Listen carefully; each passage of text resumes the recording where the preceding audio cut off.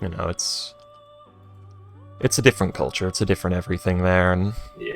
if you want your vending machine to stand out, you know, be the one that stocks the weird shit. But I think which one is it? The vending machine SCP is one of my favorite. Yeah, it is fun. I can't remember which SCP it is though. I can't remember its number, but I know what it is and what it do. Yeah, And it yeah, does yeah, like, that's what I mean. I can't remember its number. yeah, and it gathers the substance from places instead of No, creating it. that's the coffee. No, that's the coffee machine, not the vending machine. Oh, which one's the vending machine? The interdimensional vending machine. Oh, the one that just has items from other realities. I actually don't know Yeah, that one very well. I know it's a thing, yeah. but There was one where it had a fucking caramelized tarantula or some shit, but it was like almost 30% arsenic. oh, if it was just, you know, a caramelized tarantula, you could find that here on Earth in a vending Then machine, there was like probably. then there was like that box. There was like the metal box with the window in it that had the like the furry creatures with like the one eye, and if you pushed a button on the box, it cooked them, and apparently they tasted like beef. And then there was the one of my favorites was a, a dark chocolate dick filled with molten white chocolate. I think that came from Earth.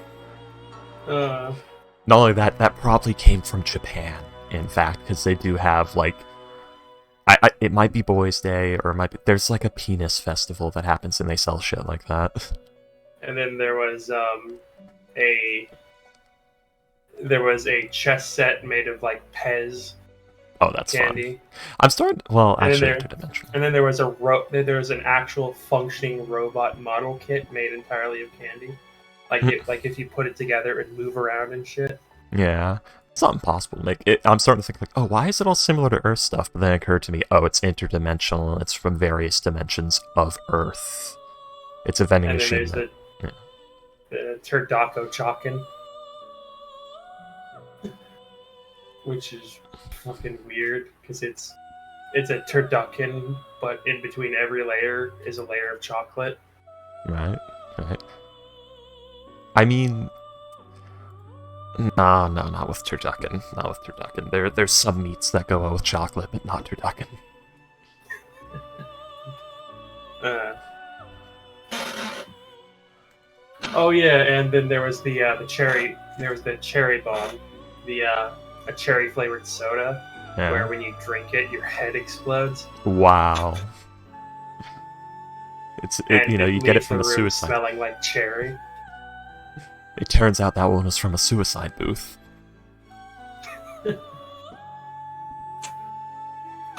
There's also one where they don't actually know what it was because it was like a pull can, like basically like a Pringles can, but like the top had like a string that you pulled Yeah. to like take the top off. But as soon as it touched oxygen, it exploded. Hmm. Just like a stick of dynamite, just boom.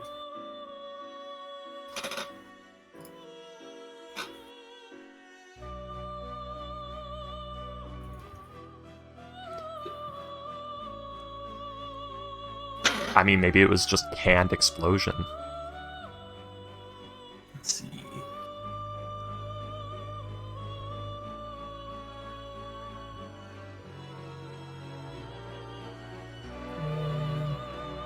I don't know. Explosion in a can!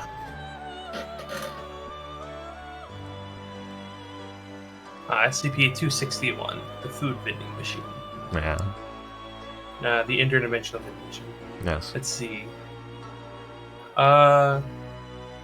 There's one called Pepsi Dragon Twist, which Is it dragon flavored? dragon fruit flavored, yes. Oh, that sounds wonderful, actually. There is Dark Side Cola, where it's a clear, something dark side. where it's a clear plastic, and then when you open the liquid inside is clear, and then when you open it, it becomes a dark black. It looks like quote unquote billowing smoke, and it's supposed to be cola with something spicy in it.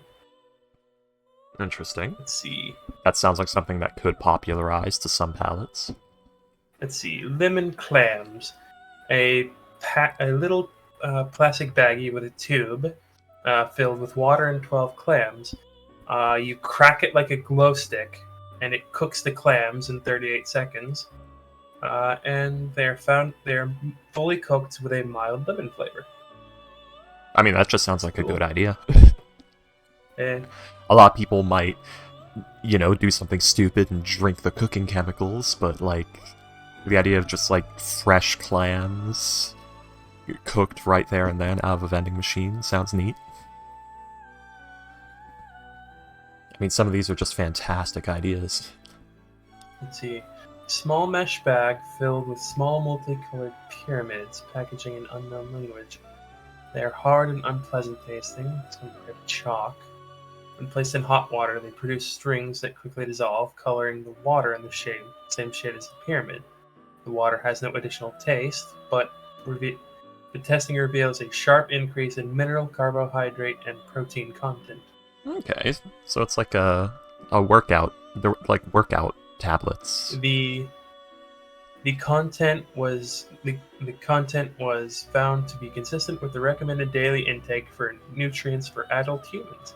Interesting. So you could just drink one and be done for the day. I think it's just meant to be a supplement. It wouldn't be your food for the day. No, I'm just saying, like, it apparently it could. Researcher ingesting the water reported stomach cramps 2 hours later, but no other effects. Interesting. Guess he wasn't used to it. Or maybe you're actually supposed to eat with it. I don't know. Or maybe it's just a shitty product. Also possible. Or, I don't know. Too many tabs here. Let's see. Maybe there was something called a spice bomb. A small gumball, red and orange, banded in color, with packaging in Japanese. Tasted like jalapeno-flavored gum. Extremely spicy. Testing had to be stopped in order to allow Dr. Redacted to vomit and consume antacids. Damn, how or maybe he just had a bad stomach. I don't know. Let's see. Mountain Dew Hot Pink. Clear plastic bottle in English. Carbonated liquid with a brilliant pink color, and proved to be potable. Very sweet and tart. Mild sugar high ensued. Flavor identified to be a mix of pomegranate and sour apple. That sounds lovely. Let's see.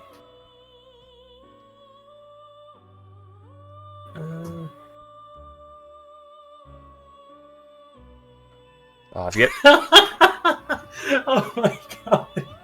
Human breast milk, chocolate flavored.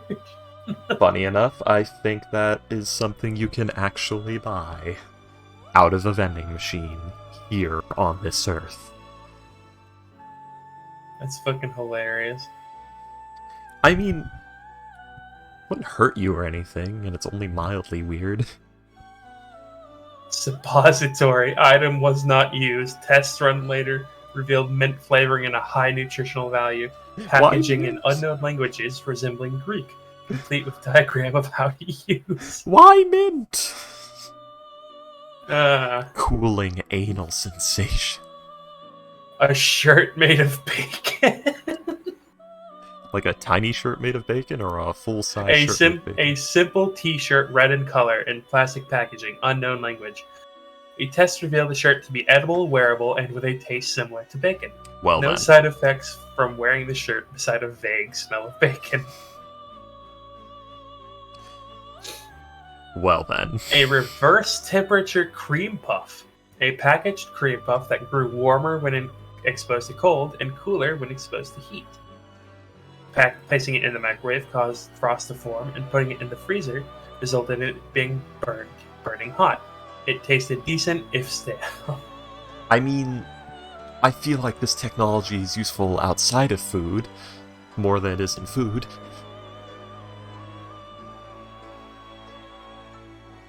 Like, whatever chemicals make it do that, just lace like a jacket with it, and it's the anytime jacket. A sculptural candy, a tube containing a bright orange Play-Doh-like paste, strongly smelling of citrus. Was malleable, gradually hardening into an exceedingly tough material. Hardening caused subject's finger to become trapped, packaging in unidentified language written in acrylic. Dr. Pepper's amusing straw. A straw, when looked from on end, contained what appears to be sugar-sweetened Dr. Pepper. Straw contained enough liquid to the equivalent of a 12-ounce can of Dr. Pepper. So it's just a very big straw with Dr. Pepper in it? No, I think it was just a regular straw with like more liquid than it should hold. Oh. Sound bites. Small cookies shaped like onomatopoeia words.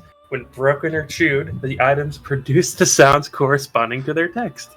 That's a D&D food item you find at some sort of wizard fair right there.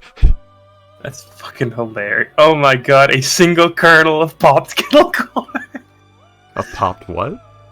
Kettle corn. Oh. It just gave... they gave it 1 yen, so basically they stuck a penny in it, and it just gave those single kernel of popped kettle corn. A corn, just as a fuck you. A Lucy. A corn Lucy. A Lucy corn. A kettle Lucy.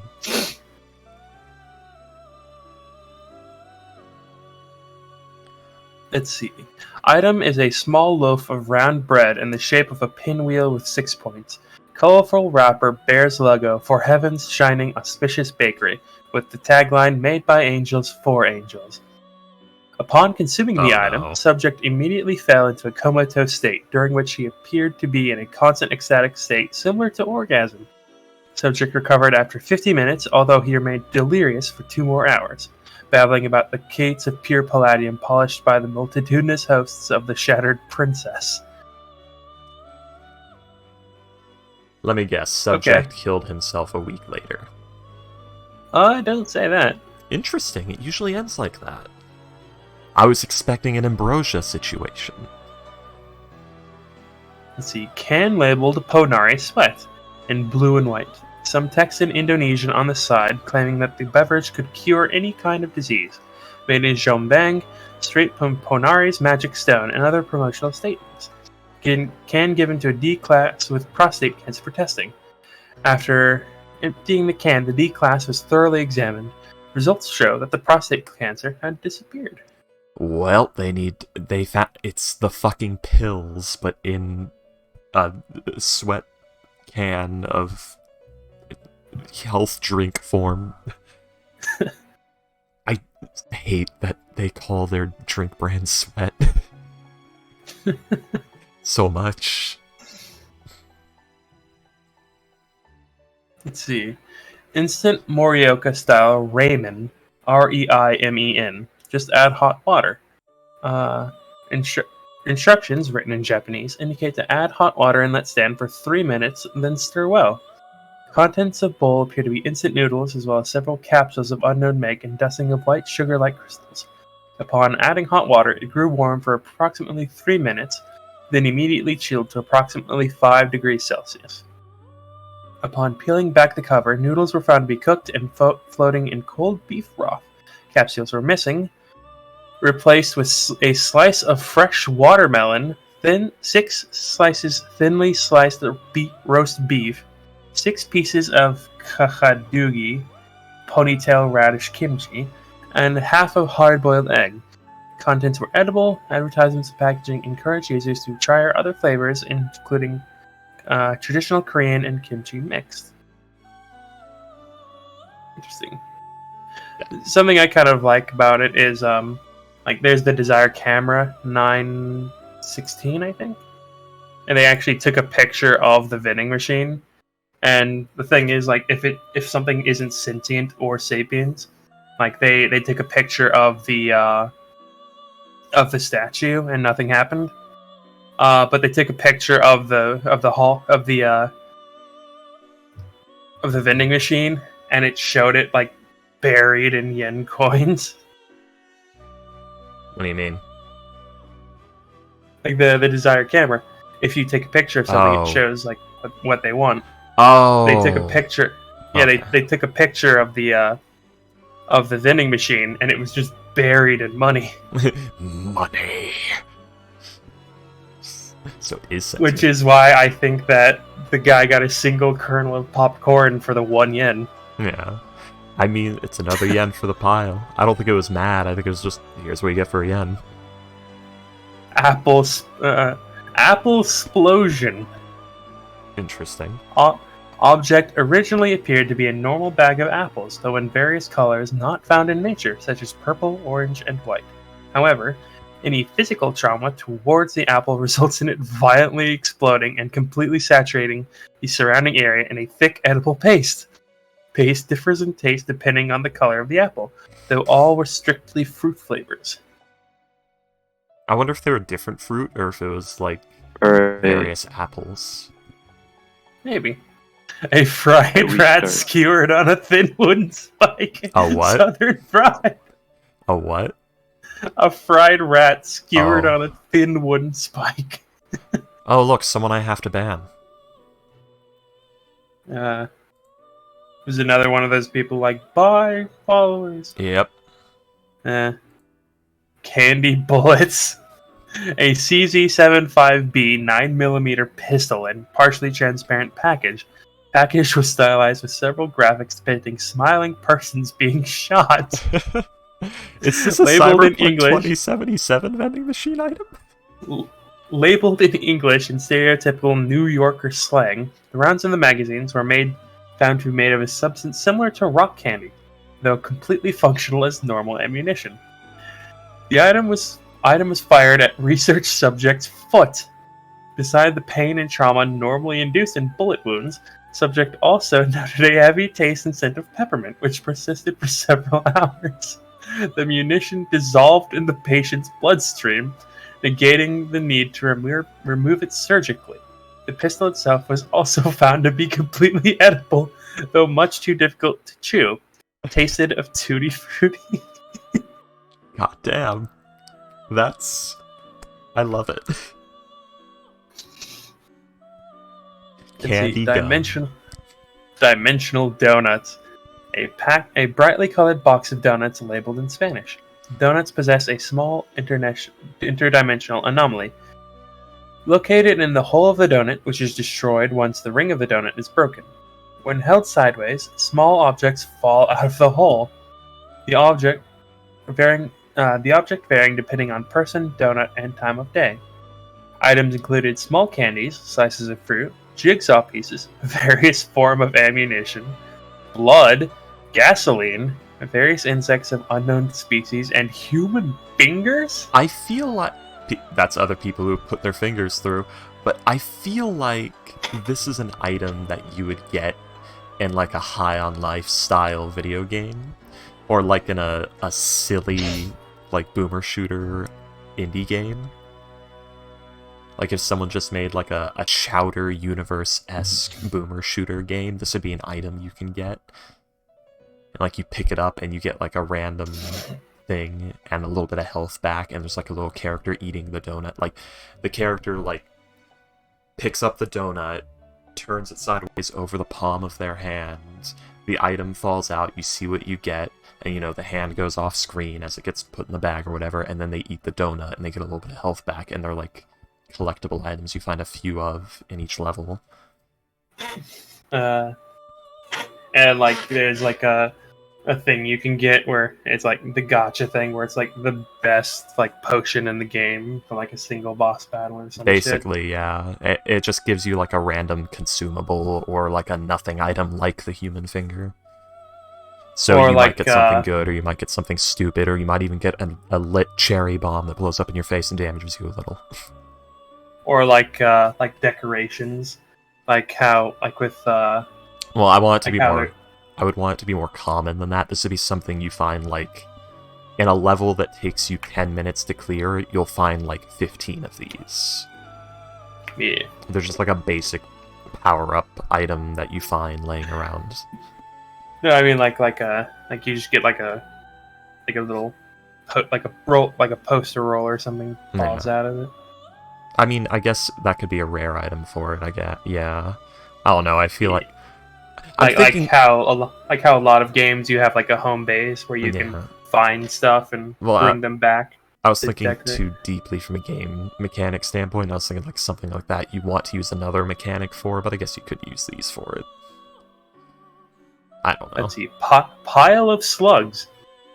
A produce box, typical of the sort used to pack strawberries, full of live garden slugs. Label on the lid was handwritten in English. While not consumed, later testing revealed that the slugs contained large amounts of vitamin C, E, and most of the B complex, except riboflavin. Also contained large amounts of arsenic.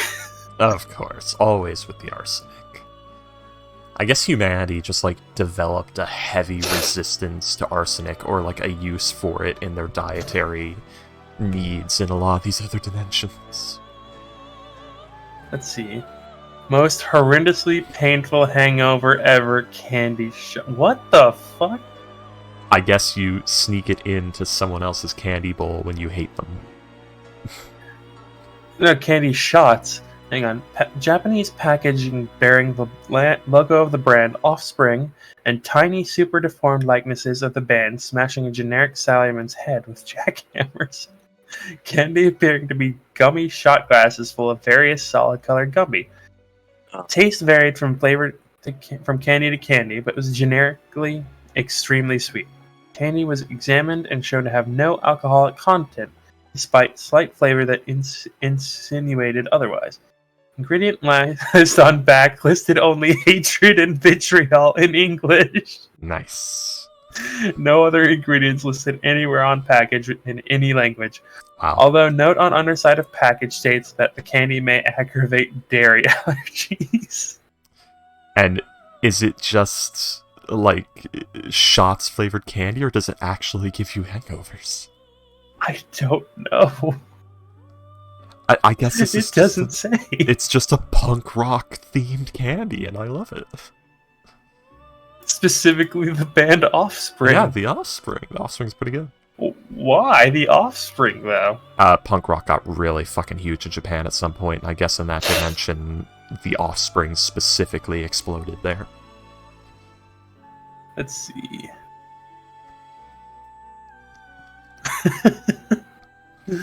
Food. 18-ounce steel can with a pull tab. Label was all white with the word food written in large black letters. F-U-D no other or information. F-O-O-D. Oh, I see. No other information, nutrition, ingredients, weight, etc. is listed. When opened, can was found to contain a thick, gray, odorless paste. Subjects described paste as devoid of any taste, and left subjects appearing emotionless and slow-witted.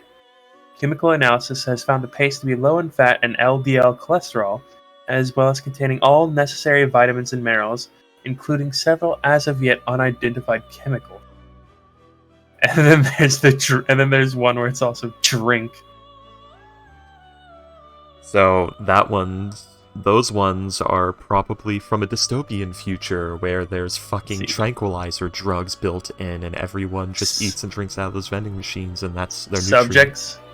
Subjects who ingested drinks became more open to suggestion, with subservience increasing as a direct function of the amount of drink consumed. Glory to Ostroska.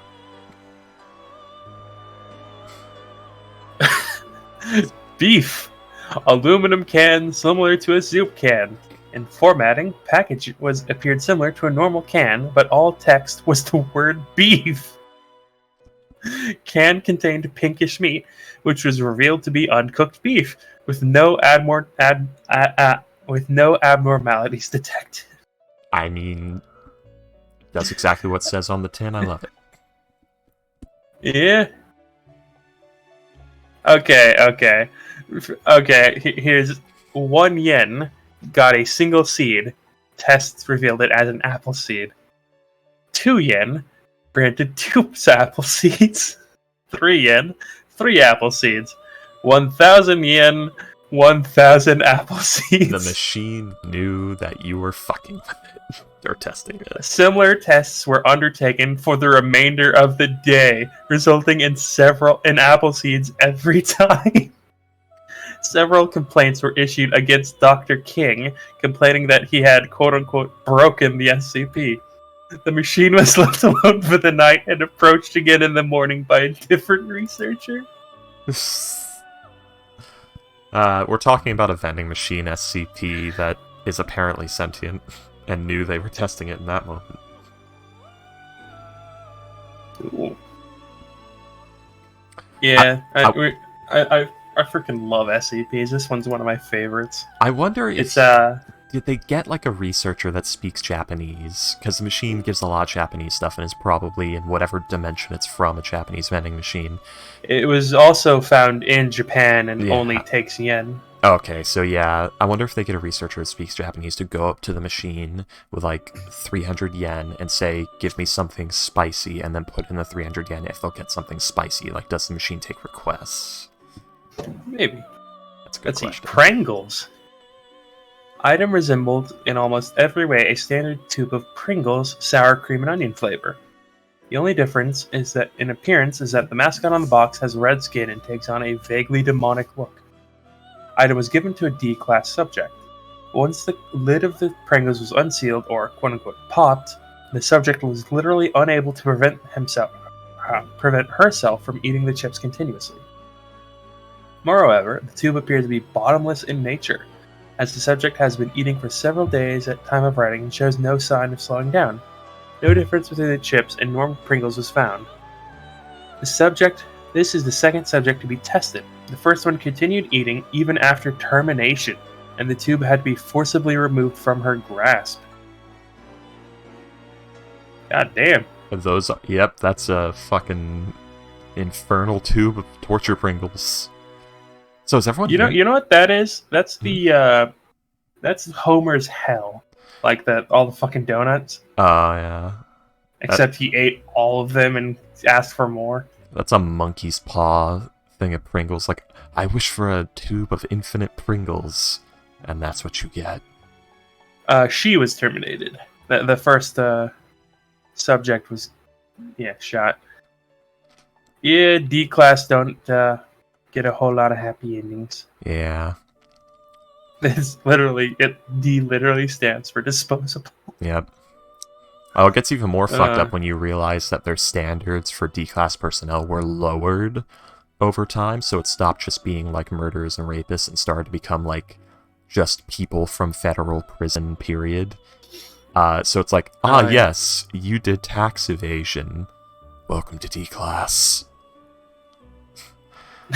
I'm not talking about here it is. Big Turdo-chokin. Balls of fried turkey, each containing a smaller ball of fried duck containing a chocolate candy with a fried chicken center. Labeling describes the product as containing 450% of the standard amount as the saturated fat required by a human adult daily. Damn. That's unhealthy.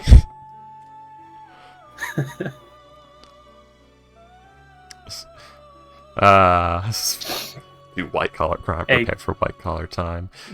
You are aware that like blue collar people can also get thrown in for tax evasion and do from time to time, right? Because most people who like start their own business for the first time sometimes fuck up and get thrown into prison for that. And I don't mean on purpose fuck up, I mean accidentally fuck up. Yeah, but they don't fucking care. And granted, sometimes it's just a few months, but still. A cardboard box 9 centimeters by 9 centimeters by 6 centimeters with a picture of a human molar tooth on blue background on the front. Unknown pictographic script similar to Aztec. Opening the box reveals a tooth, full scale, approximately 5 centimeters long. Essentially a jawbreaker, chemical analysis confirms. The quote-unquote pulp of the tooth is a sweet fruit syrup. Aside from shape, it is not chemically unusual. That is so fun and sounds nice. That sounds like a fun candy. You buy You put 100 of them in a bowl, and then you put one actual human tooth in. Of course. So here's what I did. I made a bowl of Skittles, but you see, one of the red Skittles is actually a concentrated ghost pepper powder capsule. We will see who finds it. Would you like to play a game? One of these Skittles. You mean like when I put Skittles, M&Ms, and fucking peanut butter M&Ms in the same bowl and didn't tell anybody? Of course. Damn. Let's see. Drinky Bird. A tin can with no pop top with a paper label of an ortolan drinking from a liquor bottle. Contained a fattened ortolan drowned in brandy. I guess that's a bird. Yeah. I mean, if you want to get drunk and have a snack at the same time. I guess they literally drowned the bird at the alcohol. Possibly. This list just keeps going on and on. I'm not even halfway down. I'm pretty sure, and I'm skipping most of them. Yeah, I'm pretty sure whoever wrote this entry, like, wrote the base thing, and then just sort of, before submitting it, spent days, weeks, just adding things as they thought of them. It actually, like says, like, the different quote-unquote doctors, and, like, each quote-unquote researcher is a different person. So I think every person there's just a bunch of people just adding shit to the list. Entirely possible. St. Patrick's snakeskin pie. Product name is in English, with the labels are in Irish Gaelic. Shrink-wrapped product. Shrink-wrapped product resembles a small mince pie. The section of product showed that the center of the pie was filled with dried and salted snake meat of unknown species. Not terrible. D-class consumed product and reported a taste similar to very tough chicken. Sort of. Its snake is kind of like chicken with the consistency of fish, but it's chewy. I've had it before. It's not bad. It's not bad at all. I'm surprised we don't just eat snakes regularly, because they're pretty good. Yeah, there's not enough meat on them for... They're mostly meat, William. William, most of the snake is meat. You know what I mean. I mean, if you're eating small snakes, yeah. Let's see. What are you doing? Cat? Okay, there you go. Cat is doing cat things. Oh, that thing where you're suspicious of your cat because your cat's been a knocking things over mood. She's lying on my desk in front of me, and she had her paw on my hand, and she was, like, wrapping her claws around my finger. Yep. And then I'm like, what are you doing? And she just retracted her claws and her paw. Yep, cat behavior. A 3 centimeter by 5 centimeter slip of cardboard. Any human carrying the slip will taste chocolate milk. I love it. A note in English. Let's see. Money entered. A note in English reading IOU 500 yen. An open container of Smart Food brand white cheddar flavored popcorn manufactured by Frito-Lay. Contains remnant of popcorn kernels and powdered cheddar cheese flavored substance. And a note reading IOU 41 popcorn kernels. I love it. And then the next one, 500 paid 500 yen, 41 cheese flavored popcorn kernels uncontained. This machine is sassy. I love it. Oh, I fucking love that. Is everyone here? We're waiting here. for Astro and Comical. You guys can hear me, by the way, right? yes. And who else? Okay. Comical. But Comical might have the power outage thing. Yeah. True. You know, when I was a young man, my father took me into the city to see a marching band. Okay. I've been doing that to people at work, just walking up to them and saying that. seeing who gets What? it. Oh my god, freaky. Hmm. Paid 0 yen, pushed the coin, in parentheses, pushed coin return button. A single 0 coin yen deposited into change return slot. Coin is pressed out of pot metal. Reverse face depicts a smiling Ronald McDonald. And then the next one, pushed coin return button. 0 yen. Red aluminum can labeled simply "Stop that" in block letters. I love it. Intermittent buzzing is heard from within can, as if large angry insect. Subject declines to open container. It was probably a Cazador. 0 yen in the form of a single 0 yen coin dispensed by SCP-261 in earlier test. Bag containing full meal of burger, fries, onion rings, and a large Coke similar to that purchased from blank. But all nutritional information and ingredients list censored. Bag given to D-class subject. Subject reports that meal had absolutely no flavor, a uniformly smooth and uninteresting texture, and did not reduce her hunger at all. I love it. This SCP is a sassy bitch and does not fuck around. I love it.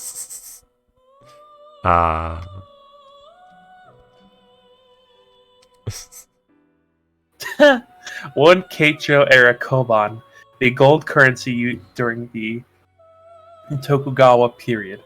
1,642.5 cups of uncooked rice in the form of grains ejected from SCP-261 slot. Cleanup required 3 searchers and 33 20-pound rice bags. Rice grains reportedly looked like someone had picked them out of the mud. D-class personnel reported no unusual effects upon consumption. It was uncooked, right? I assume it was also undried, so it's probably like fresh out of a rice patty. I fucking love that. That's why I really like the SCP Foundation, because like you get people writing like just great shit like that. Yeah. All this started because I talked to William William talked about like vending machines, which I think started because I talked about like I talked about like Seven Samurai, and like one day we should do like a Kazikura campaign.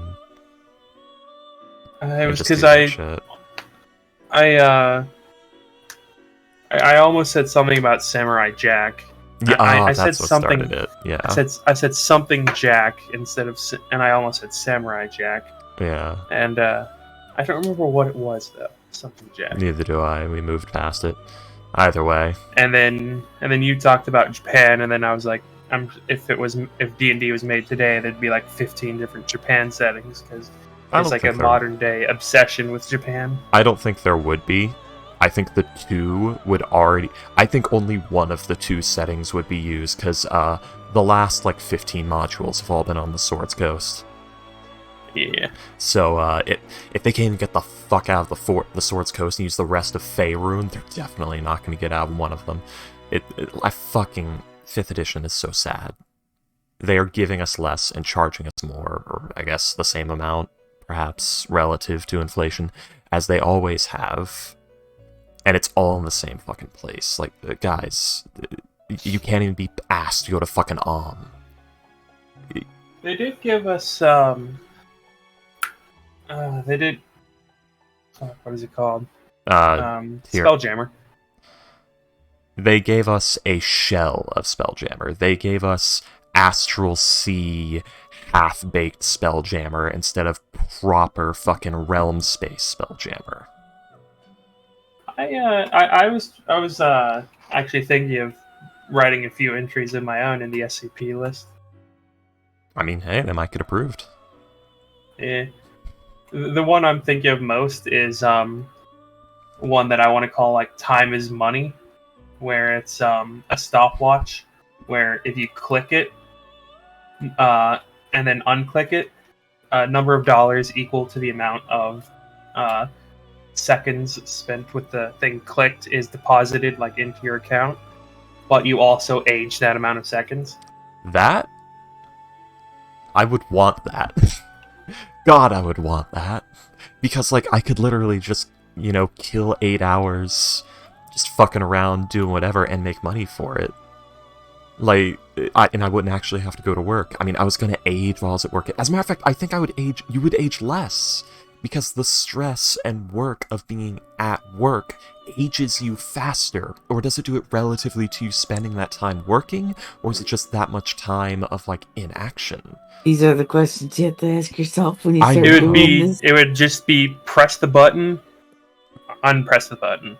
And however much time was between those two is the number of... Do you... Let's see. Well, actually, no, wait. It double ages you, doesn't it? Because you age for the time spent plus... Okay, well, no. No, that's no good. That would catch up to you way too fucking fast. And then it's like, is it minimum wage? Is it relative $1 to, like... for 1 second. Okay, that... 8 hours, freaky, is so would be $28,800. Yeah, that is very much worth it. That is insanely worth it, actually. Like, holy shit, that... Especially if you live frugal. Well, no, like, payday, that's an insane amount of money. Like, you literally just do that for 8 hours, like, what, once a month or once a year or whatever, you lose 2 days out of your whole month, your whole month of your lifespan, and you get paid what is, like... half of a year's salary for most acceptable wages. What I mean is, depending on the person, some people are dumbasses, just spend the money like those people water. Deserve to die for their stupidity. Exactly, that's what I'm saying. Those are the ones that are going to be stupid with it. Yeah, although you probably wouldn't. You probably wouldn't get to keep you probably wouldn't be able to keep it for long, because as soon as you get like 28,000 in your account, all of a sudden. Well, is it deposited in your account, or that amount of money is deposited into your possession? Into account, I think, because that way it's more challenging for you to go, well, I just spent it all. But, like, what decides... I don't know. Now I'm starting to get into, like, what decided that. Did somebody make this device to... I mean, it could be the reality benders, like the people who made, like, the Nerf gun and things like that, but still, like, is this item meant to fuck you over? We need answers. This is your item. Yeah. I don't know. It depends. It depends on if this item's meant to fuck you over, or if it's just an item that was made. Maybe instead of every second, it would be every minute. But even that would be worth it. But 8 hours would be $460. Yeah, and I could already see the Foundation using this as, and then it goes into like, is it exclusively digital transfers into a bank account? So is it just like hacking the bank account system? Because you have to remember, most money these days is virtual. It's arbitrary. It's not real. Like, it's not backed by anything. Is it printing money? Is it like fucking with the system and saying you have this money? My literal bank account right now is online banking, so I have no physical cash in hand. Yeah. I'm thinking either it just wealth? I'm thinking it either just gets digitally like reality, like basically reality warps like your bank account into being higher. Either that, or you just get a solid brick of cash that just appears somewhere in the place you consider home. Then it goes into... It just becomes the question... Oh my god, words. It becomes the question of, like, is it doing this... Is it generating wealth? Or is it just, like, adding, the virtual currency? Like, is there an actual growth of wealth within the space? Or is it just... cash? Is it just legal tender money? Because, yeah, like, is gold added to the fucking treasury from this? No, just money appears. Okay, so it's a hacking device. It's just a printing press / hacking device. Yeah, and basically, like, as the origin story, it's gonna be a swim meet teacher is arrested on tax evasion charges because of like constant unexplained deposits into his account. They're like, fucking, I have that thing. They're like calling me like, where are you getting this from? Don't worry about that. Yes, it is legal. Go ahead and tax it as income. It is income. He just doesn't actually realize, and he just leaves it on overnight one day, and then he's like, oh shit, clicks it, and then there's like $7,000 more dollars in his account all of a sudden. The IRS starts calling you, saying your letters just say tax it as income. Just do it. It's fine. You can have it. Don't ask questions, IRS. No, I'm not breaking any laws to get this. I assure you. Just tax it. Yes, it's income. Take your cuts. Take your cut and stop asking questions. They'd probably have to. Honestly, I wonder how many people would even notice, would know that, that's a correspondence between, the stopwatch and the money. They might figure it out because they literally find the stopwatch, turn it on, turn it off, and get mysterious money in the account. But it depends on how long they turn on, how long they turn off. No, I mean the poor unfortunate schmuck, just using it in everyday day-to-day life. Oh. Imagine you're a coach, you find this, and you're like, oh, okay, kids, time to run laps.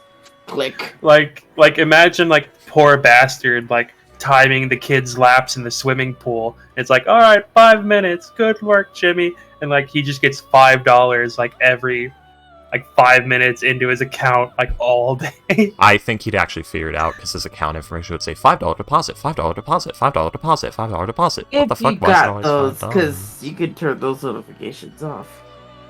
Never turn those notifications off if you are any kind of responsible human being.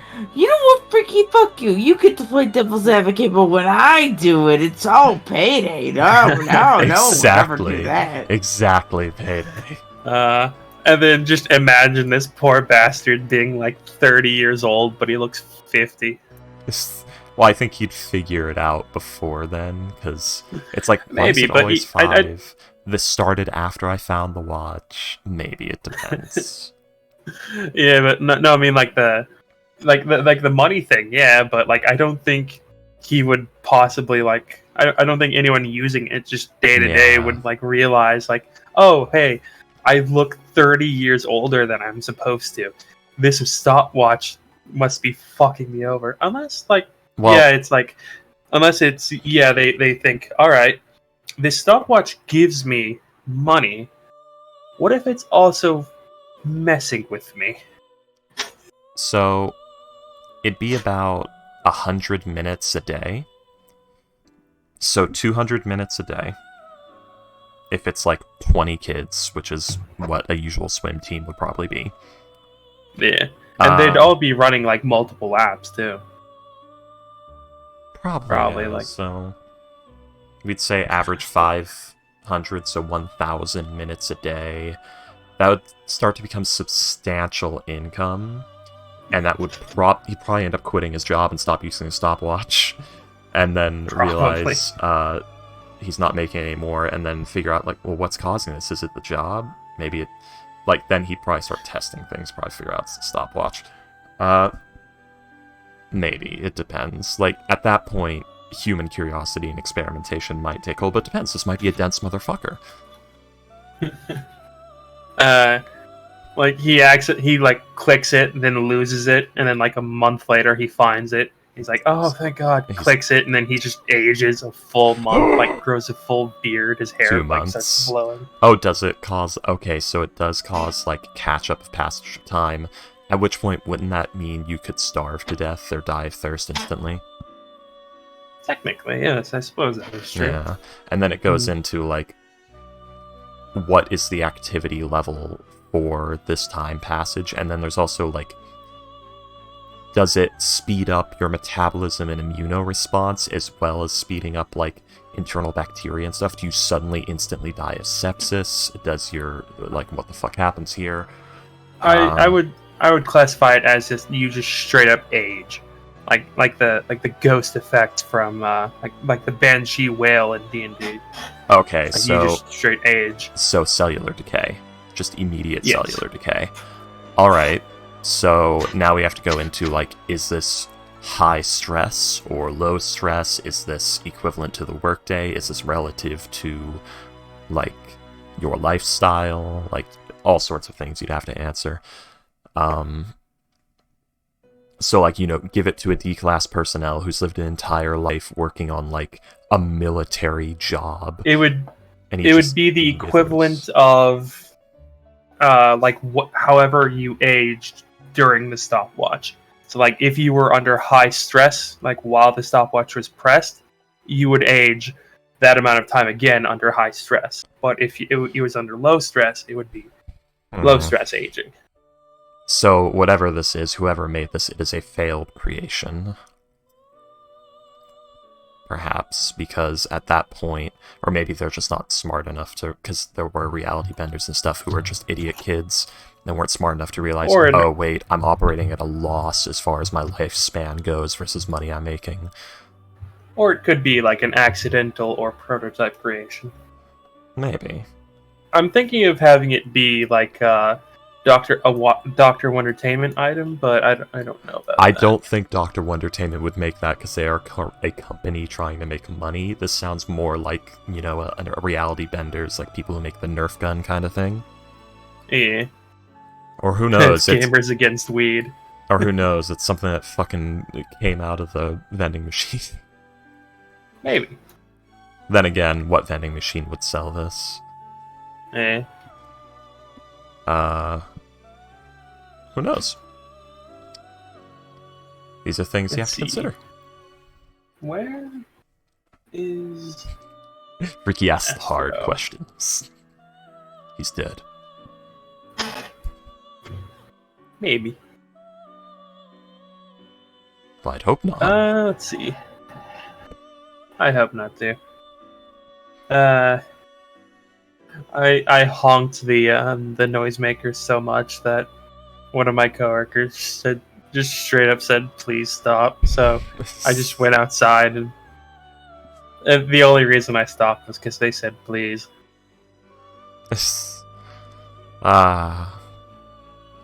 Yeah. And I got 3 of them. One is like the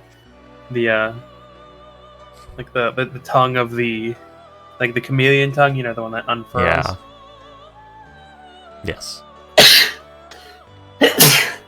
One is the one with like the cut up end, like the streamer, so that like it blows when you blow in it. Little horn one. And the third one's just a straight up cone. Yeah. So 2 horns and a furl. Where was my brain? I got a bottle of grape juice. Yeah. Start drinking it. I, against my better judgment, had a bit of coffee. God, I hope I don't regret it later.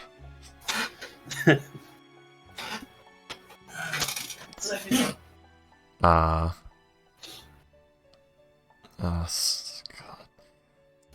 Come on, brain. I remember I thought of like an SCP thing once. I have completely forgotten it though.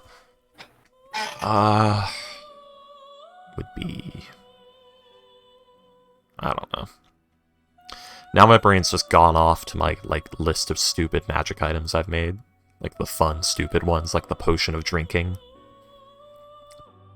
The potion of drinking. This bottle, full of like translucent water-like liquid, has no nutritional value, hydrating value, or flavor. When you drink it, it disappears from your digestive tract like 4 seconds later. And the potion is infinite. When poured out, it turns into mist and evaporates into nothing. You could just drink it forever. So it's just something to be like, fuck you. Yeah, I want something to do with my hands. Yeah. Pretty much. It's just... Maybe it's a practice magic item or an incomplete magic item, who knows? Let's see. Comical's power just came back on. He says it'll be a bit before to get everything sorted. Sortex. Yes. Sorted. There it is. What's the other one? The Cape of Sparkles? Oh, go ahead. Is that just the Cape of Billowing, but with sparkles? I made this before the Cape of Billowing was something I knew about, or even possibly existed. I know, but is it just that? Yeah, it just sparkles dramatically. There's also the actual good effect one, the Cape of Dramatic Effects, which gives you advantage on charisma-based checks. I would kill some. I have characters that would kill someone for the Cape of Sparkles. What about the Cape of Like- Dramatic Effects, which is a cape that literally gives you like shonen anime, like dramatic moment effects. Like it creates illusory backgrounds behind you, it makes wind blow, it adds sparkles and sound effects and everything. William. Kitten would love that. William.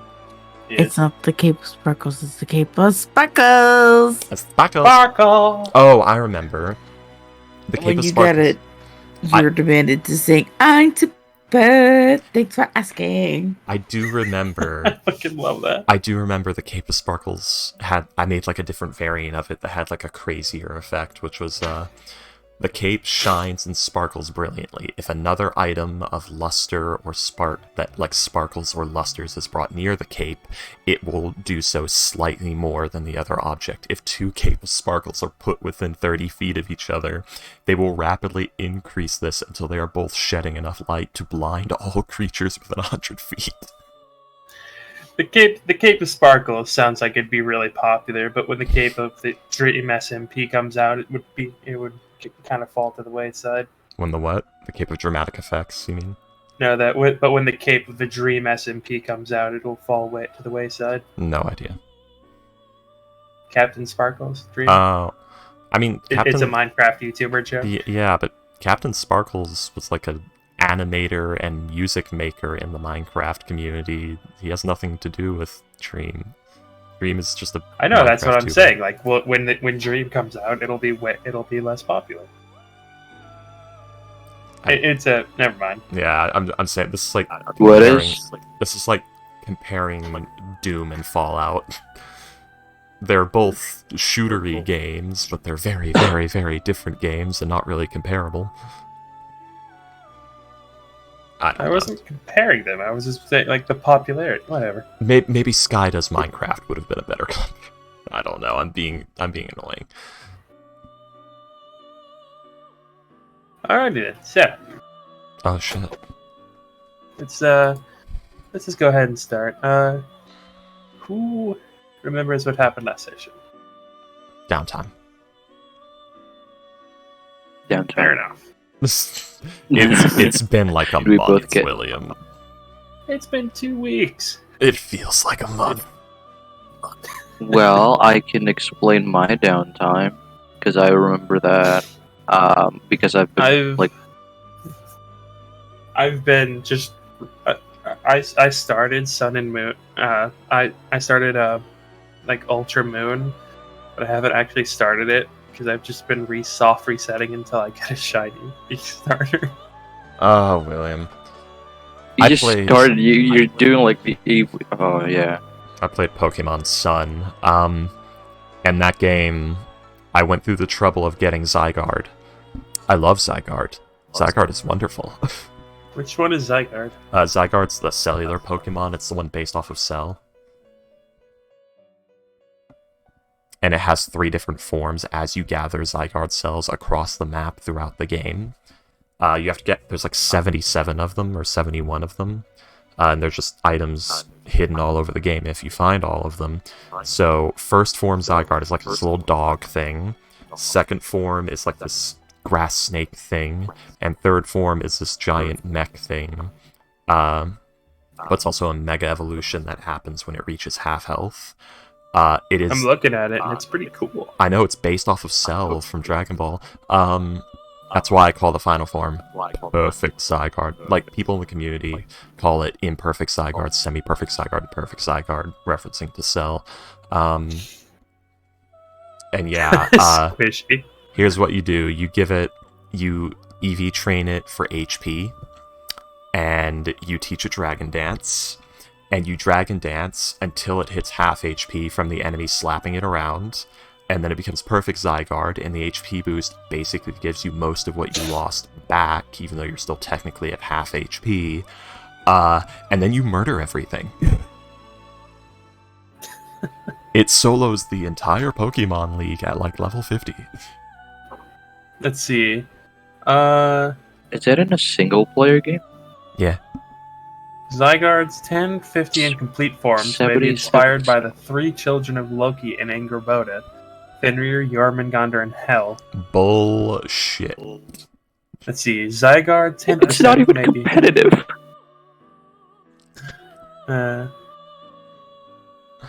Say it's not competitive. That's the Anywho. highest fucking HP stat in the whole game. Or at least did last time Sun and Moon was a thing. Anyway.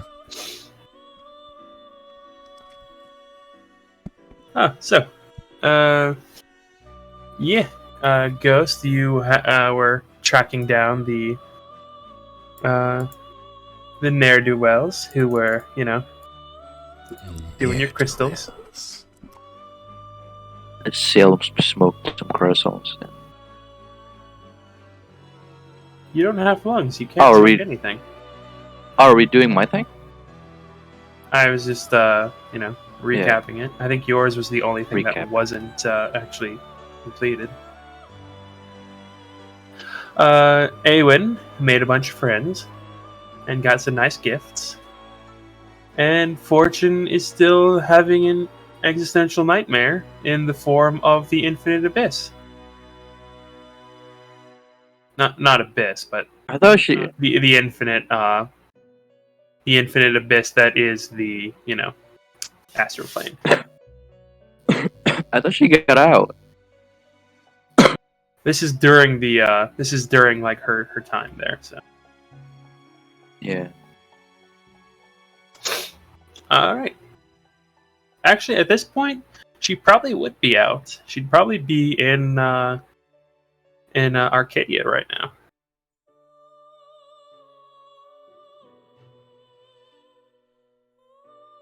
But yeah, you had just come back.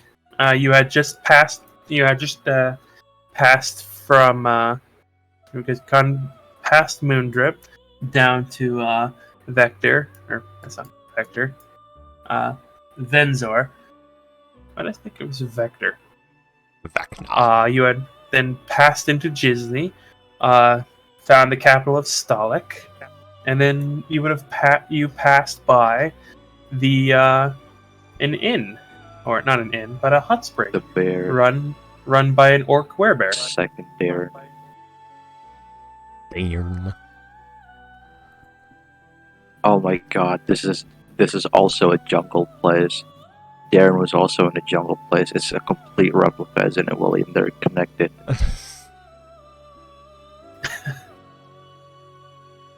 Does he have a cart that can lead? This place is much more mountainous than Mom. You know, William, Archduke Ferdinand had multiple drivers I don't really care. in that day. He's been dead for like 80 years at this point. No one cares. Say that to the Austrian. I've never met Arnold Schwarzenegger. Who's that?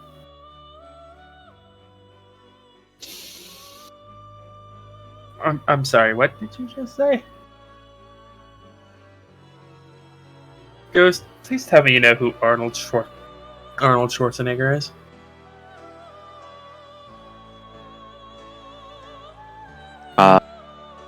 He's the former governor of California.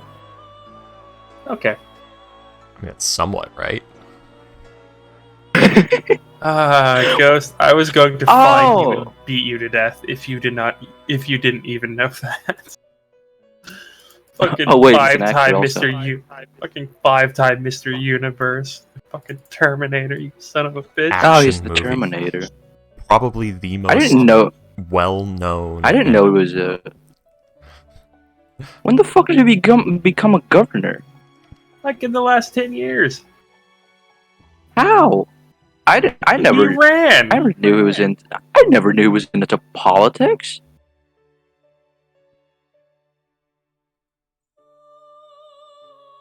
He became Right. governor in 2003. So I was Alright, wrong I in the last googled that, 20 years. I googled that, by the way. Fucking Conan the Barbarian. I Ghost. can't really remember his name. He's one of the most influential and widely known action movie stars ever to live. Crazy. Sorry guys, I play Roblox and watch Minecraft YouTubers. Ghost, he founded the action movie badass archetype.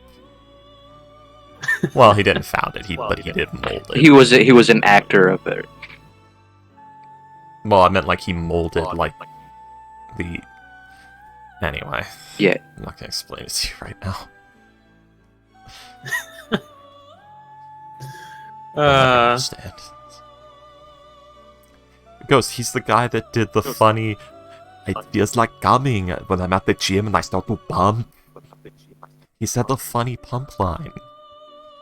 I didn't watch Terminator. That wasn't from Terminator. Anyways, Oh, egg comical.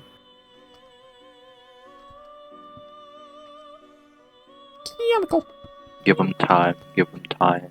Kill him. He is just been exposed to electricity after hours. Still adjusting. God damn, he was born in 1947. Yeah, we're gonna lose him soon, I think. He's what, almost 70 at this point? Yeah. He's in great shape, though, so maybe we'll have him until his 90s. I feel like Arnold. Oh shit, he is Austrian. Yeah. He made some real turds though. What? He made some real shit movies too. Oh, he's 76 right now. Yeah. He produced and directed movies. Like Yeah. Kindergarten Cop. And... Kindergarten Cop was funny. Come on. Dude did. What was the? Was it Pregnant Baby Mama? What was the? What was the one where he was pregnant? I don't remember this, but it was probably silly. It was. They had a terrible Photoshop of like a baby with his face going, "Mama." Damn. Man, pregnant Schwarzenegger. What is it? He only has he only has a fucking net worth of 450 million. Probably these days, yeah. Oh, it was called Junior.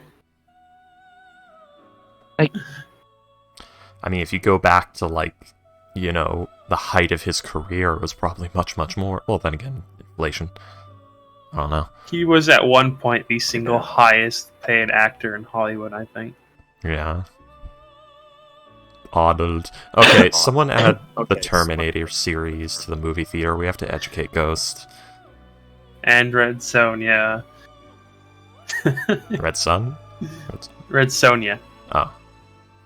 I'm not That watching. movie is Terminator. also terrible. Come on, Ghost. Terminator's cool. It doesn't interest me. Yes, it does. I assure you. Uh, I'll decide that as your father. fucking Bridget Yeah. Nielsen and Arnold Schwarzenegger in one movie. Just two irresponsibly huge people. Ghost. Awkwardly, almost like children play acting. A murderous So great. robot man made of liquid metal, disguised as a cop, chases down and tries to murder an epic badass woman in her 40s, a young child, and a robot wearing a flesh suit. No, the woman isn't in the second one, I think. Yeah, she is. No, she is. She's not in the third one. Sarah Connor's in the second Wait. movie. Don't you give me that. I couldn't remember. She had faked her death in the second one. That's why I couldn't remember. Yeah. Is it weird? It's sad that there's more bad Terminator movies than good ones now. Yeah, they tried to force it to work after it was done. It should have kind of stopped it too. Yes, moving on. But Why yeah, do I so- have? Oh, that. This is what happens when Sorry? we don't have session for too long. I was about to say, like, why do I have a +3 modifier on saving throws? It's because of my aura. Aura? Aura of protection.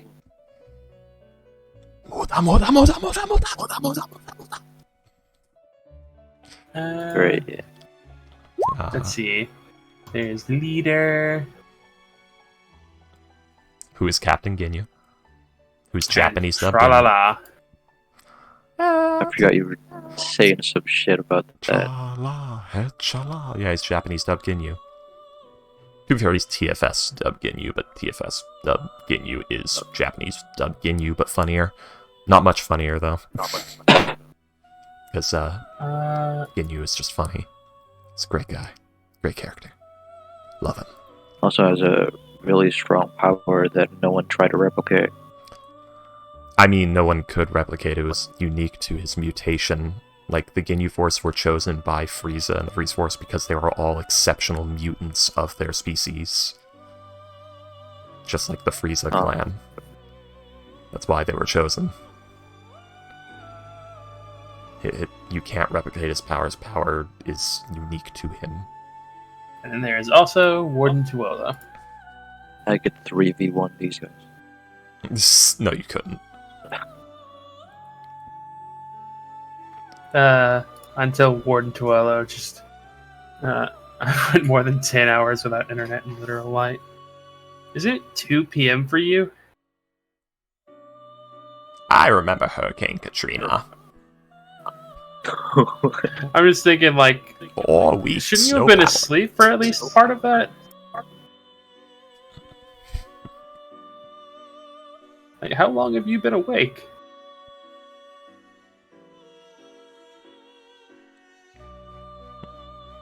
But yeah, until Warden Tuola casts heat metal on you, and you know. He has heat metal? He's a druid. Yeah, makes sense. Or an artificer, one of the two. Or a I bard. don't know what it is. Yeah, or a bard. Yeah. You know who Fucking else bards has heat metal? that. You know who else has heat metal? My mom! I can't do the voice because I have an ear. But anyways, How does that make sense? But anyways, Ghost, you, Leader, and Warden Tuolo had arrived in Imali, where you had found the Shadow Temple.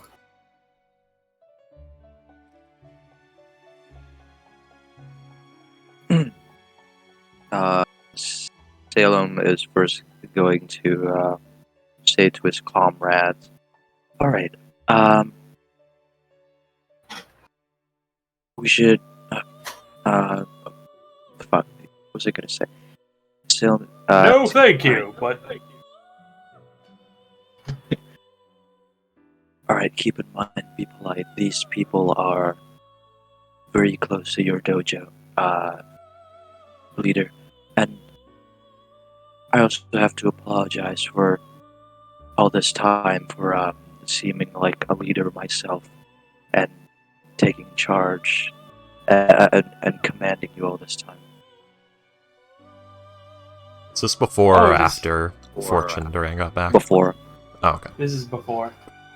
You're at this point. Fortune is you guys are probably like either just in Arcadia or like about to get there. Yeah. Carry on. At this point, like this is super late into the fight. But the leader will nod to you and say, "Yes, well, it is quite auspicious. I almost said colon. It's quite auspicious. Yes. I almost did it. God, Salem. he's a robot, man. It's quite auspicious, Salem, that you are so invested in this. And I am happy that you are stepping into a leadership position. It shows your growth as not only a warrior, but as a person. If I could cry, I would. Leader. I'm certain that at this point, Tralala would tell you not to be a bitch. But I have no such ability. Cry all you like. Nothing is there. He stares at him blank in the face. Nothing is there. Nothing comes out. I believe this is where he'd also say, "That's what she said." But What does that mean, leader? I don't know. I like to think Charla's I like to right think there, Charla's but right Leader there, forbade but him to Leader speak. forbade him. Also, my mic is feeding Also, back my through mic is somebody's feeding thing. back through It's Ghost thing. It's Gus. It's my thing. Hold on, I'm Yeah. gonna turn on echo cancellation. But I like to think Charla's But, right I there, like but to think Leader Charla's forbade right him there, to but- speak. No, he stayed in Pines. It's less fun. It's less fun. I'm still echoing. Yeah. Except now there's like a full second and a half instead of like almost instantly. Yeah. There we go. Testing. 1, 2, 3. Yep, it works. No. He will tell you, I've asked him several times, but all he does is laugh. Oh, well, I did hope to see the whole operation, but he has a very important position now, and I'm proud of him. Did you know he was Yes. captain of the guard for the Marquis of Porto? I had heard he had gained a position in Porto, but I am echoing again. Motherfucker. This is the I only might- when I like speak particularly loudly. Yeah, it's all right. There we go. I lowered my volume so it doesn't catch on my mic. But I had heard he told me that he it's from Dragon Ball. How fun! I had heard he gained a position of some importance, but he saw it not fit to tell me what. Which saddened me greatly, as our camaraderie was once our greatest strength.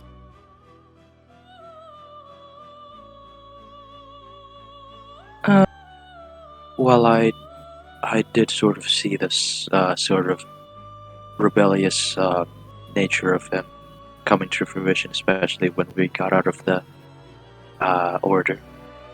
But anyway, he's gonna like hitch his he's gonna park Timothy like outside the dojo and try to head in. There are a pair of monks at the door. They appear to be twins, dressed in the exact same outfit, except one is a dark red and the other is a bright blue. What race are they? They appear to be half-elf.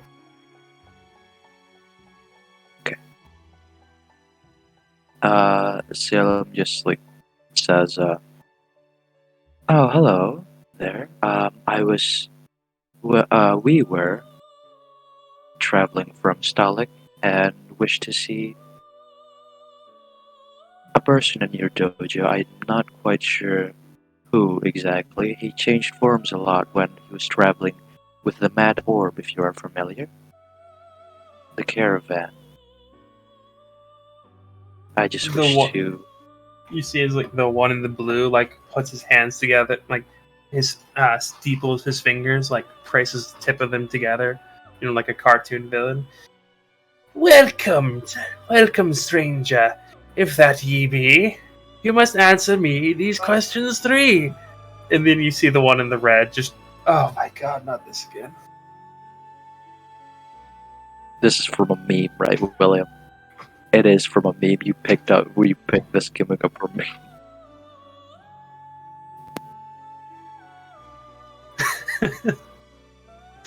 What is your favorite color? As soon as the one on the red just goes, not again. The blue one just like loses all sense of gravitas and goes, Jack, can you please just humor me once? Honestly, you're such a dick. At that, and the two of them at that point just like devolve into like this petty argument uh, about like pointlessly badgering visitors to the dojo.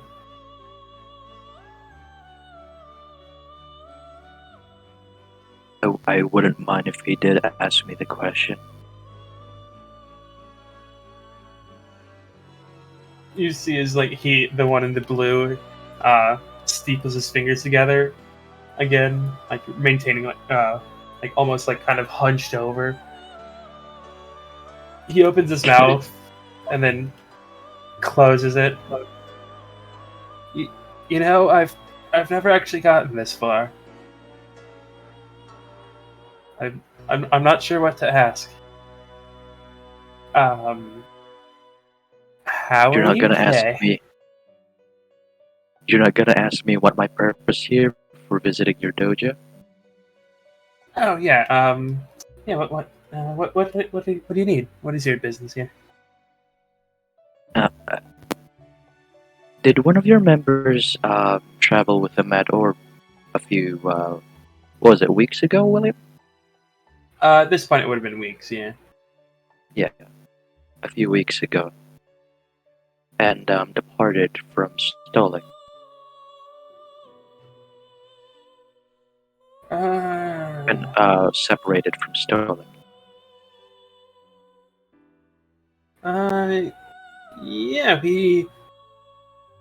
We had one of our grandmasters did.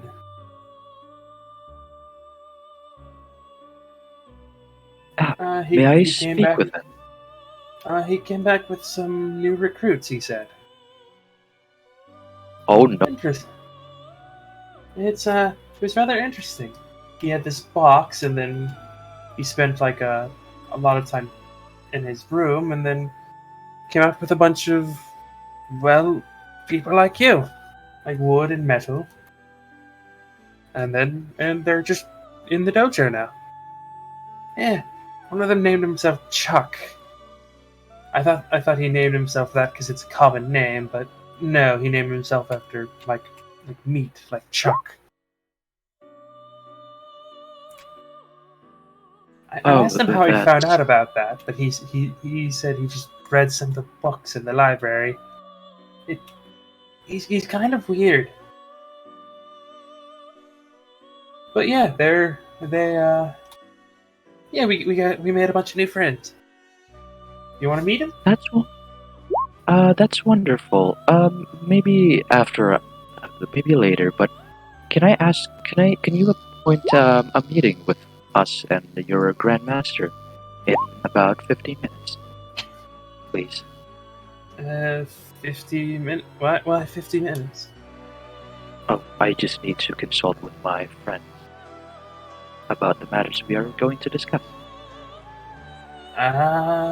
Sure.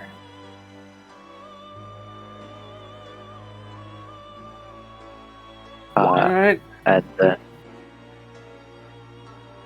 then he's gonna lead Warden Twillo and leader back to where we hitched the horses in Tomothy.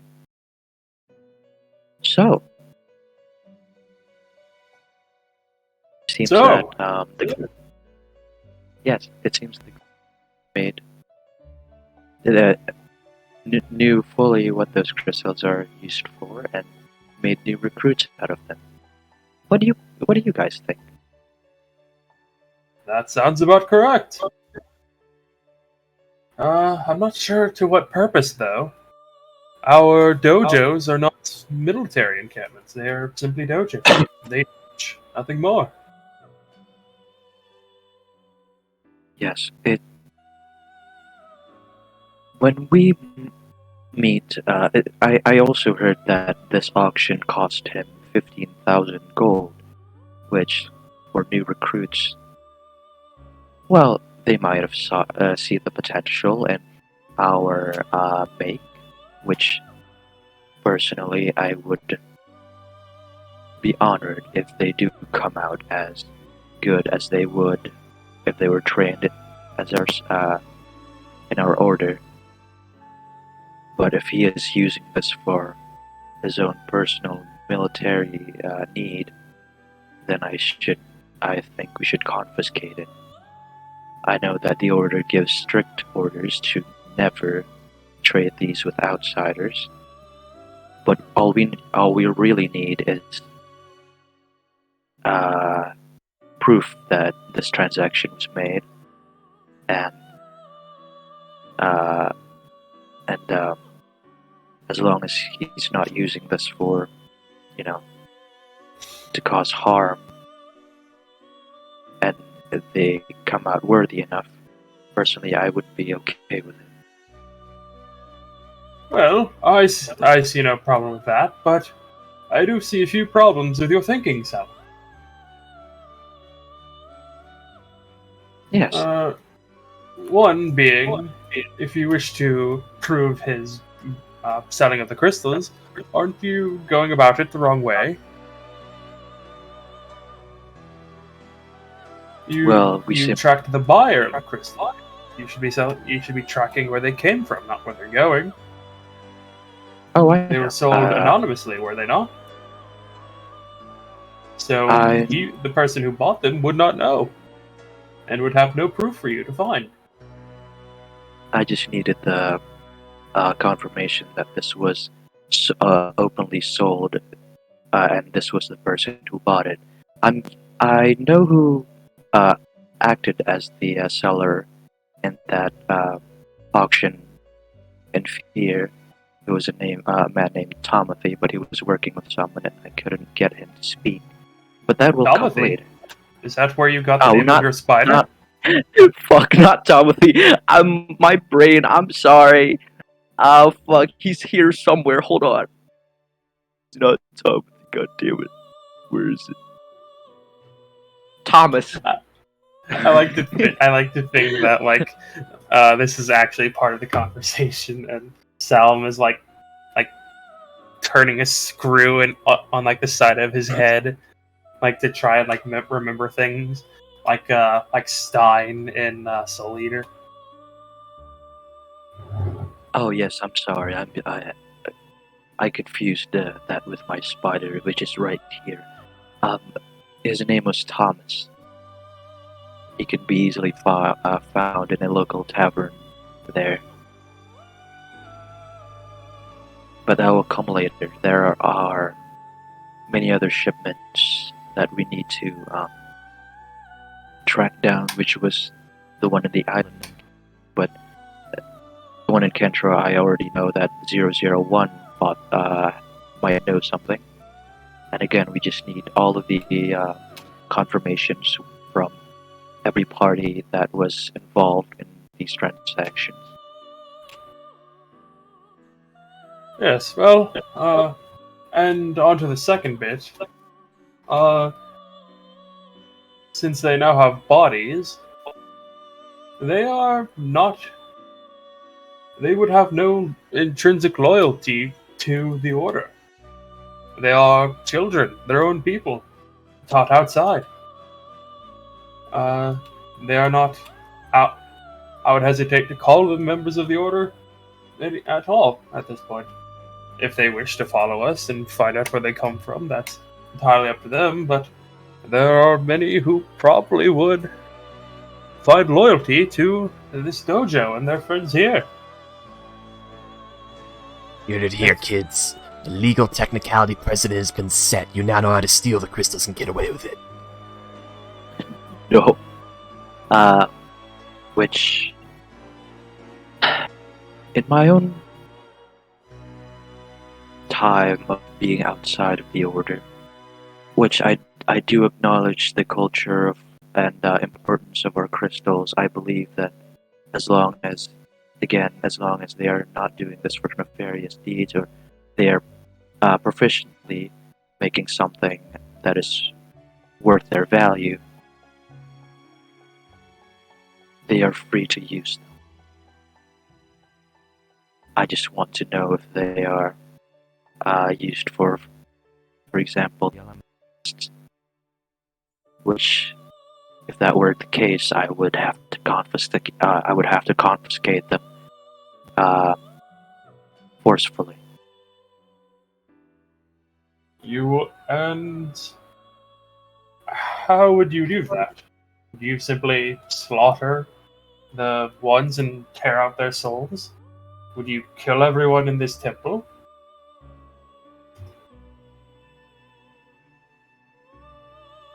They seem innocent enough.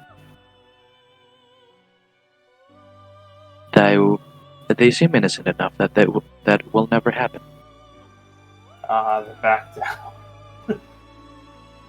I mean, to be fair, Leader is also cornering himself because he's now asking the deep existential question that in itself throws a wrench in the prospect of altruism and goodness.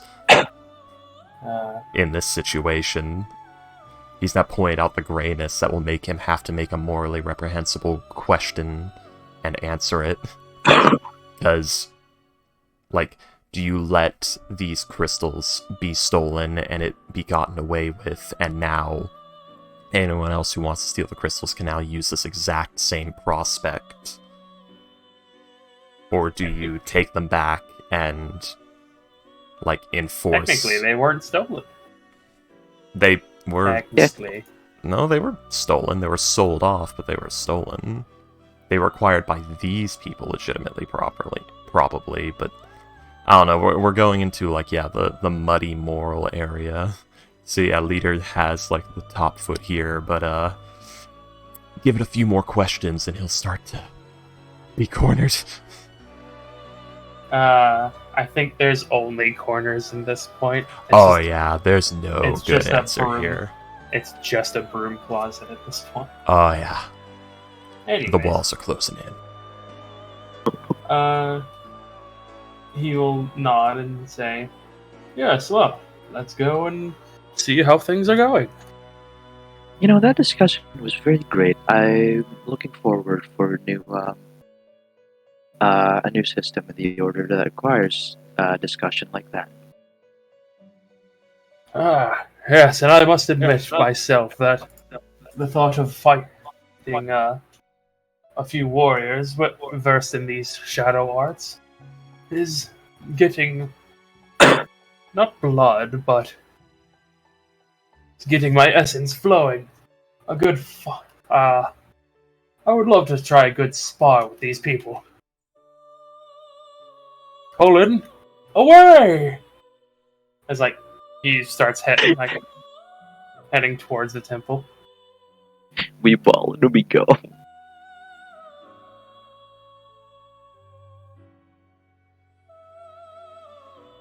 God, I wish there's some fucking background music.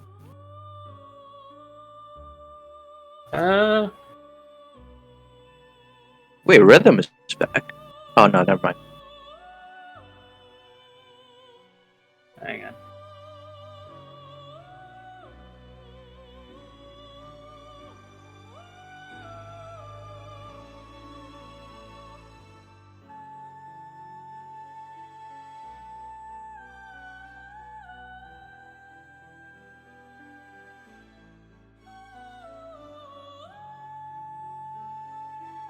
Yeah. What the fuck?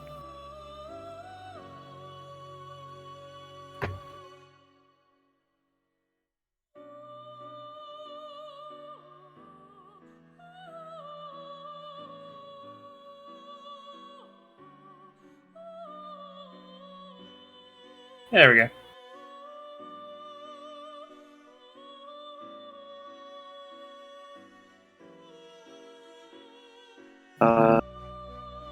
Alright.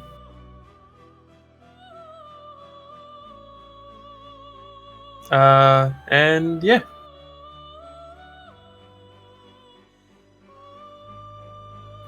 You guys, pharmacy. God damn it, comical.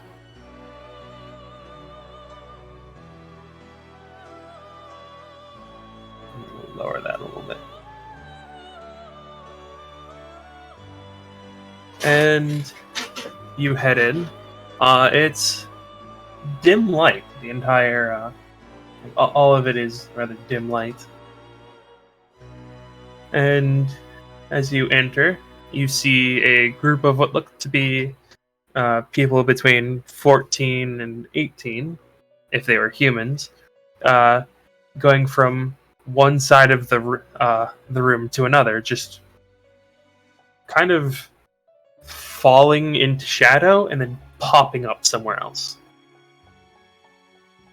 You see that they seem to be doing a.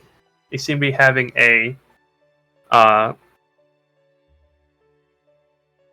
obstacle course almost, where it's actually going down like this almost vertical shaft where you see various platforms and like footholds and things like that. As you see them going down, and some others going up.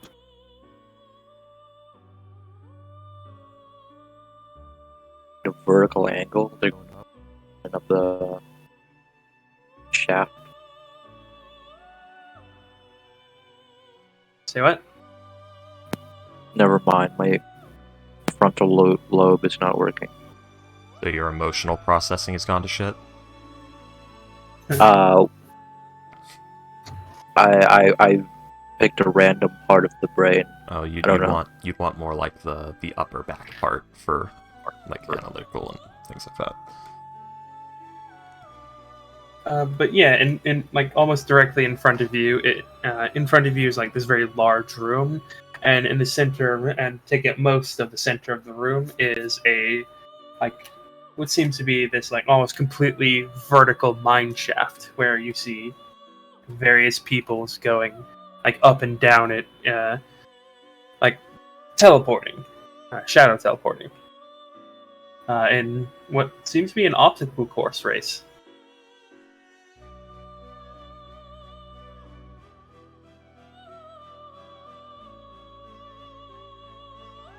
Do I see like the Warforged that the guards were talking about?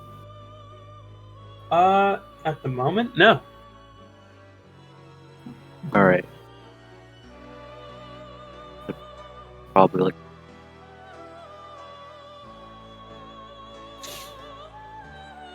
Yeah, but I'm guessing I'm led to the guy's room. Not yet. It hasn't been the 50 minutes you requested. That is a good point. I'm probably gonna look around, wherever I'm allowed, for like the Warforged people. Okay. You're mostly asked to stay in like the main room, the one with the mine shaft. But there are a few like various side rooms. Which, what are you doing? She's sniffing my my grape juice, and I don't know why. Like I've been drinking. I've been making tea recently, and like she keeps trying to drink my tea. It's like she's just getting weirder. I don't know why do you want to drink tea? I think sugar's worse for you than it is for me. She wants the zoomies. But yeah, there are various other rooms that you are allowed in. Like there's like a sitting room. There's like a larger, like much more rectangular room. The one with like the one with like the spinning logs with like all the sticks coming off of it. And in that large room, you do actually see a Warforged.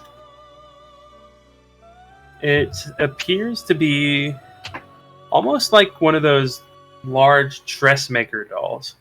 The one that looks like completely like just a human shape almost. Similar to Tra. Yeah.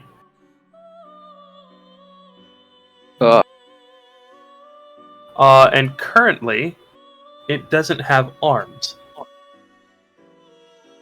You cheap As you actually see another another recruit, or someone else, you don't know if they're a recruit, seemingly making arms. But there are 6 of them. What, 6 arms or 6 recruits?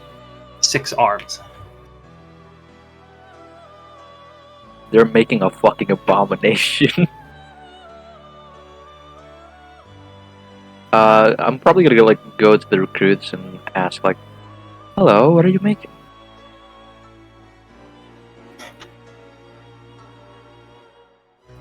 Let's see. Spicy precedent to set. Very spicy. Multiple limbs in D&D is fucking crazy. Yeah. As let's see, he will sell. The one making the arms says, "Huh. It is this. Let's see.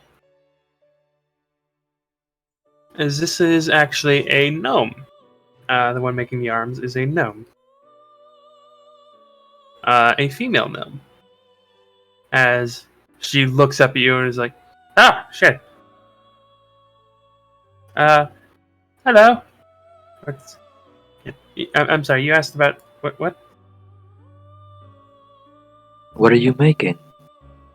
Oh, I'm making some arms for my friend here. Are you gonna use all 6 of them?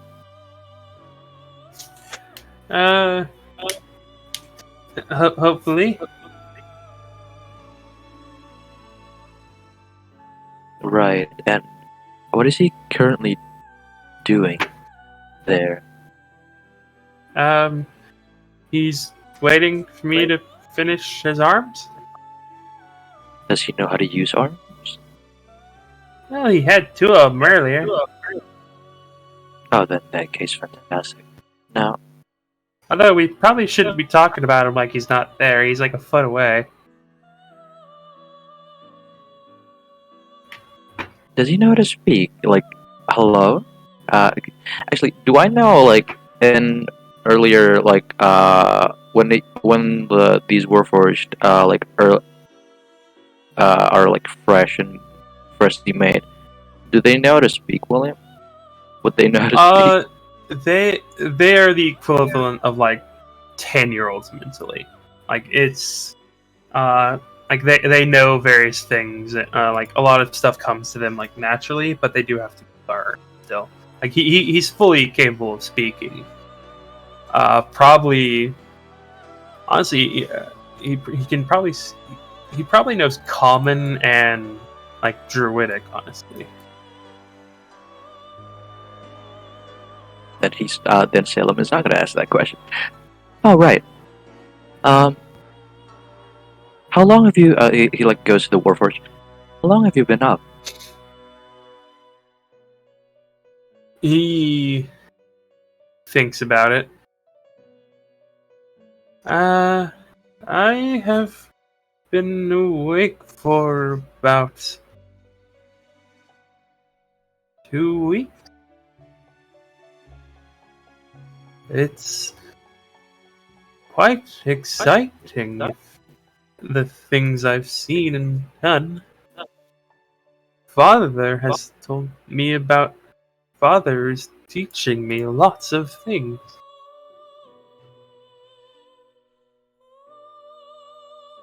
I'm very happy to hear that. And he's just gonna stay in that room for the rest of the time. See. And yeah, you can tell, Salem, that your body and his body, they're very different, fundamentally different. Is he just made out of wood? Is that all he's made of? No, he has some metal and some stone, but your body is basically a solid piece. Your body is made for, like, it's made to last, basically. It seems like his body was made for modulation. Like, he was designed for, like, pieces to be switched and taken off. Yeah, I was gonna say. Like you are a solid brick wall of like metal, wood, and stone. He's pieces. He like has the gnome. If you hit him, he could hard enough. He'd probably explode. Like a game of pickup sticks. He's gonna go to the gnome and say like, you know, I do not recommend that. You set too many modulations. He does not look stable. He asked. He did? The Warforged in front of you will nod and say, yes, I did. I thought it. I had some of the others in the Conclave told us about 6-armed giants, and I thought that would be interesting. So I asked my friend Hesby here to make some arms for me. It would set me apart from the others and would make learning to fight more interesting. And you, like, the gnome would like kind of like pat him on like a half slap, like, you know, like that slightly harder pat. It's not painful, but it's like much more pronounced than like just patting someone. Like she like pats him hard, like on the side of the head, and says, let's see.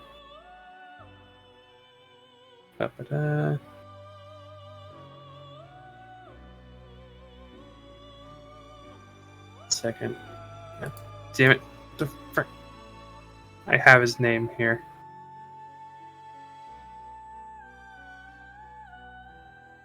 I did not slap her.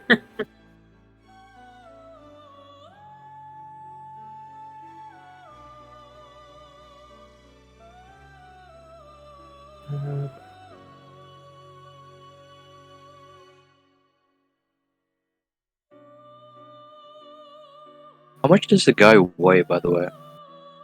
Just aggressively pat her. She like pats him on the side of the head and come on, Sticks. You know that the grandma. We're not learning to fight. We're learning discipline here, which also entails learning to fight. But still. Yes, and do keep in mind that even without arms, you can do all sorts of things like this. And how much does he weigh? Let's see. It's a fully sized human wooden dummy without his arms. Probably about 200 pounds, probably.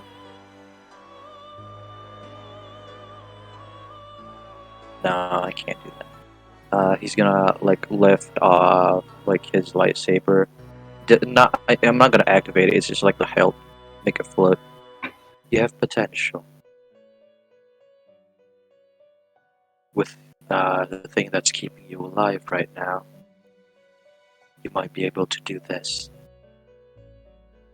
But discipline is a thing you must first achieve. I like the way you're teaching. Like the way that the Grandmaster is teaching you. I like it too, but I've never been taught by anyone else, so I wouldn't know. He tells us to express ourselves, and I think I'm doing that Here.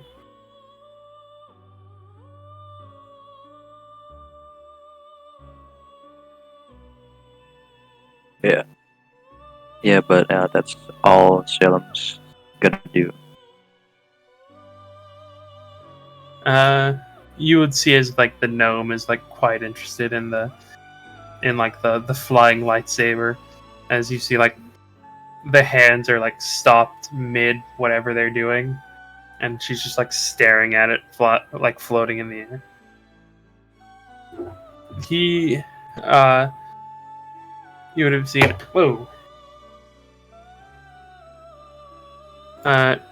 Styx would have also noticed it, and he would have looked impressed from like what little like you saw of like his face movement. His face can move. Yeah.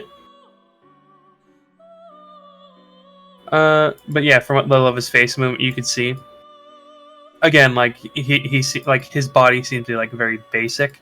He seems to be like you get the sense that he's supposed to like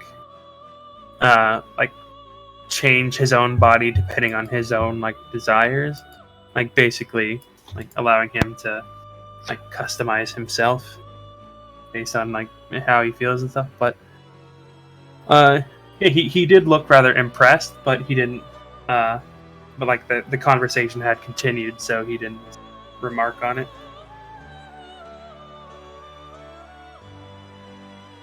Salem will never tell the gnome how to make those weapons. These weapons.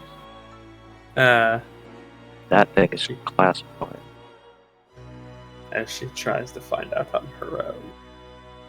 Don't you fucking dare. She probably wouldn't. You should need a soul for that. They don't have enough. Oh my god, is he gonna be I'm so sorry for forgetting his name, but what was the robot guy who had multiple arms in Star Wars? Oh, General Grievous? Yeah. Maybe. And anything with multiple arms is always compared to Grievous. And lightsabers, because I made that possible. Yeah, that's fair enough. You mean Freaky made that possible? Yeah, I use Freaky's magic item. I like how there's no fighting it from you. Just yeah. Well, what was I gonna do? Say no? I'm the homebrew wizard.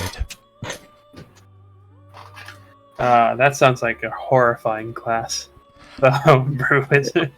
That'd be pretty crazy. Yeah, I'm pretty sure like it started with I was making like a Star Wars based character, and I was asking Freaky like, hey, what fucking magical item can I use for lightsaber?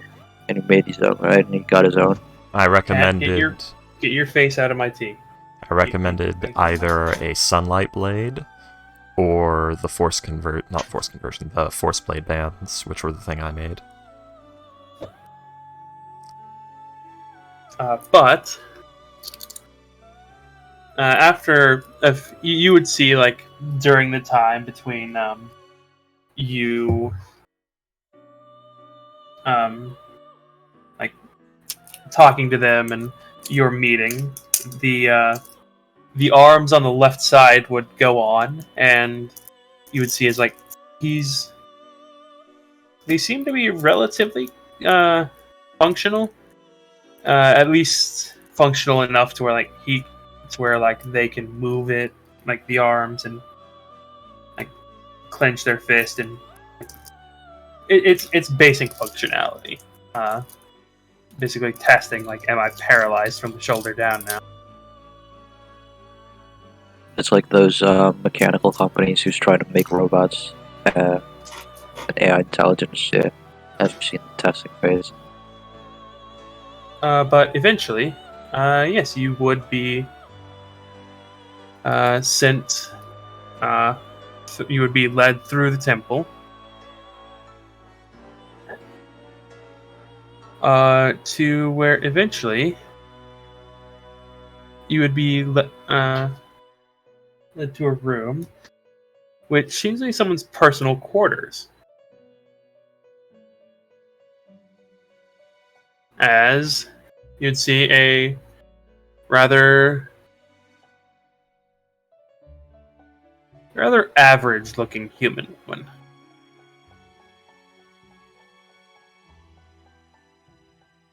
I As guess she, averagely. she has like rather olive skin, shoulder length, black hair, black eyes. Other Black thin, eyes. yeah, black eyes. Her like the color of her irises is black. Saiyan. Does that exist? There's very dark brown on you. Oh, okay. Oh, sounds like a Suppose it- Saiyan to me. Check for a tail ghost. I don't think that would be pretty noticeable. Check for a tail. Can I make a perception check, William? You sure?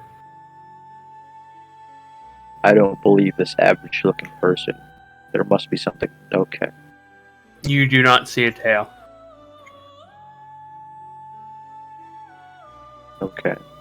Continue with your description. She has a rather thin, like rounded face. And you see there.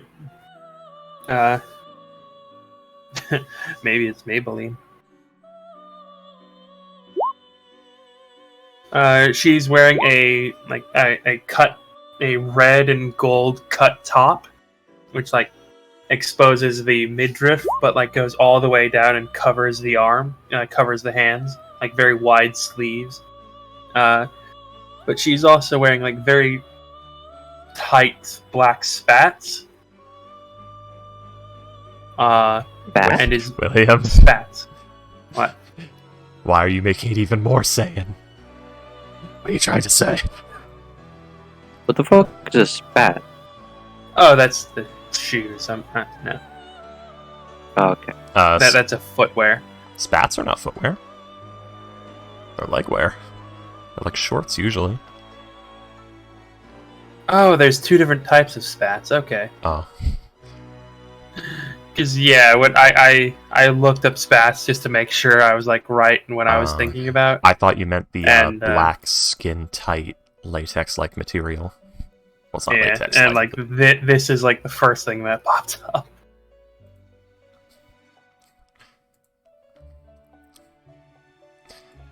Oh, okay. Yeah. Alright. Very well, I rescind. And you see that she does seem to going from like the right side of her ribs and disappearing up into the top is a burn scar.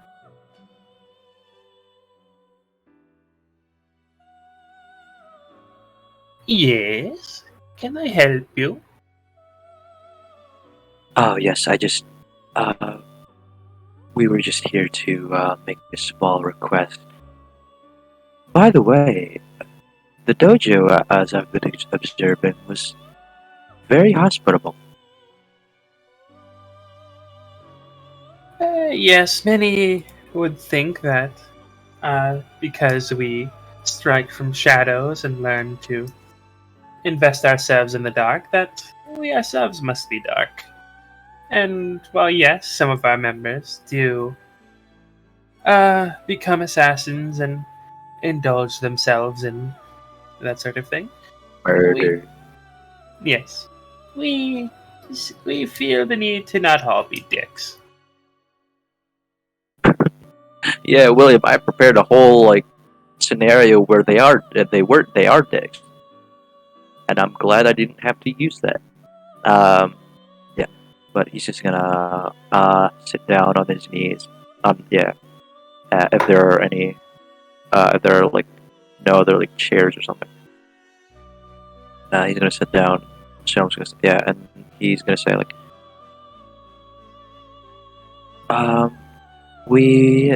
I've been informed that you in a couple of in the past few weeks have purchased a crate of crystals from an auction in Fear. Oh, I didn't buy them. Oh, who did? To be honest, I'm not really sure. To be honest, I don't really know. I was those told crystals. that. Yes, I was told that. I was given a message one day that there would be crystals and that there's a box of crystals going to Fear, and that if I went there, I would have some new recruits to teach for the dojo. I was told how to use them, and how to make the bodies. And I thought it would be an interesting challenge to teach a few Warforged. I've never met. I've met very few of them, and most of them are. I believe the term is artificers. Yes. The producers, if you can say that, of these Yes. crystals do have a specific design for for example, I am made from those crystals. Similar. But you were saying you were told how to use them and how to make a warforged body. By who, if I can? Oh, I don't really know. I was sent a letter, and it came with a. And she'll actually get up and head towards one of the drawers and pull out a piece of paper, and she'll show it to you.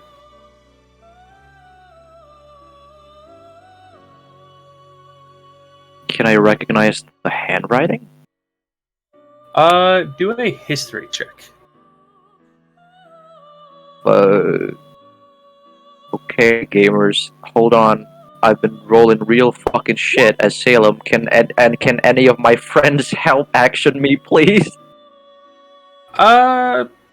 Sure.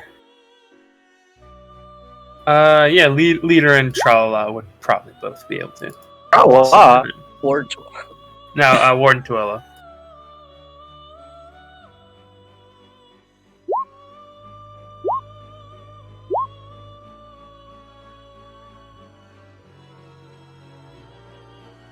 Dare go on. I don't know what that has to do with this, but Oh, many arms in D&D and how that works mechanically. okay. Yeah, leader and Warden Tuella would both be able to look, and with a 15, yes, you do recognize the handwriting. It is not, Otieg? Is that his name? Yeah. It is not Otieg's. Does it look very like what is it? Fontish? Like it? Does it look part of what is it called? Fucking. It is. You are actually able to see that. It's that you've seen this handwriting before. It is handwriting of one of the druids. A Harengon by the name of Darat. Very close to Darren. Okay. Hang on.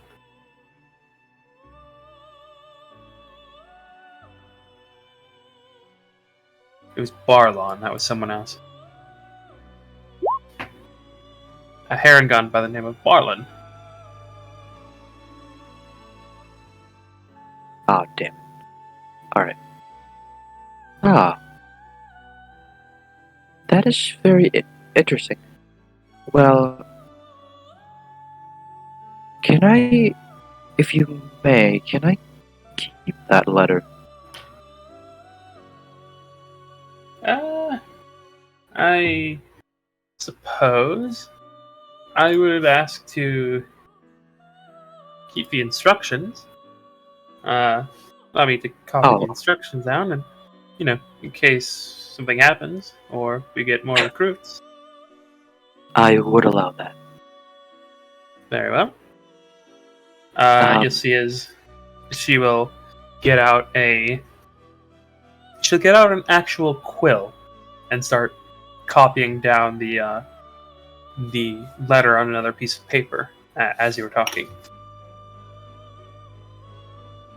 And I would like to explain our situation. My name is Salem Tales, and this is Leader, and this is Warden Tuolo. We were formerly members of the Eternal Order, the Eternal Alliance from Malave. We are situated in the Western Grotto in the Circle of the Forged. And we have strong reasons to believe that. Also, wait, what the fuck? And as a part of our laws, these crystals are not supposed to be traded this openly. And Oh, someone sold them. Someone gave them to me. Yes. And I don't know why someone would buy them and give them to me, though. that is very odd. They selected you specifically, but I am not going to request them back, since you seem to have good uses, and good and seemingly innocent uses for them. But I still need the proof of the transaction so we can uproot this criminal, as these crystals are the very lifeline of our order. Without them, we can't make new members. And if they are used properly, can be dangerous weapons to whoever wields them. Well, I would argue that's most weapons, but most weapons can't get up and gain sentience, I guess. Yes. Or can they? I don't know much about weapons. Some of them can. Mine actually has some sort of sentience because it's made out of the same crystals, but yes. If you would write a written statement that you were the buyer of these. No, what the fuck? Yeah, you were the buyer of these the auction of fear. And I wasn't the buyer. you were given. Oh right, you were the receiver of these crystals, and you were given strict instructions on how to use them beforehand, and with a signature, of course, so that we can properly what is it? Fucking shit, what is it?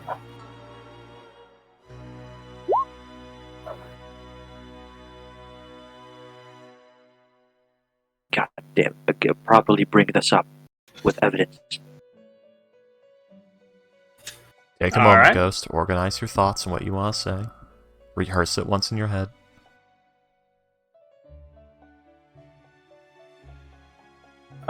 She will start nod after she finishes writing like the copying the instructions down. She will start writing that she was sent like the letter and give them the box, and she says, "Well, there is something else in that I very much doubt I was the only one sent the message. I was just the one chosen. I'm not sure why. Probably, maybe the one of the other dojos or two."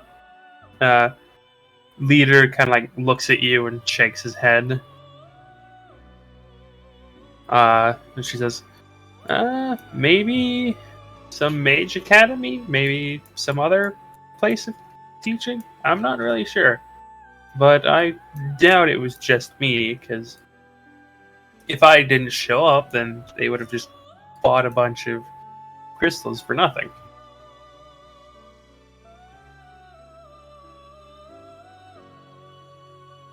And I did only show up about a couple days after the auction ended, so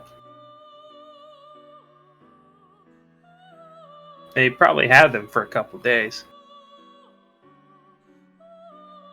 Wait, he showed up after the auction ended, but Yeah. someone else bought it for him, right? Like one of his associates She's wrote of hers.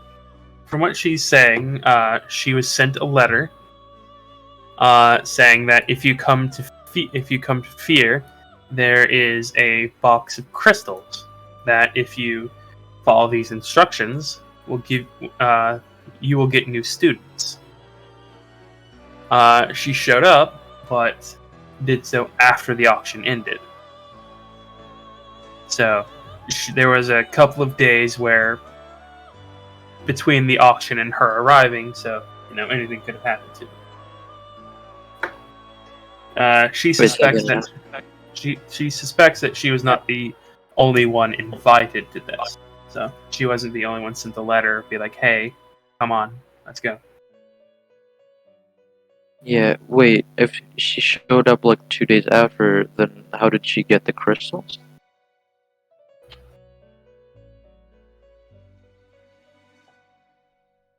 Let's see. She'll tell you that is when she was told to arrive. Was it even sold in the auction? It was, yes. No, it wasn't. It was sold in a auction, not the one that you went to, but a different. Ah, That's how this whole thing got started. Remember, you were told about them.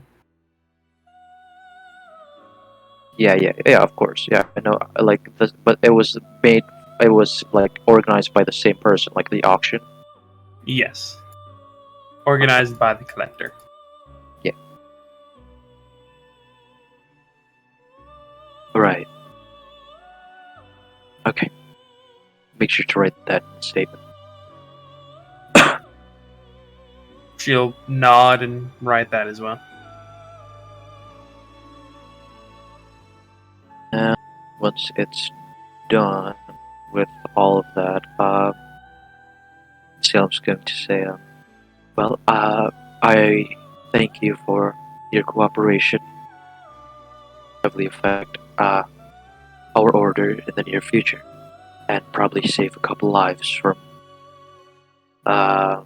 being attacked by. Probably save a couple lives.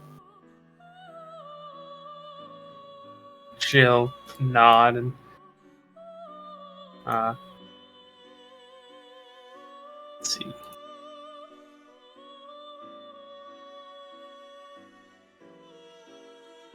She'll ask if you want to meet any of them. Who? Warforged? Yes. I already met one, and Yep. we are sort of in. There are still more transports that we need to track down.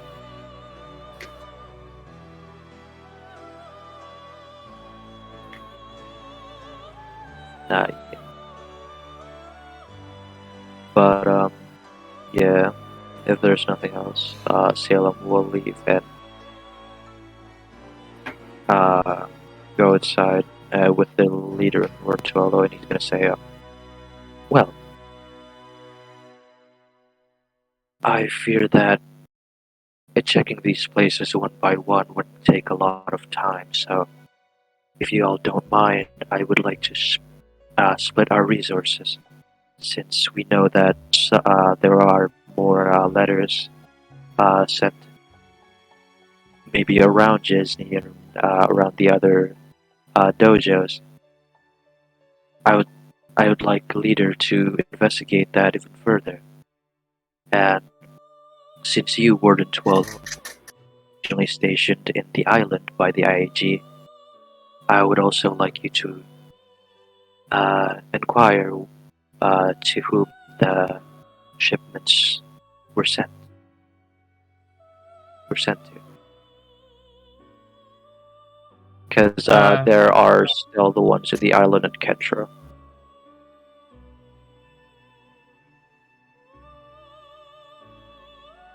He'll nod and. Do you want me to? I'll head to the island. I was already there, and I can. And I already know the place rather well. Well, I can guarantee that we didn't get an invite in my temple. Perhaps they knew I was there. Yes, it would actually be not such a good idea to do that at your temple.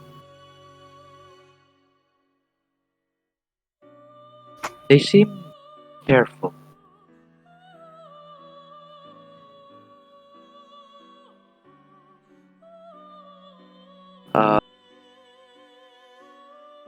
As for me, I will be checking in with my old friend Thomas, and ask around in Kentra. But yeah, that's all for Salem for now, because I'm pretty sure I ran out of time for the 5 months. Okay. And yeah, I believe that is everybody's 5 months.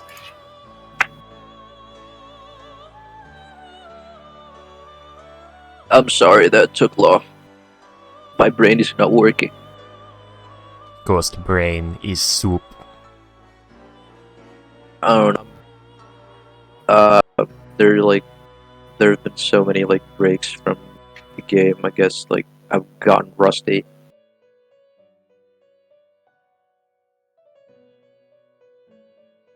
Let's see. And yeah, at this point, we'll say that, let's see. 1, 2, 3, 4, 5.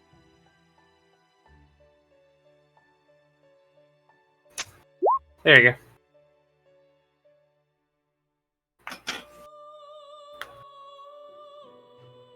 What the fuck is that? The names of the Warforged. The fact that one is named Abomination. Why is that? Who the fuck named the Warforged Sebastian de Alejandro? They Finish it, named guys. themselves. I like Taco. Someone named themselves Abomination? Yes. I like to think Taco runs a taco stand and only says taco. It's like No, he the runs a robot. potato stand. I was hoping it was like the robot from Power Noodles in Fallout 4. Taco stand, yes. I like that. Yep, that's their names. They named themselves. Taco runs a burger joint. Styx, Chuck, Abomination, Thread, Sebastian de Alejandro, Percivis, Quintano, Proctus, Lobranton III, Diver, Help, Taco, Dummy, and Yogan. I can't believe I said that the first try without fucking it up. Nice. Taco runs an Italian place. Taco makes pizzas. And yeah, you guys would finally meet up after the 5 months. Fortune appeared. You are all back in Alcé's office. And How long you would all is this? a day at the most too. Okay. So yeah. You guys would meet up maybe a day or two after Fortune comes back. And you would have learned all the things you learned last time. That in the absence of Thomas, everyone has gone a bit the underground has gone a bit screwy. As he's left quite the power vacuum. Haresh has decided to stay dead in order to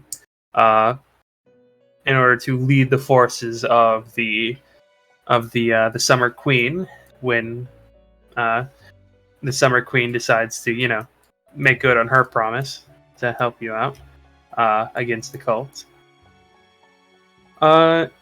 You would have learned that things are both going much worse and much better in Felzigent, as they're recovering from the war, but food.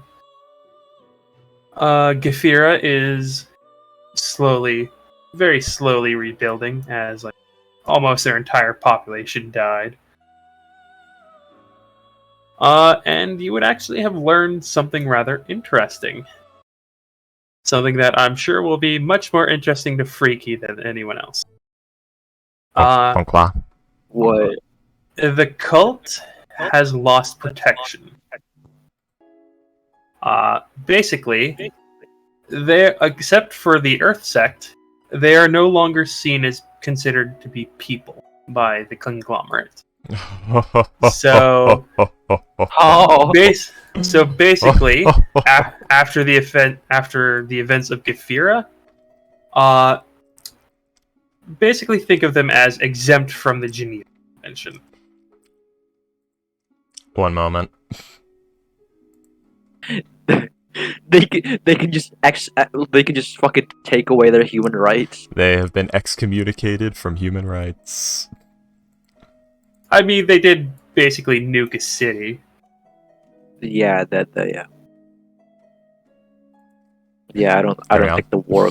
Yeah. The Earth sect does still have those protections, though, as they are tenuously allied with the IAG and actively trying to de-escalate things. Acceptable. Sorry, I was adding Brett's reaction to this information. Oh yeah, Guys, we can torture them, and there would be no war crimes. You are also allowed to make them into undead, basically do whatever. Yeah, Pretty sure right. Kret was doing that. Right as Kret starts campaigning for hostile measures against their lands. Indiscriminate hostile measures. Yeah, but the thing is, indiscriminate, and it's still considered a crime against the Earth Cult, so... They'll get formal warning. You would learn that Provenance is going into basically protective hiding, as until he dies, the Earth Cult leadership can't change due to tradition. So being abroad can't just be like, all right, you're no longer the Earth Cult leader. This person who is much more amenable to my demands is. So until he dies, they can't just the Earth Cult's gonna play nice. And the Earth Cult's members, are they how are they feeling about the way Prominence has been dealing with the Earth Cult? They're cultists, so they do what the leader says. For now, this might be something that causes a theological split. We might get Protestants and Catholics here. I mean, The technically Great that's Schism. already happening. Yeah, Yeah. I was gonna say that was already happening. Yeah. Instead of two sides, there were multiple. Yeah. Well, it was more than two sides anyway, but yeah, my point is this might cause a schism in the clergy. Probably, yeah. And to create the elemental god, wouldn't they need the powers from all four of the sects? No, each one has their own god. Yeah. Right. They're not making a Numidium here. Or maybe each one is making their own Numidium. That's what's happening here. Come, Nerva, friend or traitor, and look upon the heart in a Kulakon. I wonder what but his mother thinks. you would have also learned that there's been next to no activity from the cult since then. They've basically disappeared from the face of the earth.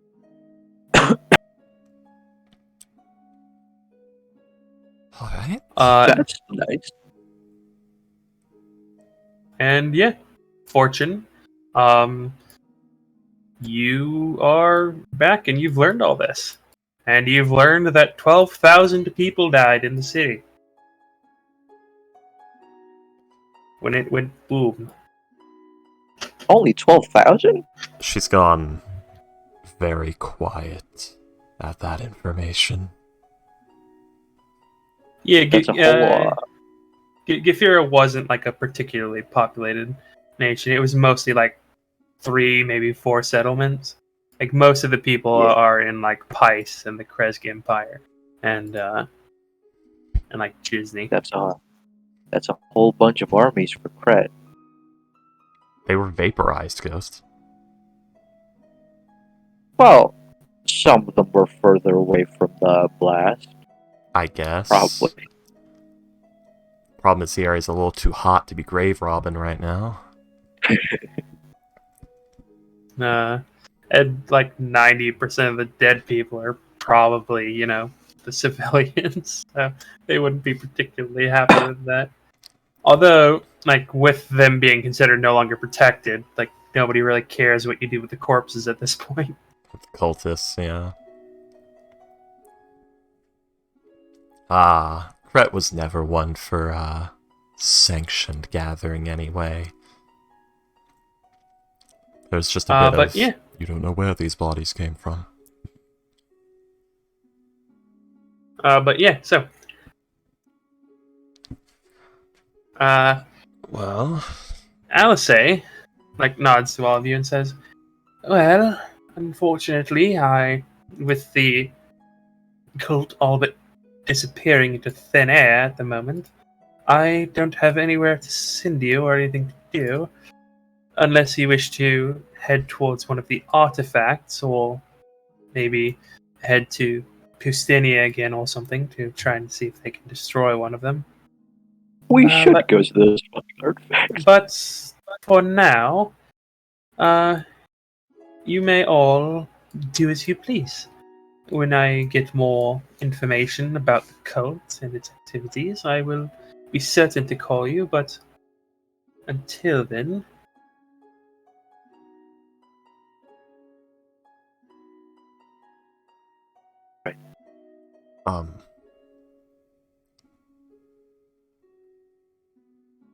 Yes? No, I have forgotten what I was going to say. Fortune's probably, like, shitting rainbows and skipping everywhere she goes right now. No, she was in a good mood. Then she got the news of what exactly went down, and is Oh, yes, that's right. That's right. 10,000 yards staring.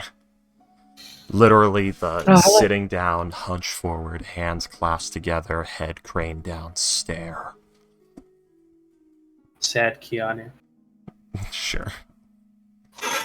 Hello, Duran and Fortune. How did you get out? We talked about this yesterday. We have been here. No, this Alright. is like during the meeting. Oh. Well, we floated through the air for what felt like possibly a week. Decided that the next color pool, well, we were looking for a particular color pool, but we became impatient and we found one that we knew would lead to Arcadia, which is one of the upper planes. And decided The first somebody one we could- found went to Guyana, but I can't remember if I actually knew that or not. I did. And we decided to go through there and see if somebody there could help us, and somebody could. Apparently, the time we spent in the astral plane was the better part of 5 months.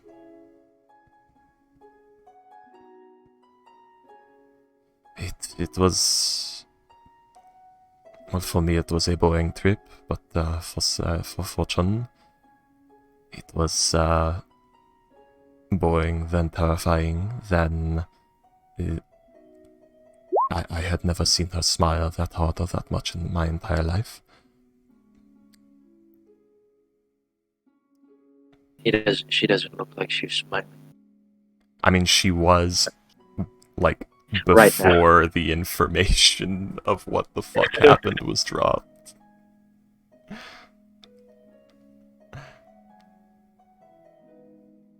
Salem, tens of thousands of people have died.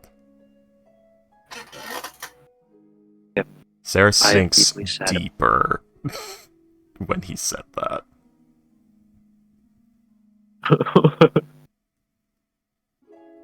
And I'm deeply saddened about that. Are you though?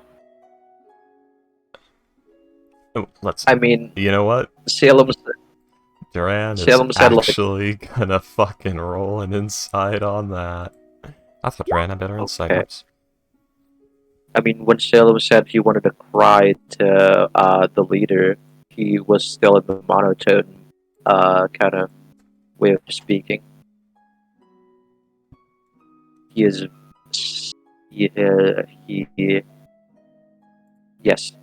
he is very saddened about that. Okay, and what were you inciting on Duran? Oh, that was to fortune. Oh, what are you He, inciting? he was a lot I happy. mean, it's. Well, you're a robot, man. It's a 10. She's doing such a good Warforged impression right now. She must be in great pain. This is the most just unemotive and static you've ever seen her. Like, it's amazing. Like, it's like a painting of Fortune.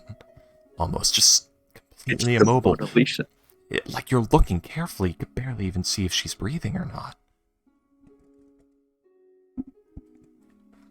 It's crazy.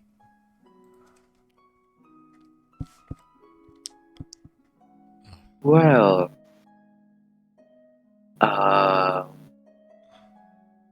now that we don't really have anything to do, at least not not IAG related. Oh, well, at least not under the order of the IAG. I believe we do have. I have many things I need to do.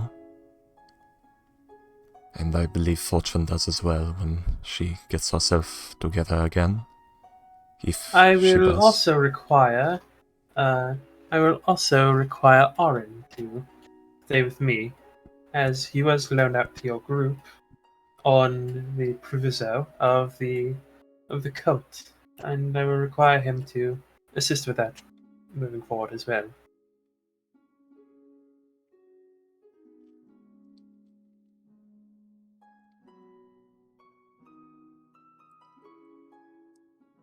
There is my work with you to deal with my problem. There's dealing with Marco. I believe Fortune had some important things she needed to do pertaining to that as well as other matters.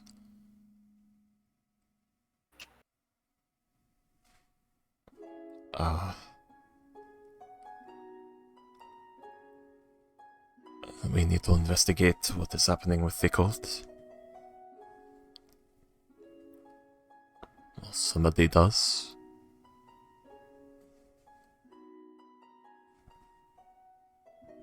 Yes, with no activity currently, perhaps, though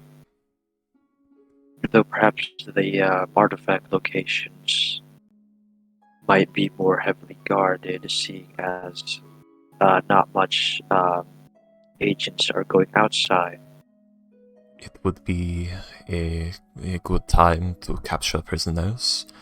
If I can find the name of a cultist and hear a bit about one of them that is known, I could possibly probe their dreams.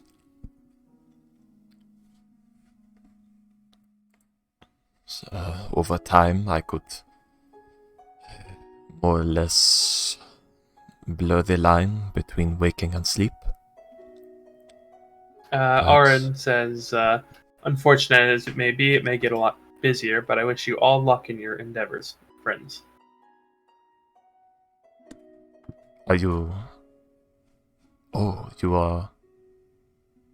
Oh, it is going to be for a long time, that is right.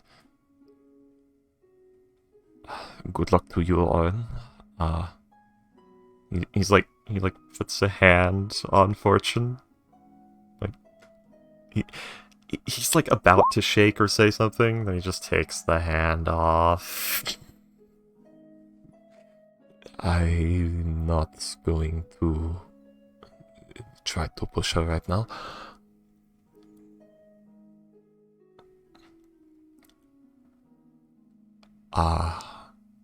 Thank you for what you have done in the time that I have known you. I do not really have the right to... I'm just going to leave the room. Duran just awkwardly shuffles out. Wow. Who? I know that Skelly borrowed a bow. Did anyone else borrow something from the IAG that they need to return? Fortune borrowed something from an IAG member that is now dead. Wait, who? From Mayhem. What did you borrow? The Ring of Spell Storing. What the? Oh, okay.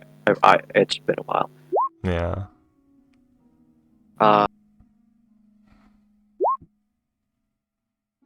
Before I keep my brain.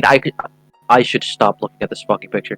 I wanted to say Duran, not Dare. God damn You're you. still looking at Dan. God damn it. But Is Mayhem before I thought he was. Wasn't he in Gelfira when it fucking exploded? who? Mayhem. Oh, yeah. Yes. I was thinking IAG. I forgot for a second he was the leader. Yeah. He's Wasn't he there? Yes, he was. Yeah. When I said like Bard from the IAG, I was thinking there's no one in the IAG named Mayhem. What are you talking about? Yeah. Which one is Mayhem? Is that the Warforged guy? He's No, like he was the leader maestro of Gelfira. Yeah, he was the leader of Githira. Oh. Yeah. I guess Fortune either just has a Ring of Spell Storing now or has a next of kin to deliver a Ring of Spell Storing to. Nah, Honestly, I would imagine Fortune would be the one to send it to the next of kin. If she can find them, I don't know if his entire line was vaporized or not. That's the thing here. He might not. He was a Despader tiefling. Despader. He did not have time for fucking. He was a man of. No, but he was a bard. That and he like probably had parents and siblings and things. Ghost. Now they're probably dead. It's yeah, fine. that may have It's also fine. been. Yeah. Anyways. Before Duran leaves, and he just goes into the next room. Like, okay. Yeah, he's not like leaving the building. Yeah, I know. If he wants to before he leaves the room, Sail's gonna pull out a letter, and says, like, "Well, I made progress with my investigation of overthrowing my order." That is good news. I'm going to overthrow a government. Yes, I was going to ask one of you for help for a negotiation with Thomas Fortune, if you remember, for the guy in Fear. You probably don't remember that. Fortune is unresponsive. And this is not freaking trying not to roleplay two characters. This is unresponsive. She is completely and utterly horrified. Over 12,000 bodies with her name on them. Oh boy, there's gonna be a lot of writing. Yeah. Oh, you have no idea. You You could and just use the myself. fabricate. I don't think she would. She's also an artificer. I don't. No, yeah. Artificers get how did fabricate, you- but she doesn't have 4th level Yeah. spell slots. It's warlocks I was thinking of because I was thinking of Wait, myth. And then how did you do the fabricate thing with the... She has Orion's tarp. Oh, right. Yeah, she's gonna have to give that back to him at some point in the near future. Didn't you destroy that? Oh, wait, no. No, she had that on her person because she was using it earlier that day. I would assume Yeah, she gives it back to him during this meeting. Oh, is he here? Yeah, the whole group is. Oh, okay.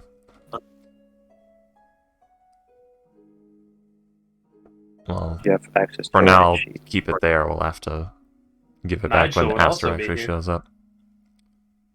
Oh, no. Oh, he is here.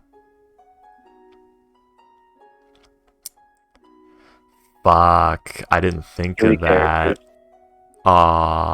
I guess we'll say he's not at the meeting for reasons, because there was supposed to be a Yeah. certain thing for the first meeting. Because he's he's not a member of the Yeah. IAG.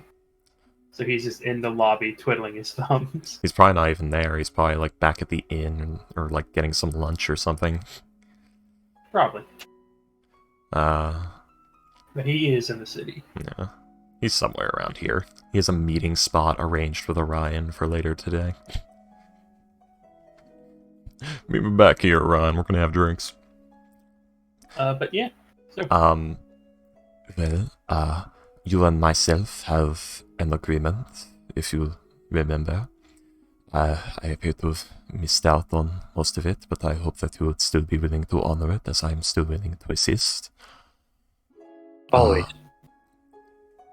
Now, you did say that you can probe minds, yes? I can read thoughts, I can perform degrees of mind control, I can probe dreams. I have learned many things in the line of affecting memory and cognition in my studies.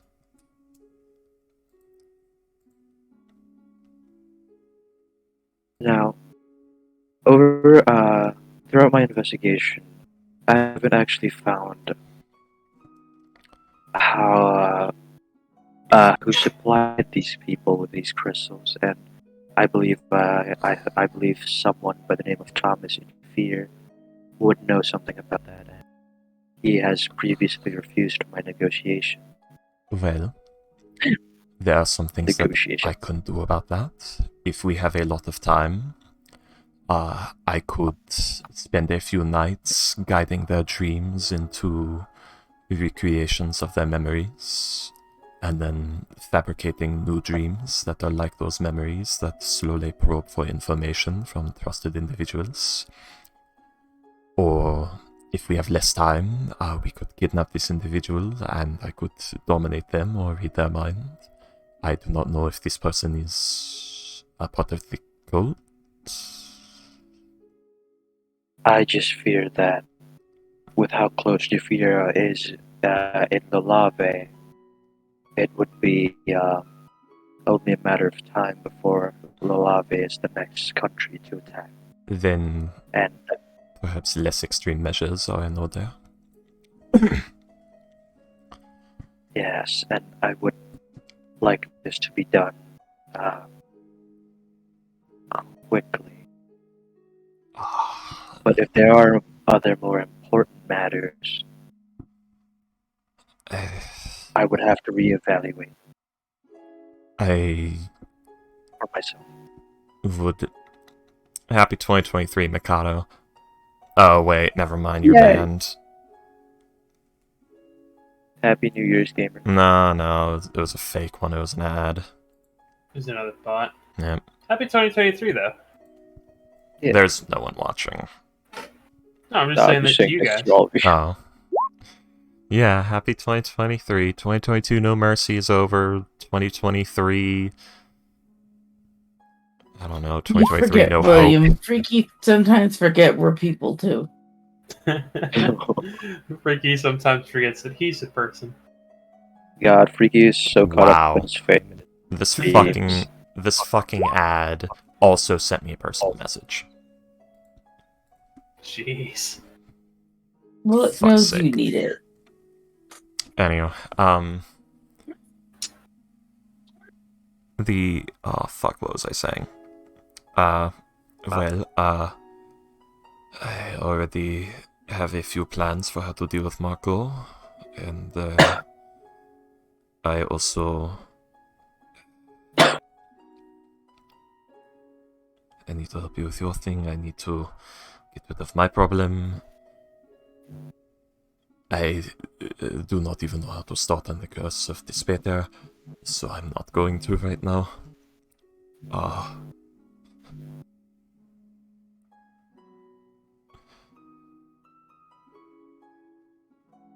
I do not really know how to handle all of these. I have made next to no progress for decades, and suddenly I'm making a lot.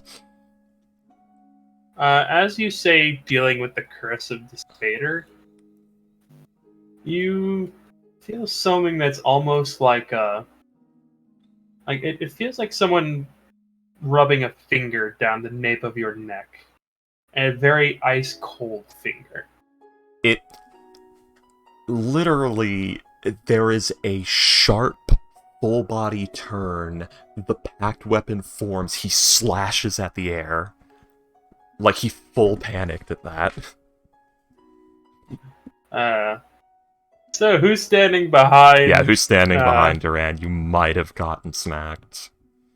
I'm right in front of him. Yeah. Like, there was a small, like, you saw him seize up for, like, an instant, and then do that. Awen is probably, like, beside me. Awen, no! No, beside she's me. This is how Orion loses his eye. I wish Astro was here, he would probably eat that up. That motherfucker's asleep. I know. You know what, let's say it's Astro. And let's say it's Okay. Orion who's behind him. Okay. Roll an attack roll. Oh, that's crazy. Okay. Yep. Yeah, he deserves it. And then I fucking nat 20. It's Not not gonna nat 20, feel like but- 100 yet. I mean... No, but you do hit him. So, and No. let's see, so I'm trying to think, would he do the funny haha? Because, like,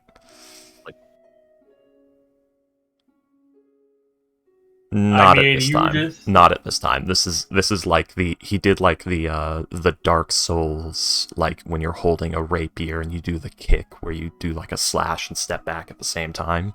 He did like that number. That was so no, he doesn't know what he's swinging at yet.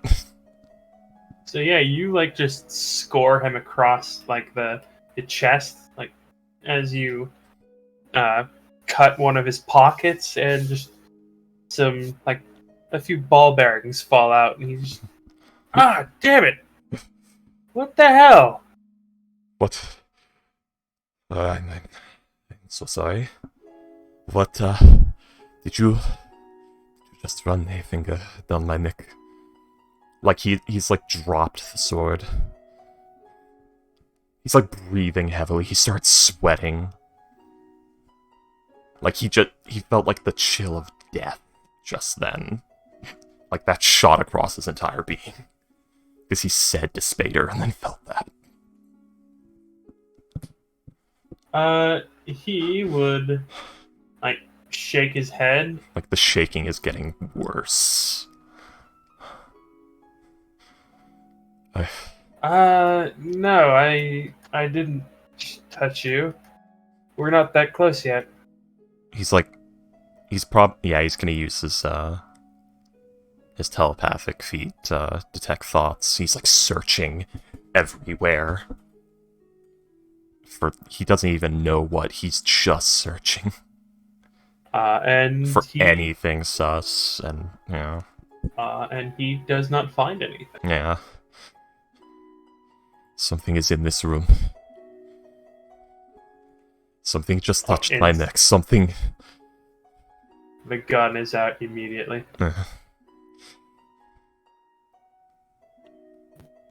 I wonder if Can I use divine did sense? Fortune feel it too?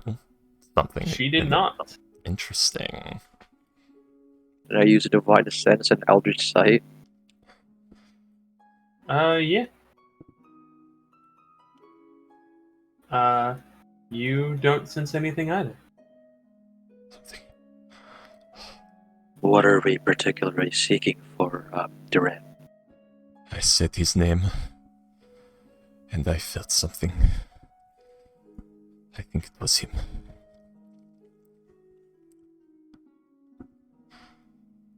Oh, well, I didn't see any fiendish aura around here.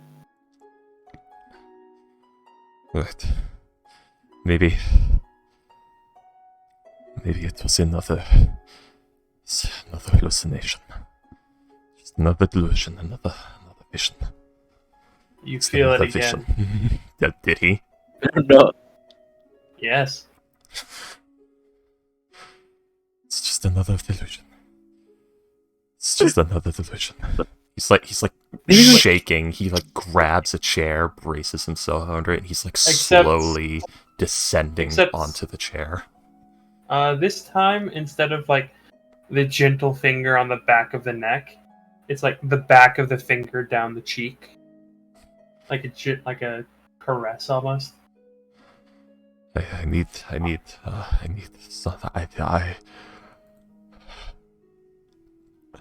Salam, do you feel anything? The Calistans are fucking crazy. They're cursed. Yeah, and crazy. Divine sense? Dissipator. And then You just put divine sense. Maybe for the fiend. barest, it's so quick that you almost don't feel it, but like right as your like divine sense goes off, It also senses desecration. yeah, Sorry. like as your divine sense goes off, it's almost too quick for you to actually notice it, but it disappears so quickly, but you do feel a fiendish presence for a second.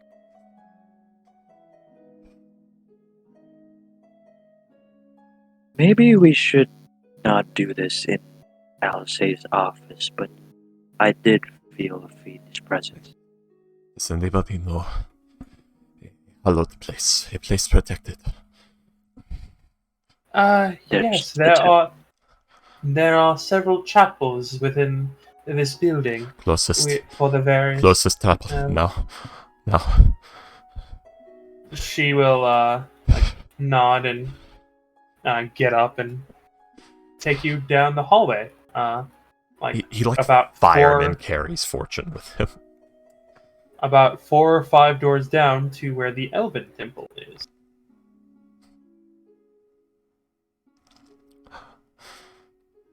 Like he's literally like picked up Fortune and is fireman carrying her with him to this temple. Yeah. Like he's running. Like the moment she points to which one is the right door, he runs ahead of the crew and like bursts through the doorway. Like he's running for it. Just before you like cross a threshold, you just hear this very soft, you can tell that it's taking pleasure. Better men than you have tried.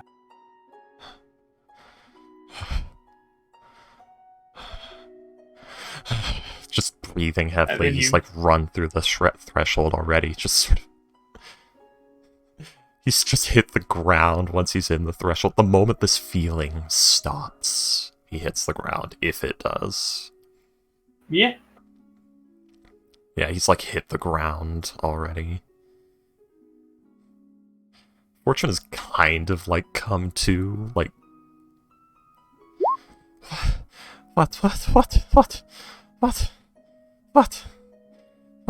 What's happening? It's him. It's him. It's him. Is it the problem?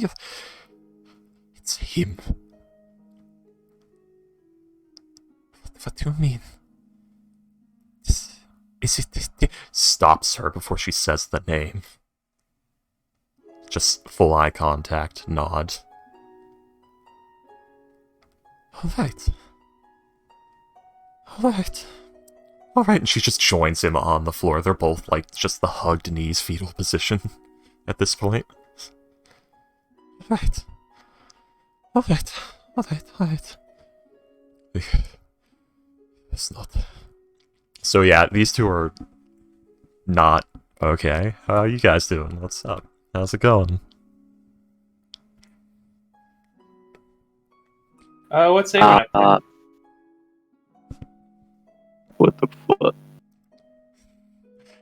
Yeah. Let's put it this way. Let's see.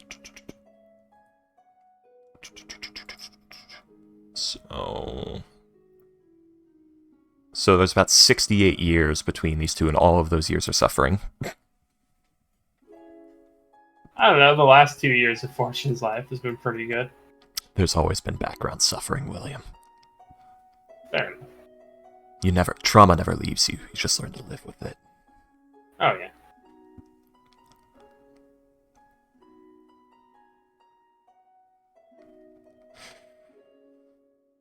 So yeah, what are you guys doing? I feel sorry for the Corellian cleric or whatever, who just sees this. Corellian? The elven god. I don't know if it's that one's temple or not, but... Oh, he's got a sharp of the edge, baby. Sorry, Ghost, what were you saying? I was thinking about the Star Wars planet. Oh. No, it's, Well, I mean, Payday, that's not just an edge line, that's like actual psychology and how that works, but... Anyway, It's also a fantastic edge line. Oh, it is a very beautiful edge line. But yeah, so... We're using logic because it was funny. True. I could hear the way she said that. I know, but using logic isn't as funny, freaky. I can hear Payday's canter. As she uses my own canter against me. I'm so mad because that's exactly how I thought. I was just thinking that too. Like, I could hear her, like, how she was thinking it. I can read your fucking thoughts. But... Yeah. What is Awen up to? Is she just watching this horrified?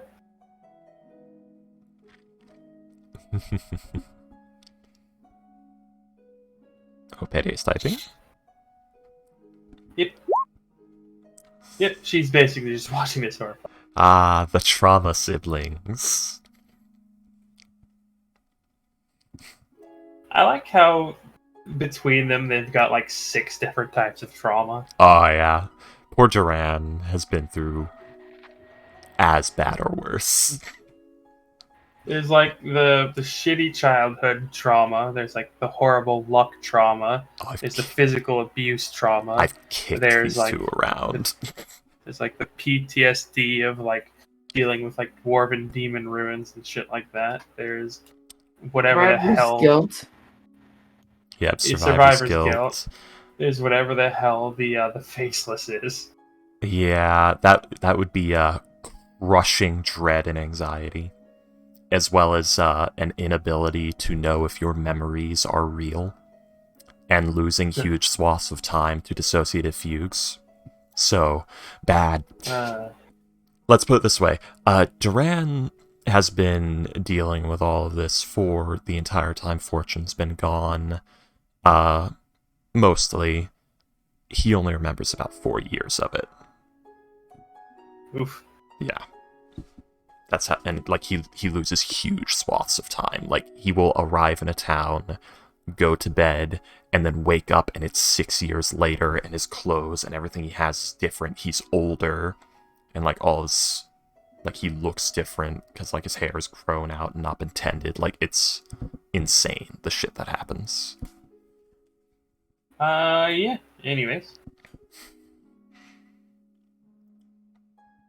So.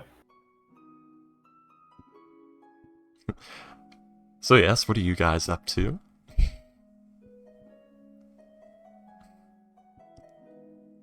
Anybody?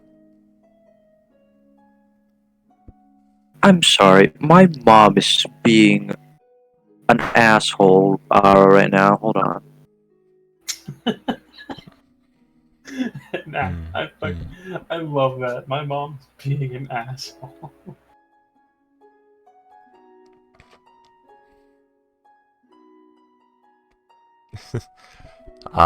So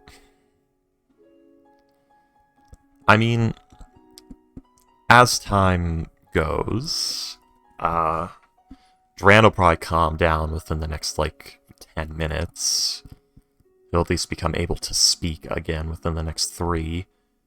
He's pretty good at, getting over absolute terror. Fortune is probably out of commission for about 30 minutes before she can even speak again. She's had 4 bombs dropped on her during this whole Yeah, conversation. the processing. She's absorbing this information right now. It's been 5 months, 12,000 people died. Uh, A guy who was really friendly to you was one of those people who died, Thomas. yeah. Mayhem, who is also very generous and very understanding. All the people of Galfira themselves were charming and wonderful. She had a lot of respect for them. So yeah. And then you just had a literal brush with Sheer amount of artistry, craftsmanship, and just general culture that was fucking obliterated with that city. And historical knowledge. The world will never recover from this. Oh yeah, technological advancements, and also it was a bard focused city, which means it probably had some of the most extensive libraries of history ever in it. Most historical accounts and things like that, and most also accurate ones. Outside of the dwarves, the best artisan schools as well. Yep. Like the world's best glass blowers, woodworkers, all that sort of shit. Mm-hmm. God. Yep. So that is a huge fucking hit. And then there's the big frame of all of this. Whose fault do you think it is, William? Whose fault do you think Fortune rationalizes it as? Hers for not doing the... Who didn't sacrifice her life to, stop the thing from blowing up, or at least die with it like she deserved? Who didn't? Who was too scared? Who ran away, William? Who ran away? Anyways.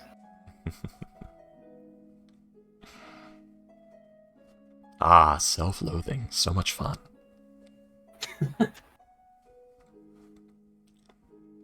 So yes. So, after Fortune recovers, what's gonna happen?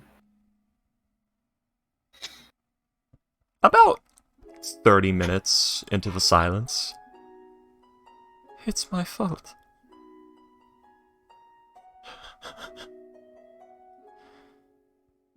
What? It's my fault.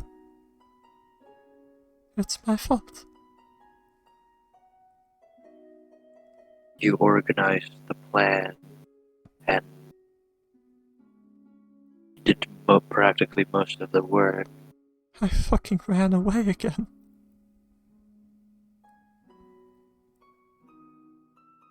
I got selfish and scared and I ran away again. Fortune, you did. I did. Duran, I did. I saw my death coming, and I ran. And they are dead. And I didn't even have the common decency to die with them.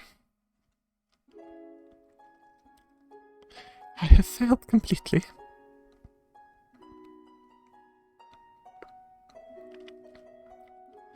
And I can never atone.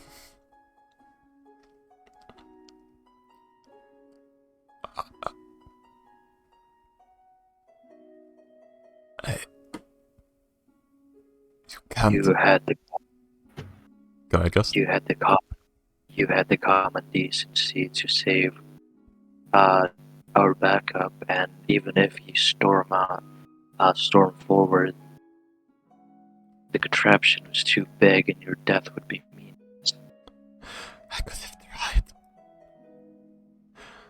I could have tried. I didn't even think to. I just ran. I thought we were out of time. And I started to plan our escape. I didn't even plan anything else. I just ran. That's all I saw. That's all.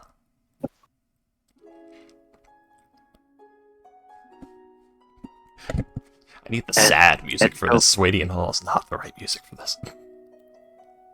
And at no point in your reasoning did you not think that maybe it was actually the cultists' fault?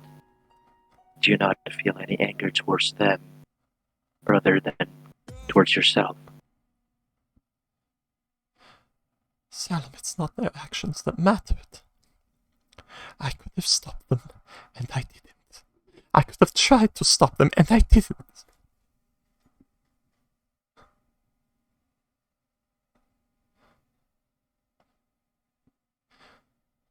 It was not the action, it was the reaction. Salem is not going to say anything in order not to say anything wrong, and like accidentally. And There's a because, very confused elven priest just in the corner of Yeah, I know. trying This poor man. trying not to like intrude on this There was a wedding very happening. obvious emotional moment. I like to think there was a wedding happening. Everything has gone silent. No, nothing like that. Ah, good. Fortunately. Good. Fortunately, you said.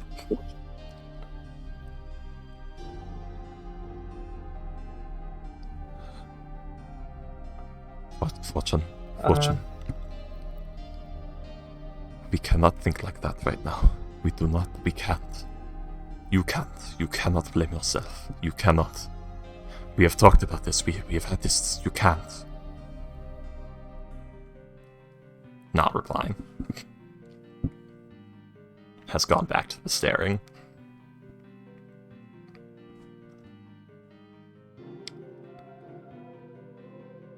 So, what were you saying, William? You're saying something? No. There's just a very confused this elven priest. Just shuffles up to someone. What's happening? Are you all alright? No. No. And I don't think we ever will be.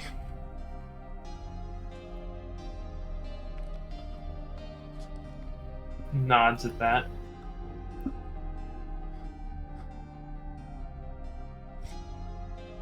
God, the emotional roller coaster Fortune has been having as of late. What were we doing this?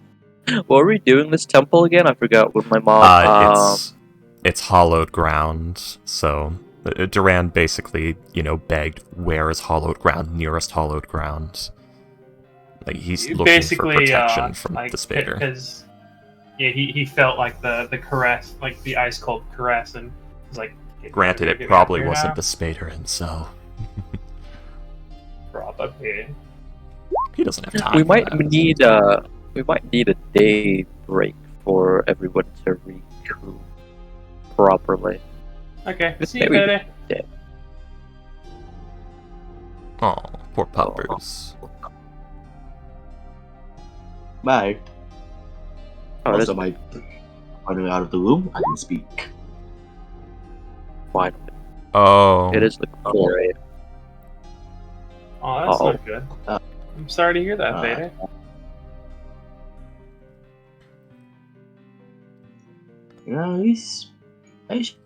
She's old. She has a pretty good life.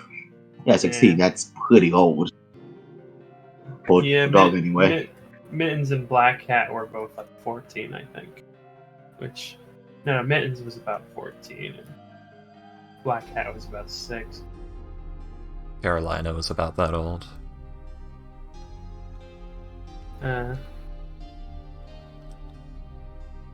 It's always a shame that animals die before we do. Yeah. Yeah, it is. Unless you have a palate. A wiser person would say that just makes the time you have with them all the sweeter, but I say, fuck that guy, I want my goddamn cat back. Yeah. Anyways. Okay, so, Duran and Fortune, mentally and emotionally ruined. I'm sad IRL now, not this character. Yeah? Yeah. But, Fuck. This was Only sit in this a tiring day for me. To be fair, Duran will recover in a hot second, but,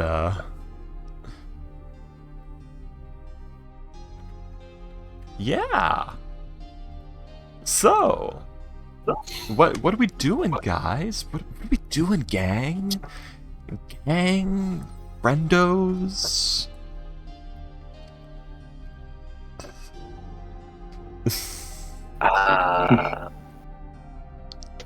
Salem would like to go to theater. We still But- have those other artifacts to make the cold even angrier. It's true. That's a good thing we can do. We'll So, go after side quest to get some resources. well, How dang, many hello. times do we have to teach you this lesson, old More man? resources. I love What? the young Hmm? people. The Lord What happened? Bayron, raiding with a party of 13. Thank you and Happy New Year. Actual Happy New Year. viewers instead of bots. Yay. I love it. I love Welcome it. to the 2023. people.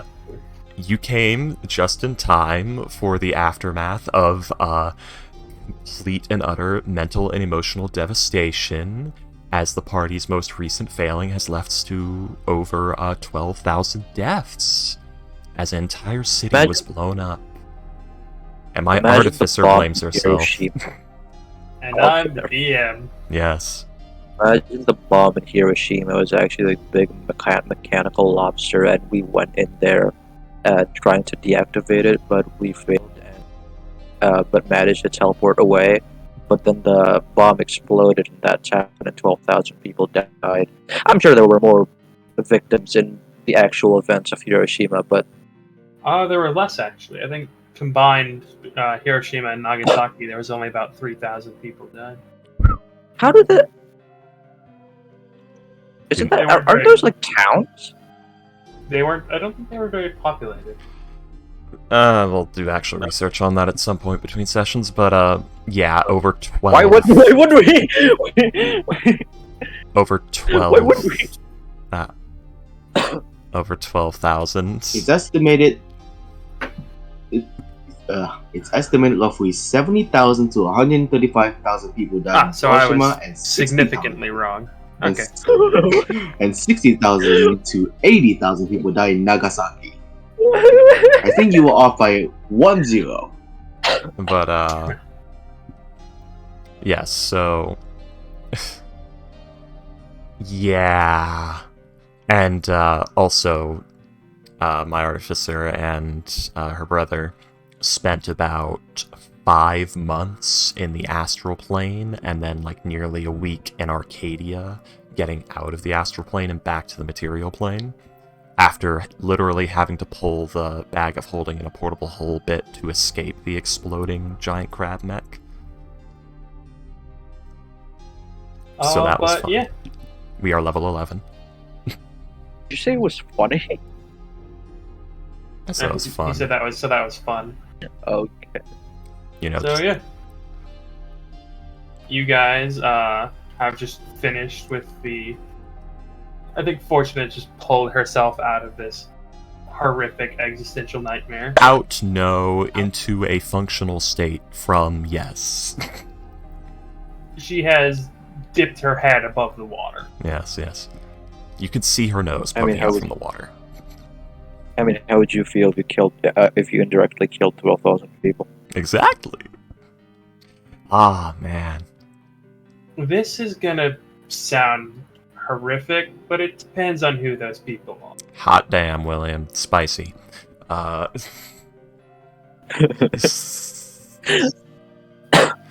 Thanos snap. Okay.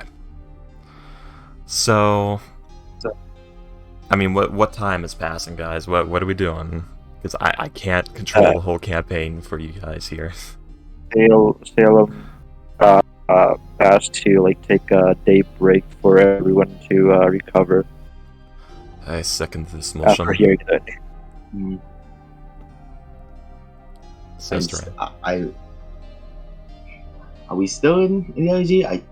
I wasn't here when. Yeah, Yeah, you're in a temple in the main building. Okay. We'll follow for the last time. Yeah, Despader Yeah. decided to look at Duran, and he fucking panicked. And we ran for the hollow Okay, then. ground.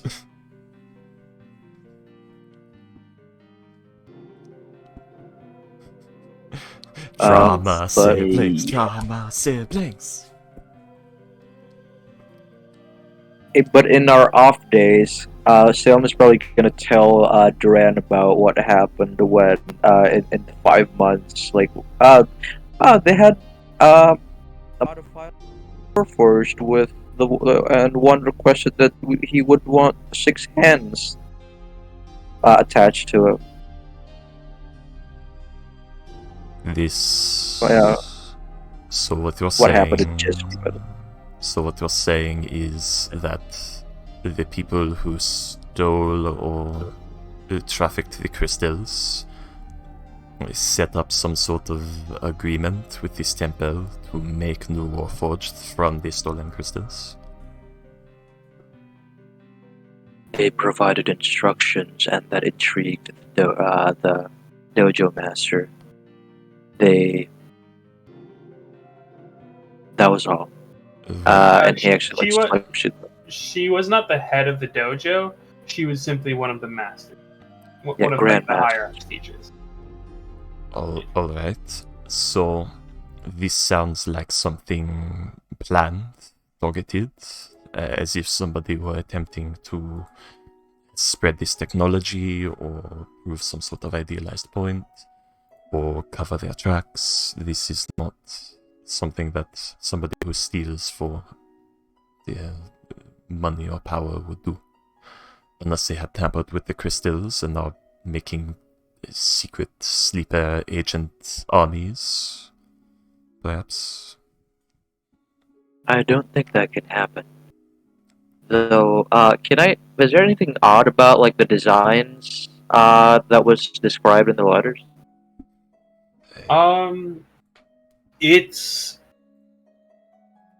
There's about 5 different designs, and they all seem to be specialized in some way. You already saw one where it was like the design was specifically to be modular. You saw one where like the design was like mobility. You saw one where the design was basically the to be you would argue like as lethal as possible. You saw one where the design was like almost flexibility. You know, like the nanobots from like Big Hero 6. Have nanobots? Well, yeah, flexibility, but not The quite microbots. So Like you see one is instead of like a single person, one is like made of like 1,000 different pieces that they can like mix and match. So that basically a weird plasmoid warforged fusion Yes, kind of basically. deal. Yeah. Basically, yes. I would not discredit it, Salon. I myself could create a gesh and implant a psychic suggestion in someone and make them more malleable. If I can do it, others can as well. I found this information in the world. It was not unique.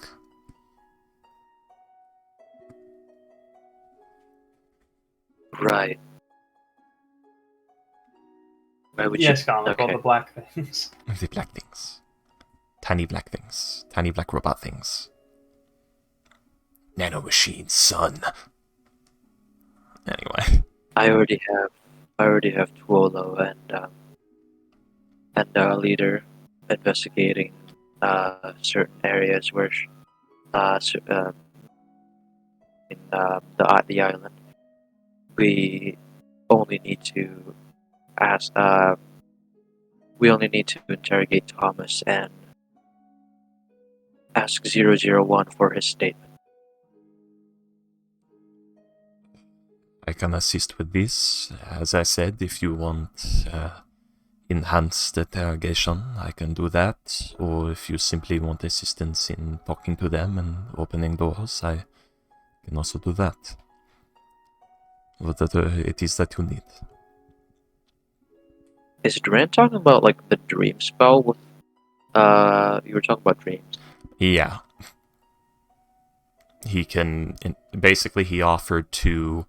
If you want, we can capture the person, and he can do a domination and mind reading, or he can just help you, talk to them, interrogate them normally, or with the name and a bit more information on like who they are, he could use the dream spell to basically invade their dreams, guide their dreams to like replay important events from their life and gather information over the course of those dreams, and then recreate fake days of like waking that always end with them going to bed again, so they don't know if they're awake or asleep anymore, and they don't know what's the dream and what's the reality, and use that to pry more information by, within the dream spell, having people they trust or that would have the information shared with them, have the information shared with them. Like creating fake scenarios, more or less. Oh wait, it's not Thomas. It's Theodore. Why do I have like 3 different fucking names for this guy? Hold on, it's Theodore. Well, my point is advanced Because you did know manipulation. Thomas, he was in Fear. My point Yeah. is advanced manipulation at a distance. He can basically What? do to them what the Faceless does to him. Right. Well, as far as I know, he has never given out any information on his contract. What is it? His contractor? The person that hired him. Clients. As I have said, if you want me to attempt to use the dreams, it will take a few weeks, and I could do it. I could get that information, perhaps. I have only tried it twice before. Once with great success, once with much more limited success. Granted, the first one killed themselves, but that is another story. Moving on. I would rather us talk to them first. To him first. Yes, if it is not somebody of a more reprehensible state, I would rather not have it come to that. Not everyone reacts well to not being aware of what is a dream and what is reality.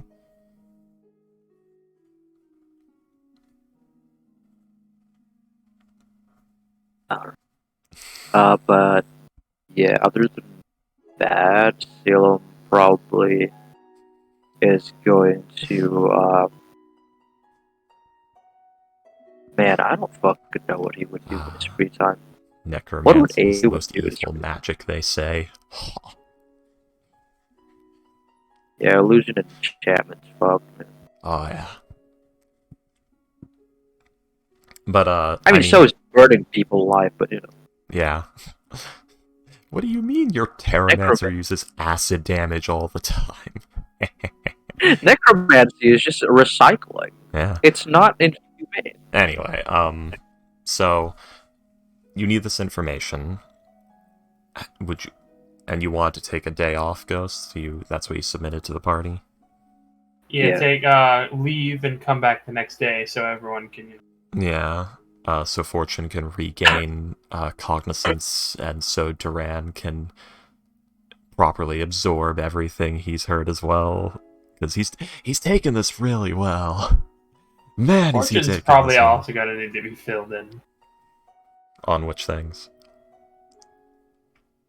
Like when the things that she was told when she was catatonic. Oh, she heard all of it. Don't worry. Ah, okay. I wasn't sure if she had retained everything. Okay. Oh, don't worry. Oh, She'll believe me, she was never not forget catatonic. this day. Ever. She's gonna be seeing it in her nightmares. She's gonna be having Anywho. fucking Terminator 2 nightmares. Anyways.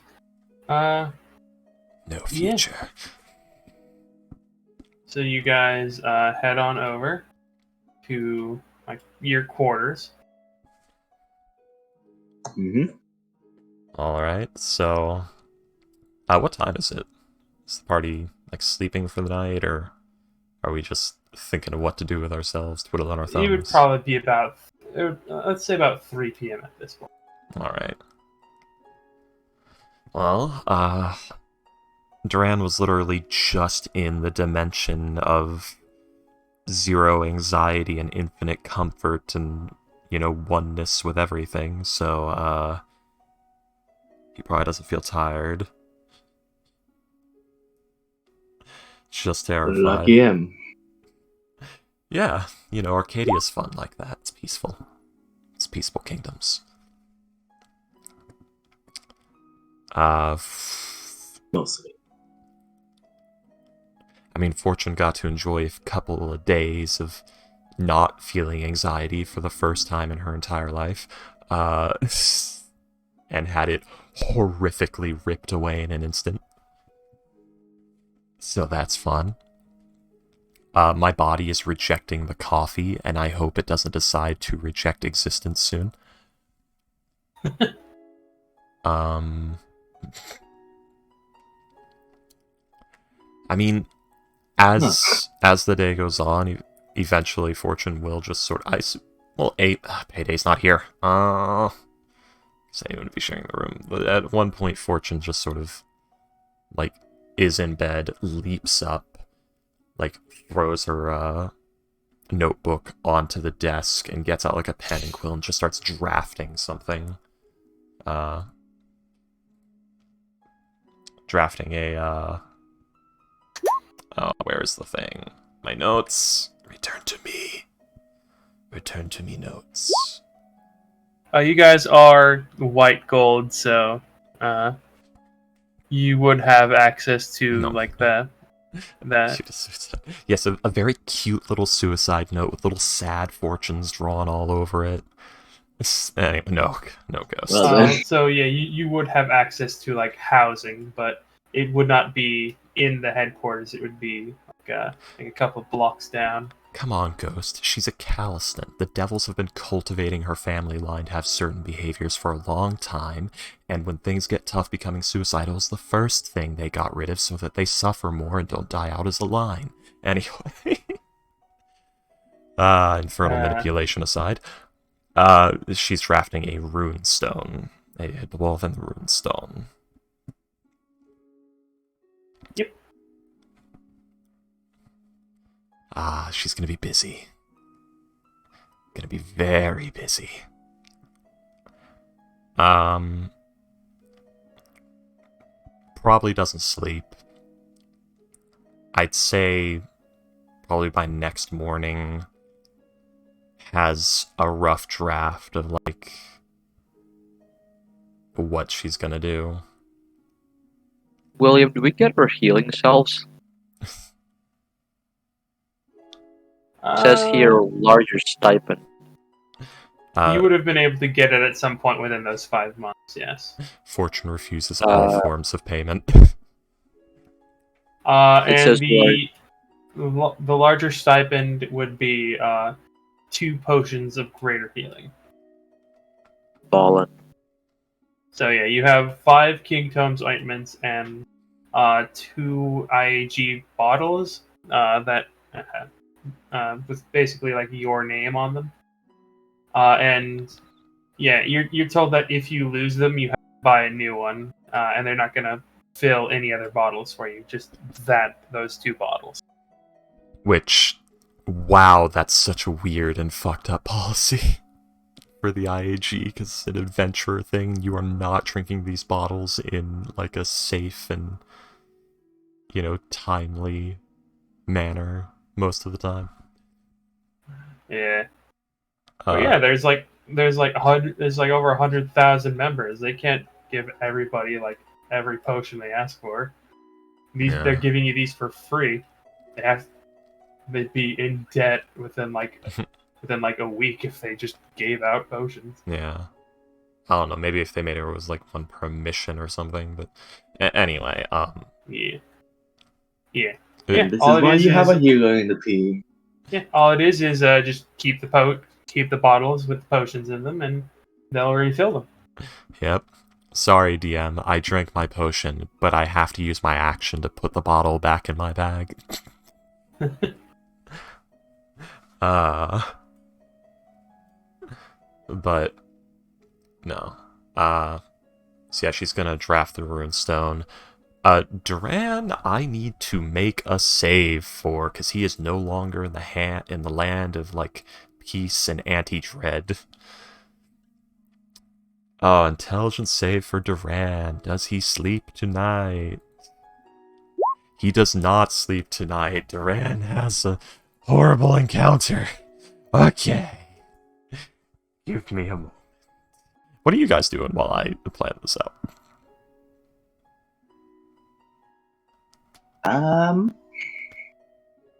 I have no gambling money, Freaky. I don't know. I mean, there's questions to ask, items to Yes. gather, mission to plan. I like how that's your indicator of how like the day is going. Do I have money to gamble with? And I'm also dual wielding the shit that my mom told me to do.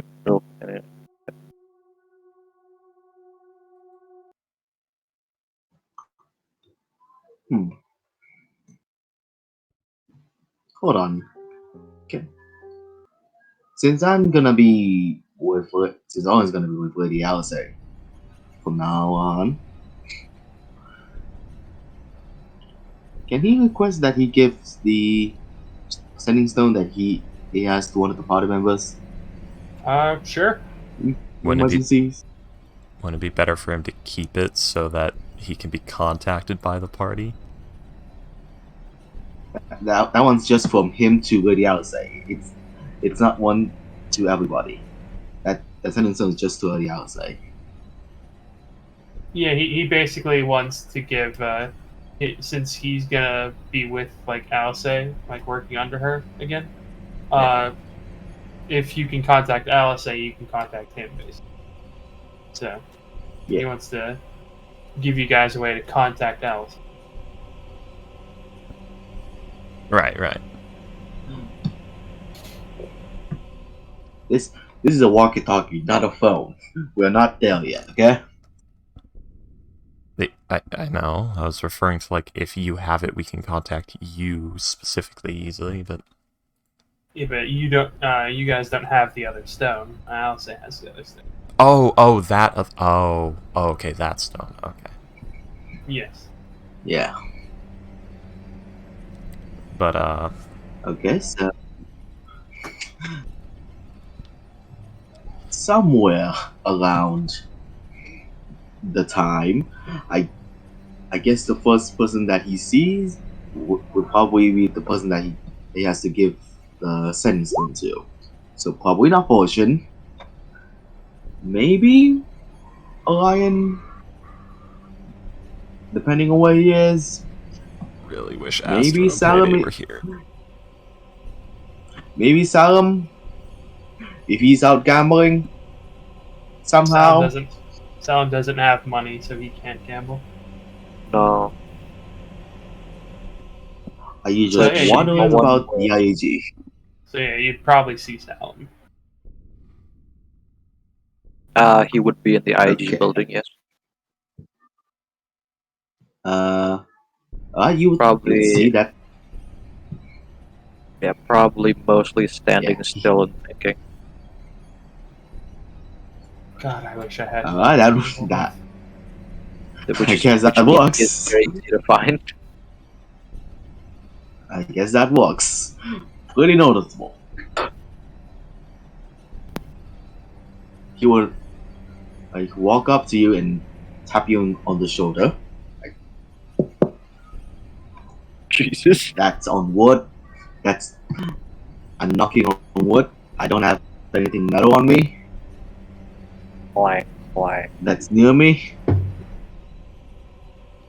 gonna cast Judge for Salem? aspects. No.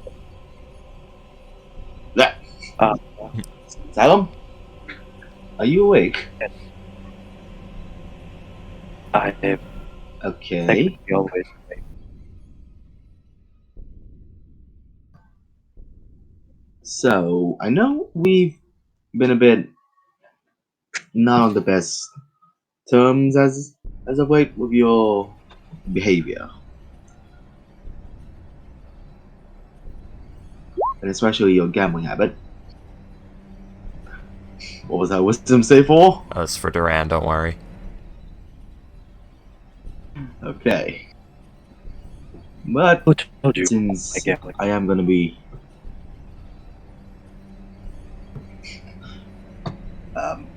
the party and the a good amount of money that's been gone, but apart from that, I want to trust you. So yeah, with permission from Lady Elsa herself, yeah, he takes out your arm if you let him to just if you let him move the arm. Oh. Yeah, he will. Okay, and he just flops down slow. Just he takes your arm, open palm, and just pop a stone down, pop a stone in your hand. What the fuck is it? The face doesn't tap. Duran's Freaky, being the hell are you doing? I'm running projections right now. Don't worry about it. Check the frightened condition. Okay. What is it? That is a setting stone from that I usually use to contact Lady Alice. Since you're the first party of the member of the party that I've seen, I'm entrusting it to you, so that if you ever have any reports, if there's anything that needs to be said, use it and contact Lady Alice. I'll most likely also be on the other side of the line, since I'll be working with her again from now on. He's gonna activate the sending stone and say, "This is Salem Tales. Hello."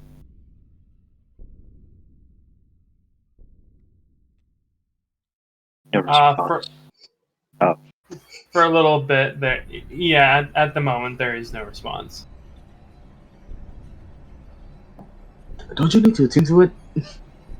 You do Or not. is that No. something? Or do you? No. Okay. He's a bit busy, so don't bother her right now. But yeah, do it like that. Okay. Thank you for trusting that. It is Of all my not a chance, I all my guess. choices in the party, you were the closest.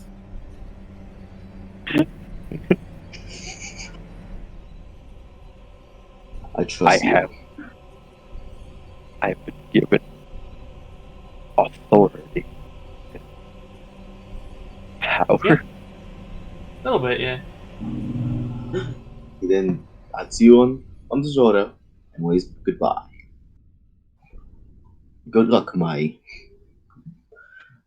chaotic friend. Not My chaotic. And fate I'm acquaintance. actually neutral good. I'm actually neutral good.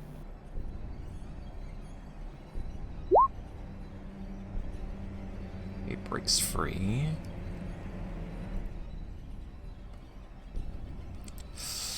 It's pretty fed up with today.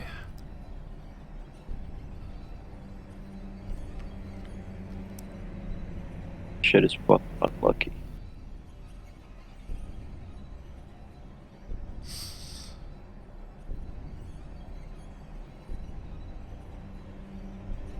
Hmm.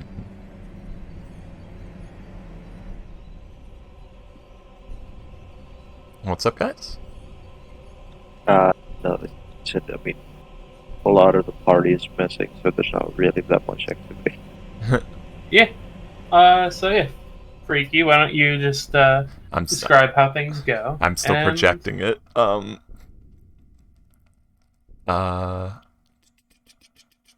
Sorry, it's been a long time since I've read this fucking novel of mechanics I wrote.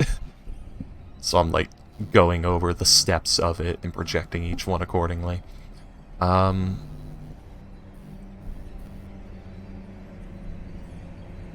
he's pretty fed up. He's gonna try. So he's burning that for the day. It would use his own. So that's gonna be a, let's see, 16 we'll use Duran's. 21.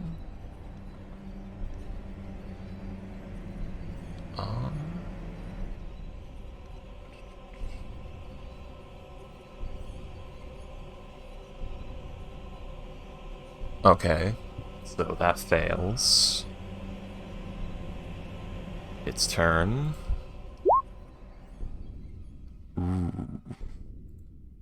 Ooh. So 16.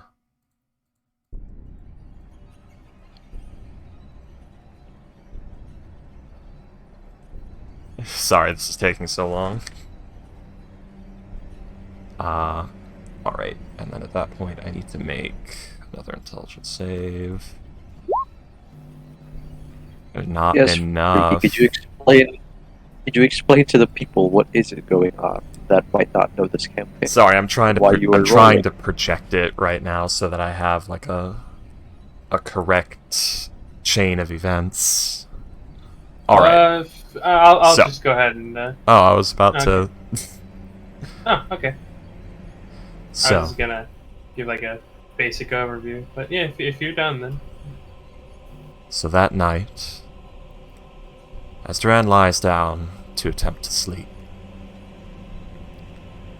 he feels something that he hasn't felt in technically 5 months, by his perceptions, about 2 weeks. He feels that lingering dread. That feeling that something just outside of his field of vision is reaching for him. So close that it's just a mere touch, a mere inch from his head. He can't see it, he can't hear it, but he can feel it's there. That gnawing anxiety when you know, when you're in a dark room, when your eyes are closed, when you bend over and put your head into a precarious space where you know there's something sharp, or something, a corner, a piece of metal, something in there, in that small space with your head. That anxiety, that it's right there and it's going to get you, and it's going to hurt, that returns to him. And he returns to his old ways. He tries to power through it, and he tries to settle in. He does his exercises, he does his meditations. He calms himself as much as he can. And he lays down to sleep. And the nightmares set in. And he tries to take control. He tries to retain lucidity. But the terrors are too great. He sees it. It is chasing. He is running. But it is always there. Every corner turned, every blink of the eye, it returns. It is right there. And then he shoots awake in the night. His eyes open. The room which was pitch black, is now still black, but grayscale. He can see it, almost. It's real, but it's not. He can see, but he can't. He knows where everything is, but cannot. And in the corner of the room, hunched over, standing over, he sees it. The tall, lanky, thin figure, dressed in torn black cloth. No features upon the face, no ears upon the head, no eyes, no mouth. Standing, watching. He leaps forward from bed, he jolts upward. Not this time. Not this time. It will not take this time. Fortune needs him, everyone needs him. He can't risk it. He won't just try to wish it away, to rationalize it. He will fight. He reaches out, he musters that which he has learned from this very thing. The most masterful of psionic abilities that he knows, he will attempt to imprison the faceless within a mental prison and anxiety, a dread of his own making, to make it suffer what he has suffered. He weaves the spell. He sends it forward. No response. It simply advances on him. It reaches forward, it tries to grab him, he dodges out of the way. But it's too late, he stared at it, he looked at it. He locked eyes, if you would, with it. And it persists, he closes them, he looks away, and it still persists, he still sees it. And the fear grips him. And he fights it as he can, and it reaches for him again, and he dodges out of the way again, and this time, he will try to be resolute, he will try to convince himself it is not real. It is not there. It cannot harm him, it is not there. It is not real. So that's going to be an disadvantaged because he's still frightened. Investigation check of 21, which is in fact enough. So, he stares it down again. Undergoing his tried and true methods, everything he's ever worked towards. Rationalizing, it's not there, it's not real. This room is pitch black, he cannot see in here. It is not physical, it cannot touch him, it cannot grab him. It's not there. It's not real. And it reaches out to grab him. And the fingers, the long, sharp, spindly fingers, come around his face and neck. Is about to grip, and everything goes black. The room is dark. The room is quiet. The faceless is gone. But the impact it has left hasn't. The room is black. Everything is as it should be, but it's not right. How much time has passed? It's been a second, 30 seconds? No, it's been an hour. I was sitting in bed. Wait, I was sitting in bed. No, I was standing. I was standing just now. And now I'm sitting again. No. No, I was sleeping. The attack has not happened yet. No, it has happened. That is how this has happened. And he is trapped in a loop of the order of events, his memories, they are wrong. It is still here. It is already gone. No. No, I have to... I have to write it down. I cannot lose time. I cannot lose time. I cannot lose time. And he reaches into his bag, and he pulls out his notebooks, and he lights a candle, and he starts to write. I am standing here. I am sitting in a chair. I am writing this journal. I am standing here. I am sitting in this chair. It is not here. It is watching me. I am sitting in a chair. I am standing here. I take out my journal. I have just been attacked. It is already gone. I have just been attacked. It is standing here. I am sitting in this chair. I am writing in my journal. It has been 12 seconds. It has been 68 seconds. I am standing here. It is attacked. It is here. It is watching me. It has been 2 minutes. It has been 68 seconds. It has been 1 hour. It is attacking me. It is here. It is not attacked yet. It is coming. And for the next 2 hours, Duran is trapped in a loop of he does not know how much time is passing, and as his memory generates from the passage of time, it scrambles out of order. He does not know if it has been 2 seconds or 2 hours, and he does not remember the passage of events in the order that they happened. And he must record it all, or he will lose track, and he will disappear, and never be seen or heard from again. So what are you guys doing? Morning comes. Does he have madness? Yes, he had 2 hours of madness. IRL or in his dream? That's the Well, effects not of IRL, but you know. the Faceless landed an attack on him. He took 16, well, he took 33, but it was halved because of his thing. And then he failed the intelligence save against the madness effect. So he suffered 2 hours of dissociative fugue.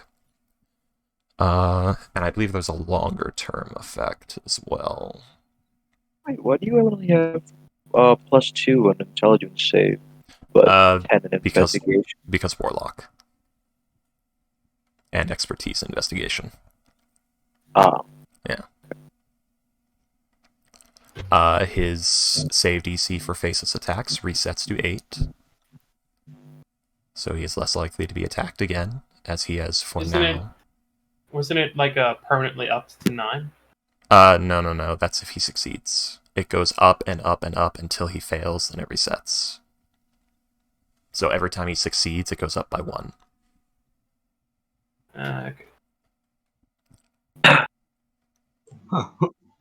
Weird. Yeah.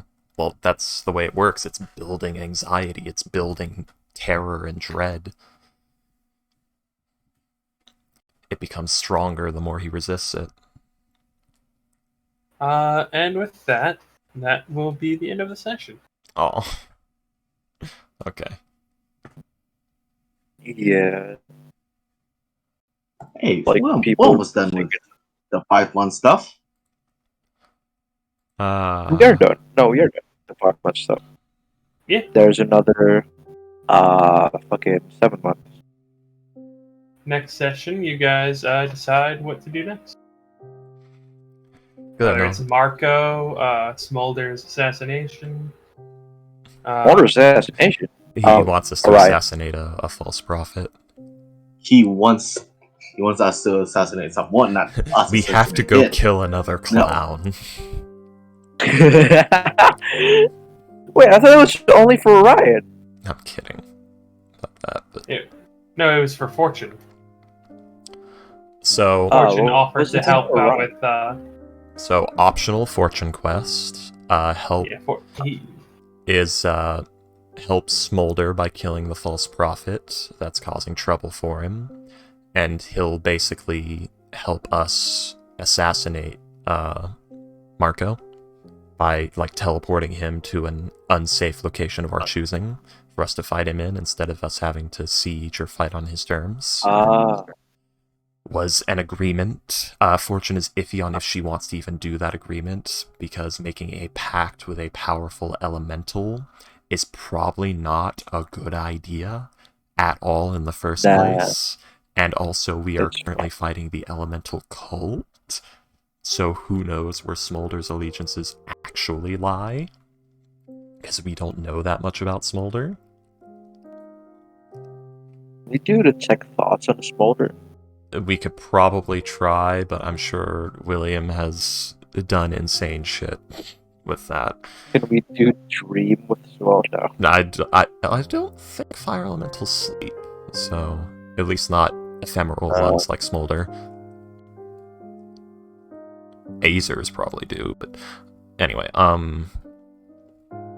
so yes, Duran, I think there's a persisting thing. He's supposed to... Oh, okay, let's see. After taking damage... Oh, okay, so he's suffering from the madness for 2 days. Oh, that's crazy. 1d4 hours of each period of time between sleeps. Okay, so I have to roll another d4, which... We'll go ahead and say that he had to deal with what I said as well. Okay, so he's going to have to spend a collective 4 hours of tomorrow in dissociative fugue. And he's also having one now. Enjoy. Enjoy. Long rest interrupted. So, give me a moment. Interrupted for him. Exhaustion. Yep. Exhaustion 1 for Duran, and also 1 for Fortune, because she did not sleep as well. Although she'll probably pass out by morning. Isn't this fun? This is not how I expected to spend this session. You did this to yourself. I did do this to myself. Hey, you know, I wrote the Calliston family to be one of suffering. You know, they're cursed as fuck.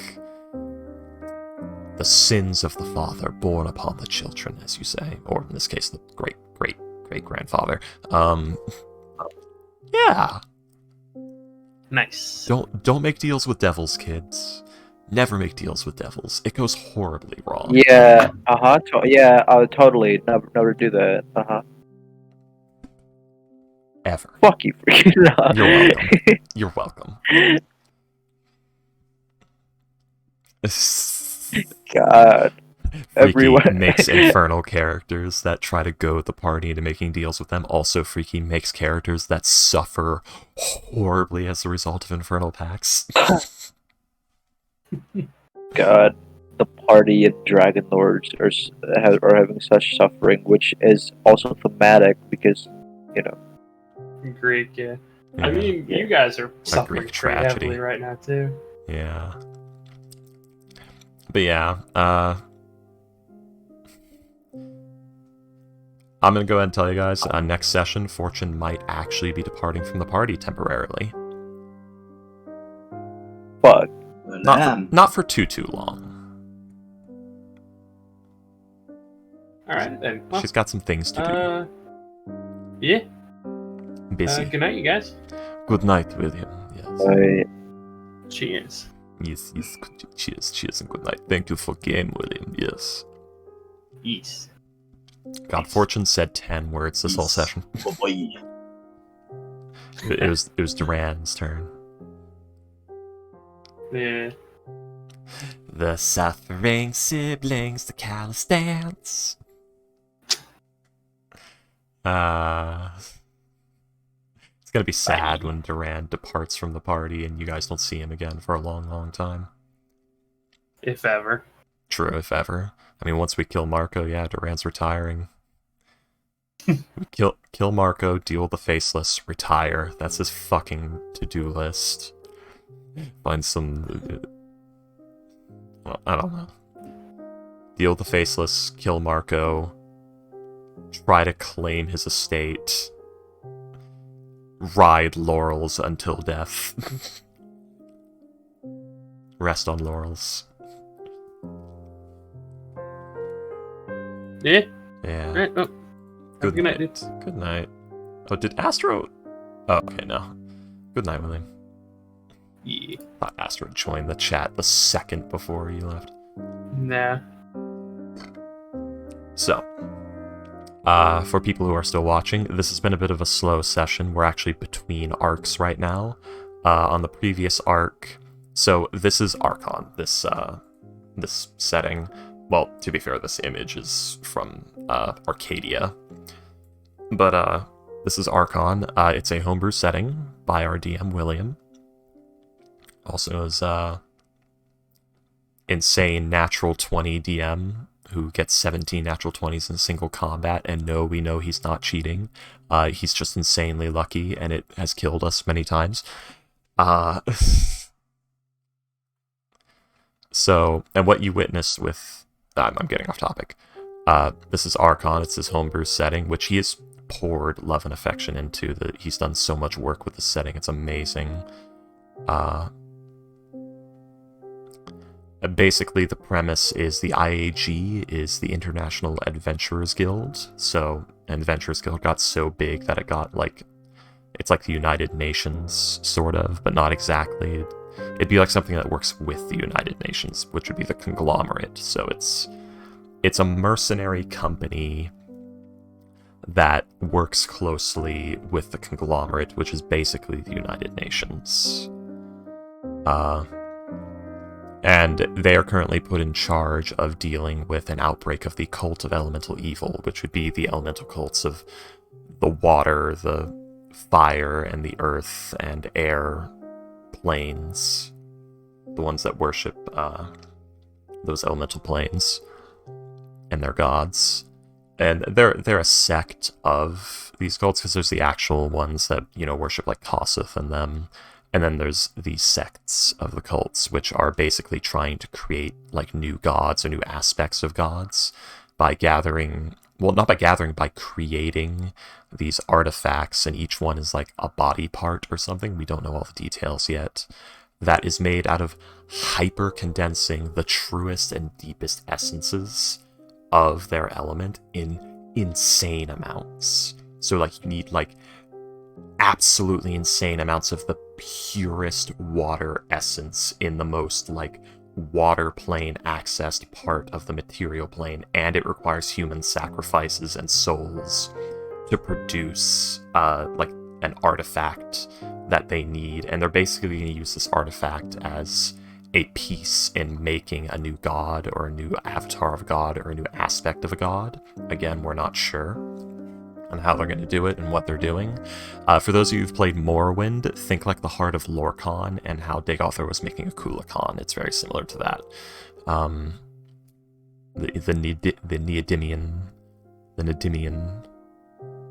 Nemidium.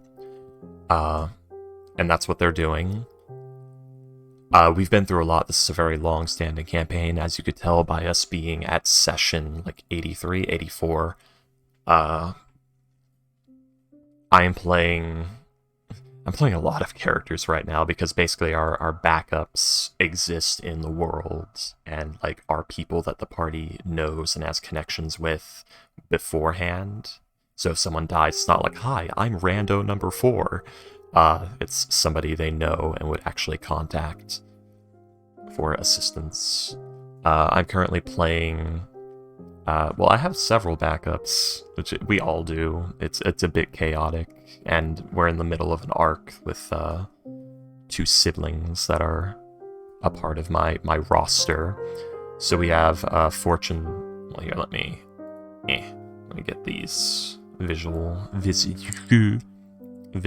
to you guys. Fortune Steelveins.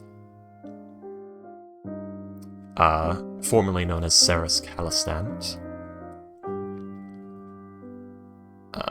Where is it? Tiefling of the Despater bloodline. Warlock of the Undying, and Battlesmith Artificer. Multi-class.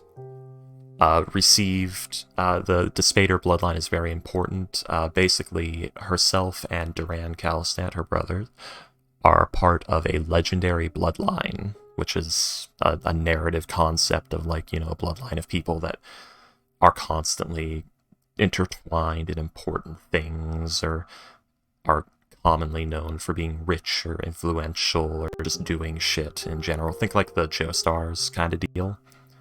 That would be an example of a legendary bloodline. And the Calistants' long history of being lords, adventurers, diplomats, leaders of resistances, you name it. About 5 generations ago, like the great-great-grandfather of Fortune and Duran made a deal with the Lord of the Second Hell, Dis, in the Nine Hells, Dispater, for basically power and secret knowledge. He was a warlock, but he was also, you know, a pretty good Dashanair, pretty good rogue, and he basically, devil in the details. He, like, manipulated the contract and its wording to find a loophole and got out of the service to Dispater, but kept all the power. And due to the legality of the Hells and the Pact Primeval, Dispater couldn't really do anything. He couldn't take back the knowledge or the power, and he technically couldn't take action within the laws of the Hells against it or claim his soul. But he could be a petty little shit and lay a curse upon his bloodline and ruin his entire life and have him die a very late and terrible death after a lifetime of suffering. And so the Curse of Dispater was laid upon the Calistant bloodline. Let me go get Duran's sheet, because it basically brings very bad luck. It makes it harder for you to die, and it doubles your lifespan. So, basically, if you have the Curse of Dispater, which every Calistant male has been cursed with, every male of the Calistant line carries the Curse of Dispater.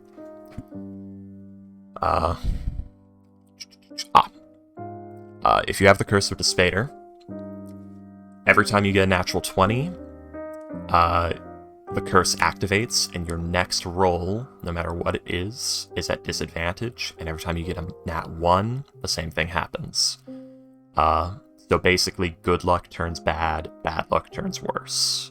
Now, in-game, in combat, this is not too bad, but think about your entire life, and, like, every time you need to, like, pull off that job interview, or convince that person of something, or not get food poisoning on this day, and you roll that check or roll that save, and you have to do it at disadvantage because something good happened to you earlier or something bad happened to you earlier, you're going to get fucked over a few times. And there's also the Curse of Dispater includes general misfortune. So, Duran Calistant, due to this general misfortune and these bad... Also, you know, his sister's named Fortune. It all ties together. There's themes. I'll explain that in a bit. He became afflicted. So Duran Calistant is a Great Old One warlock.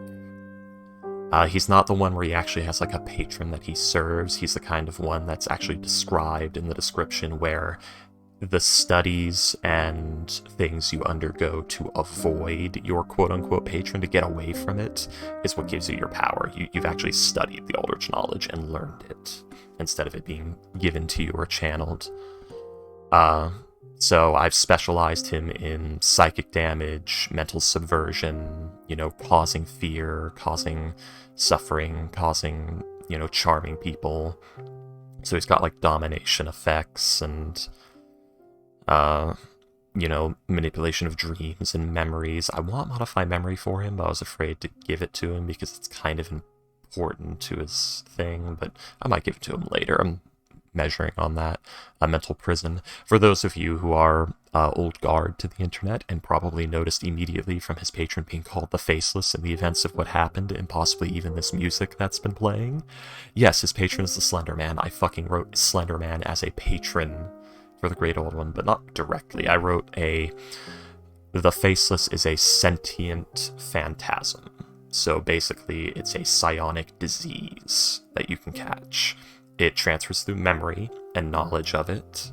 So if you know too much about it, if you think too much about it, it can affect you, and then it can manifest. And you witnessed a manifestation tonight. So yeah, it's not a good thing to have. It's not a good thing to suffer from. It's basically a parasite, more or less, that's rowing you into a life of extreme dread and anxiety and feeding off of it, and it won't kill you. It won't kill you. It will just make you suffer as much as it can. So, due to the misfortune from the Curse of Despater, he accidentally came across an artifact, which is a small statuette, which is actually here in his inventory, a small lead box containing a faceless statuette of the Faceless. He encountered that because he grew up in an abusive family, very poor, along with his sister. He wanted to learn magic. He wanted to make something more of himself, become a wizard. That wasn't fucking happening. He has shitty luck. He's coming from no money. He lived in the poorest area. He ran away from home when he was like 16 and tried to learn wizardry himself. Didn't turn out well. He was more on his way to becoming an arcane trickster rogue because he was just stealing and borrowing and begging and doing illicit shit to get the magical information. And on a job, he was going to steal some texts and some magical artifacts to learn from, and he got the statuette. He found it in the box, he opened it up, he looked at it, he studied it, he tried to figure out why it made him feel like something was watching him, and he learned too much. And that is how he became afflicted with the Faceless. For any of you who know D&D lore, a phantasm is literally an enchantment effect where you perceive something as real, but no one else can perceive it. It's all within your mind, but it's real to you. So if the phantasm cuts you with a knife, you will suffer psychic damage equal to the stab wound, and your body, and like the area you've been stabbed might actually turn red. You might suffer cellular degeneration in that area, as your entire body thinks it's been damaged there and just rejects that area, considering it dead, and, you know, floods it with blood and histamines and everything, trying to fix the wound that's not there, and ends up killing the cells, and there's a lot of science behind that. So yeah, it's that sort of deal. It's all in his mind, but it can actually hurt him, and it is a psionic disease. It can spread to other people who know too much about it, and they can suffer from it, and they can get the Faceless. And that's how his patron works. That's what he's dealing with. I've basically gimped this character horribly, but I've also sort of meta min-maxed built him into an ultimate damage engine of Doom that can deal like 90 damage in a turn, easily. And I gave him the tough feat and everything, haunted one background. Duran's had it rough. Very rough. He was born into suffering, and he will suffer until the day he dies, even if things get better. It's the Curse of Despater. They'll have to break that curse if they want to get out of that, and it's not looking like he'll get to in his lifetime.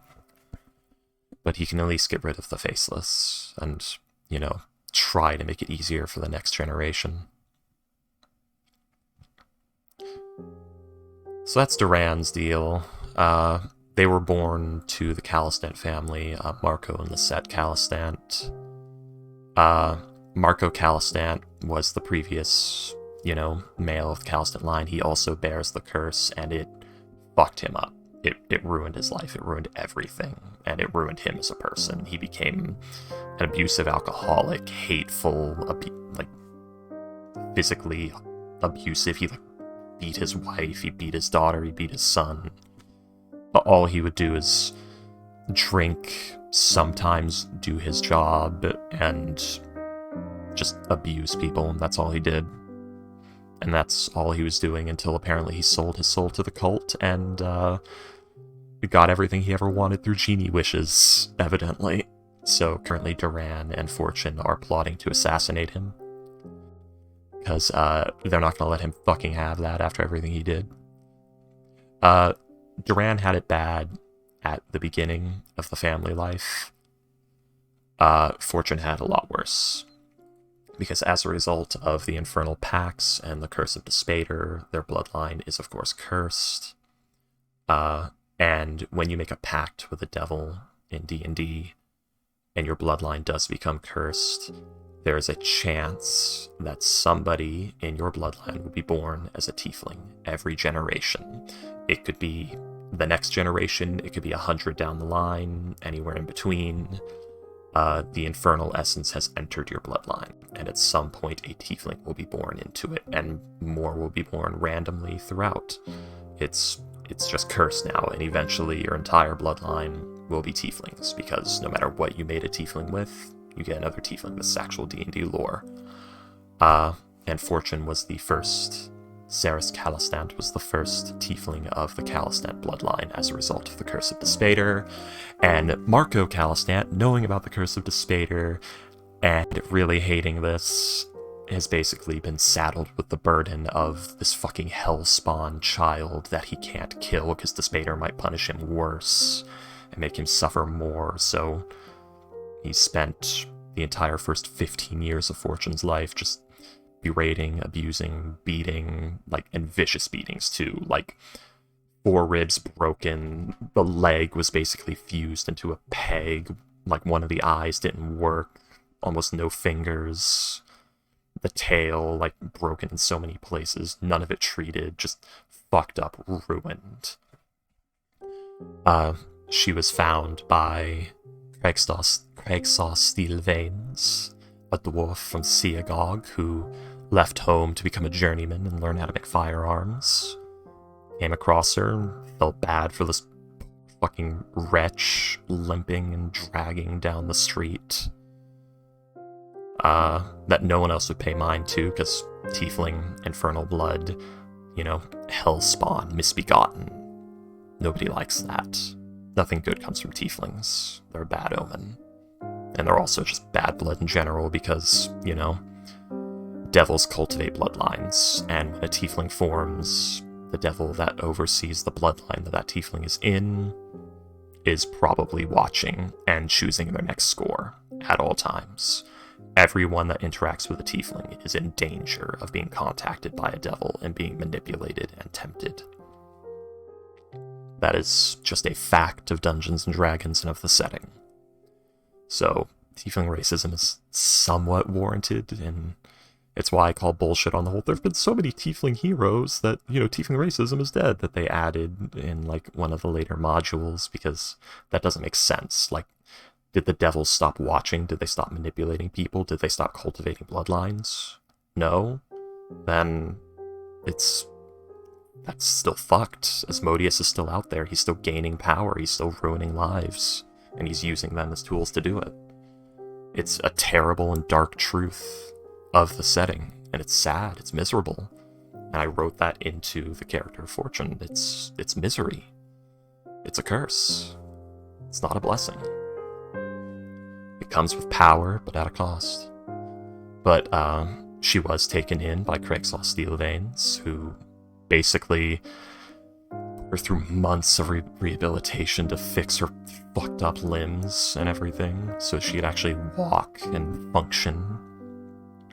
Brought her up on dwarven tradition, and that's why she has the clan crafter background and is an artificer, and it's called Steel Veins because she was later inducted into his clan as an official member of the Steel Veins. Things have been going great for Fortune in the last 4 years, after 15 years of suffering, and then another 16 of building back up and becoming a person, because she did not have a proper upbringing beforehand. It was a fucking mess. It's incredibly dark. This is one of the darkest characters I've ever written. One of. It's a tale of hope. The core theme of, Fortune Steel Veins, Ceres Callistant, is hope. It's not giving up. It's not losing hope, because she's lost hope before. She had nothing. She'd given up. She was waiting to die. And Craigsaw saved her, and now she clings to hope as the greatest virtue. And she chose the name Fortune, not because she wanted money, because she wanted a little bit of luck. She wanted a little bit of good fortune. She wants something good to come to this cursed family, to this cursed little being, to prove that it could be better, to hold on to hope, to not run from it, to not give up, to fight. That's the idea behind this character.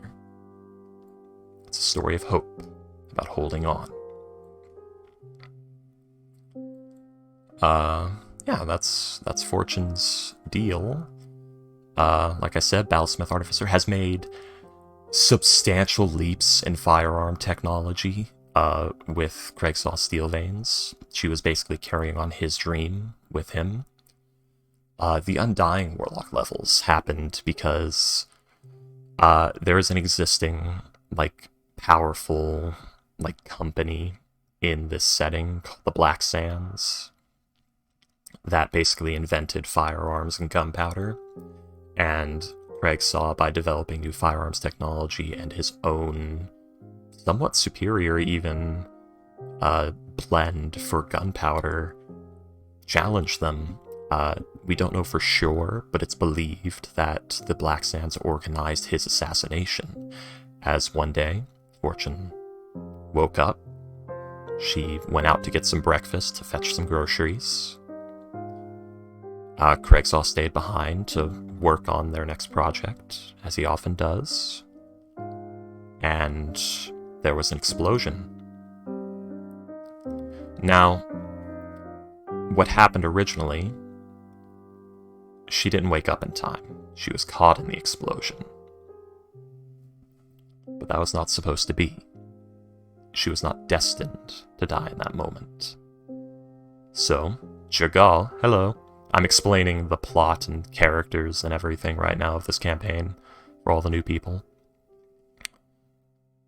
So, Jagal, the Pitiless One, the Lord of the End of Everything, the Seneschal of Kelemvor.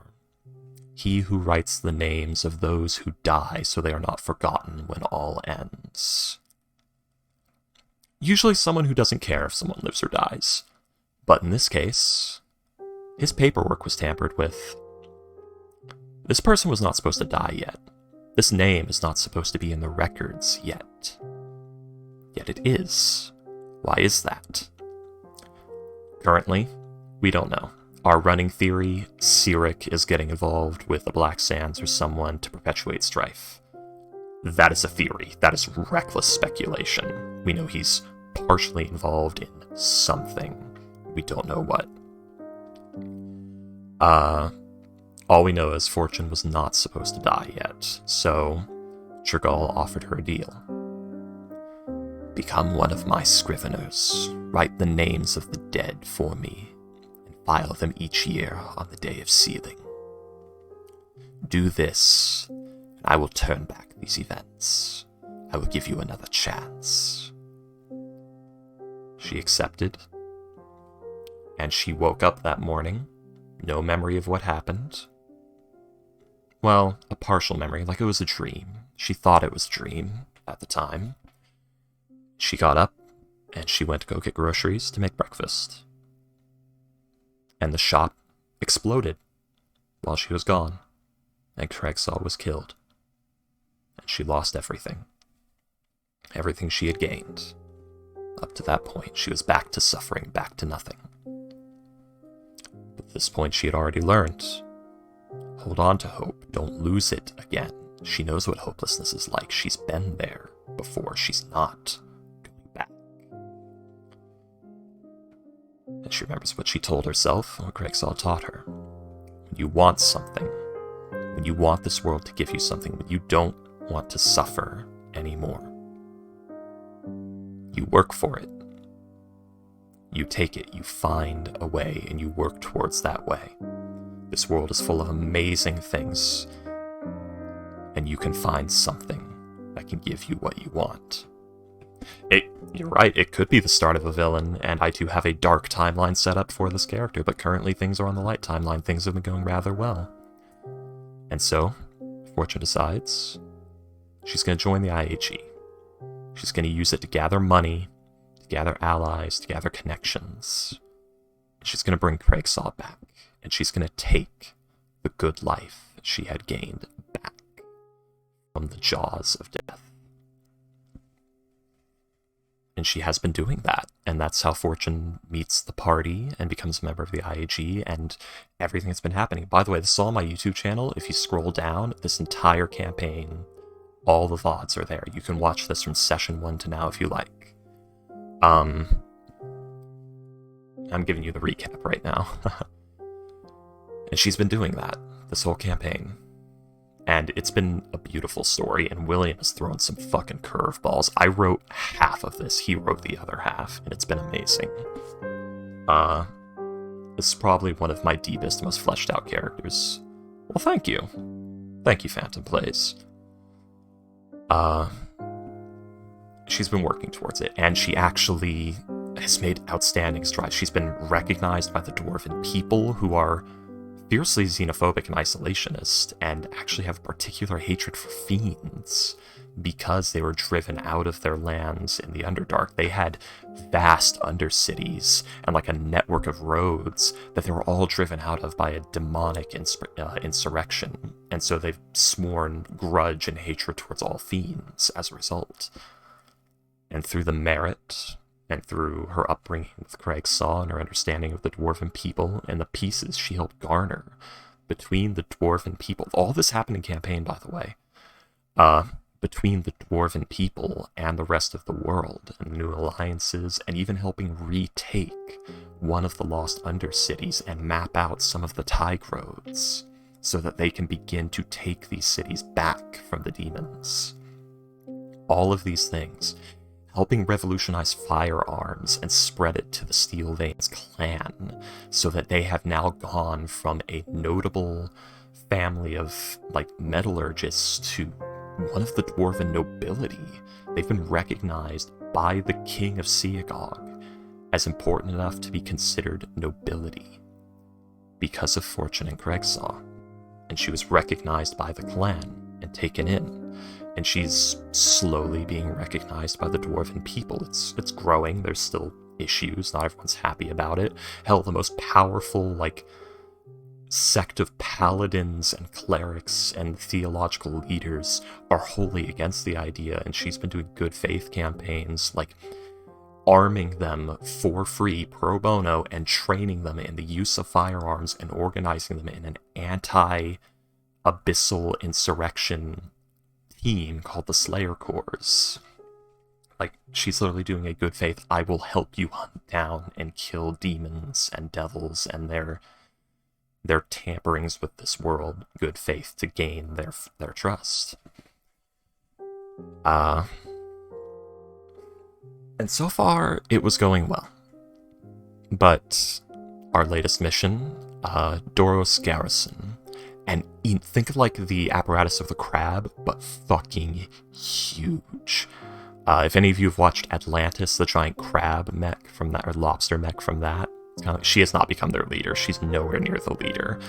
She's actually at risk of becoming the leader of the Steelvanes clan. She would never accept it because Craigsaw Steelvanes is the second-born son of Yolair Steelvanes, who was leader of the Steelvanes clan.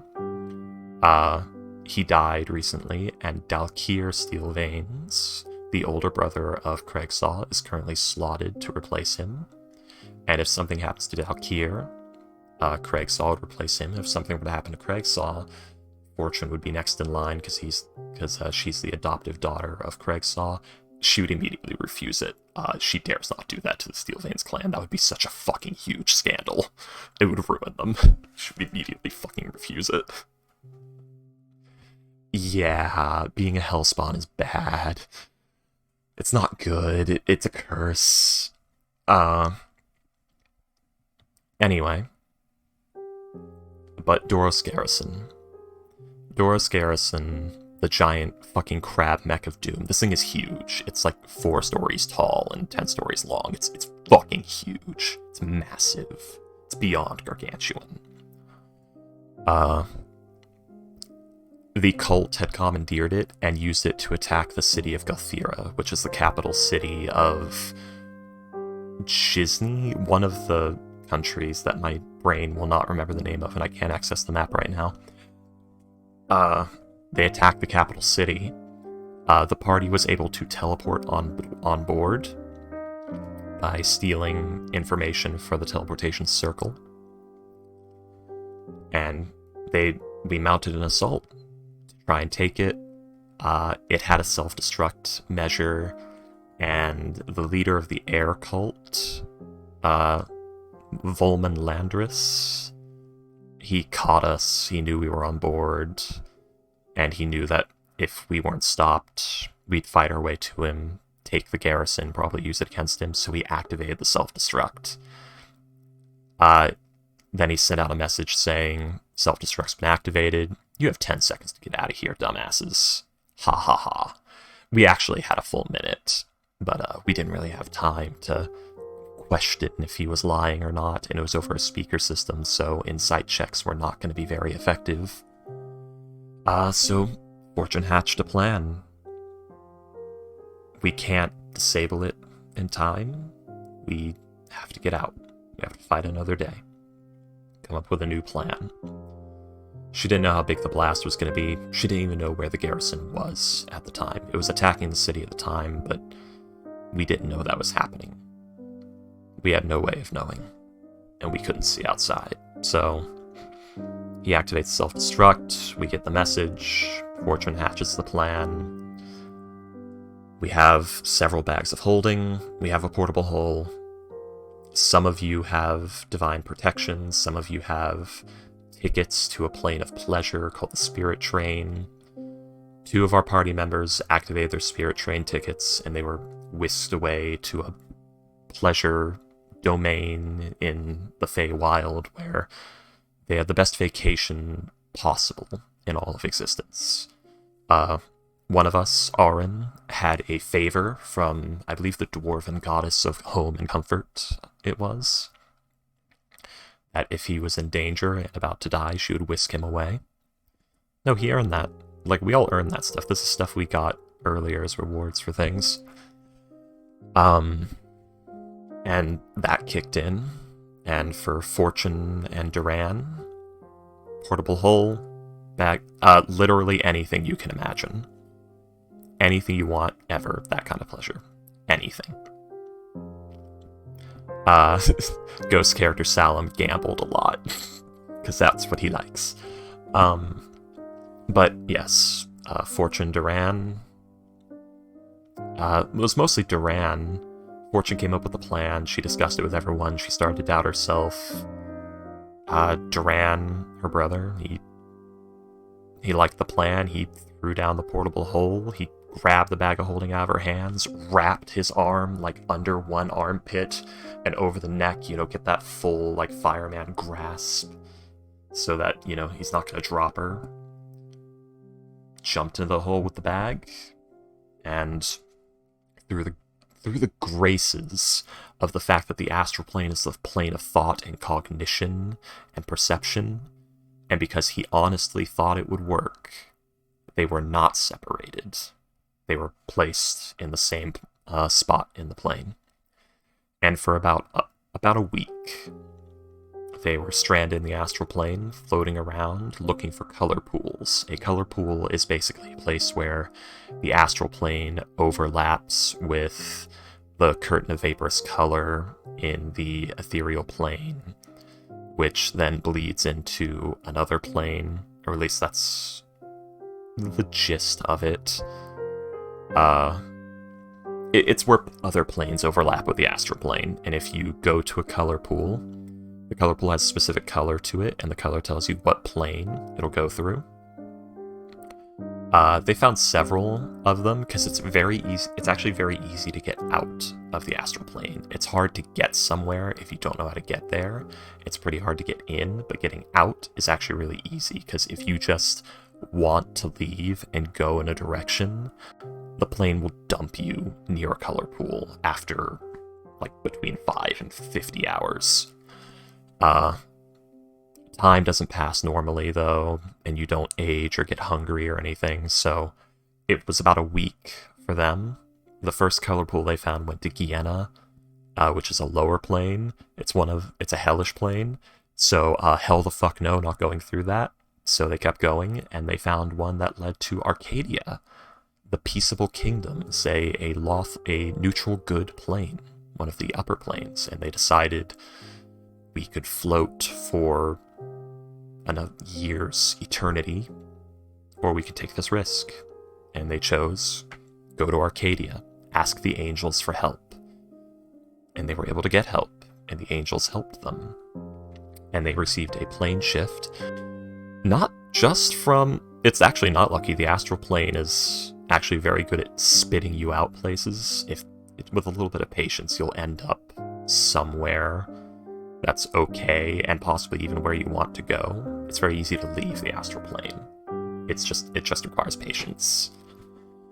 And Arcadia is a plane of altruism and, like, you know, peace and comfort. And it's actually one of the dwarven gods which Fortune is an adherent of, and she met Jobok Steelveins, the founder of the Steelveins clan.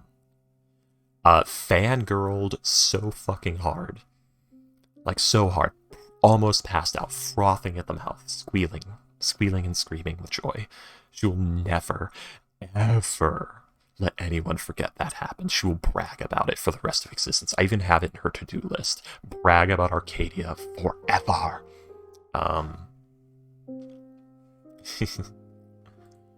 Oh, I need to update my emotes. That's an ancient fucking emote from the Xenoverse 2 days. But yes, so Cloud9, one of the happiest she's ever been. Since she was adopted to the Steelveins clan, the happiest she's been since that day. So second best day of her life, third best day of her life. The best day of her life would be the day Craigsaw fucking scraped her up off of the fucking gutter and said, "Alright, you're coming with me. You're gonna be my apprentice, and I'm gonna fix you, and you're gonna be happy, and I'm gonna adopt you, and you're not gonna suffer anymore." The second best being when she was inducted into the clan of the Steelveins family, the Steelveins clan, and this one being the third. Probably even better than when the Dwarven King fucking thanked her publicly.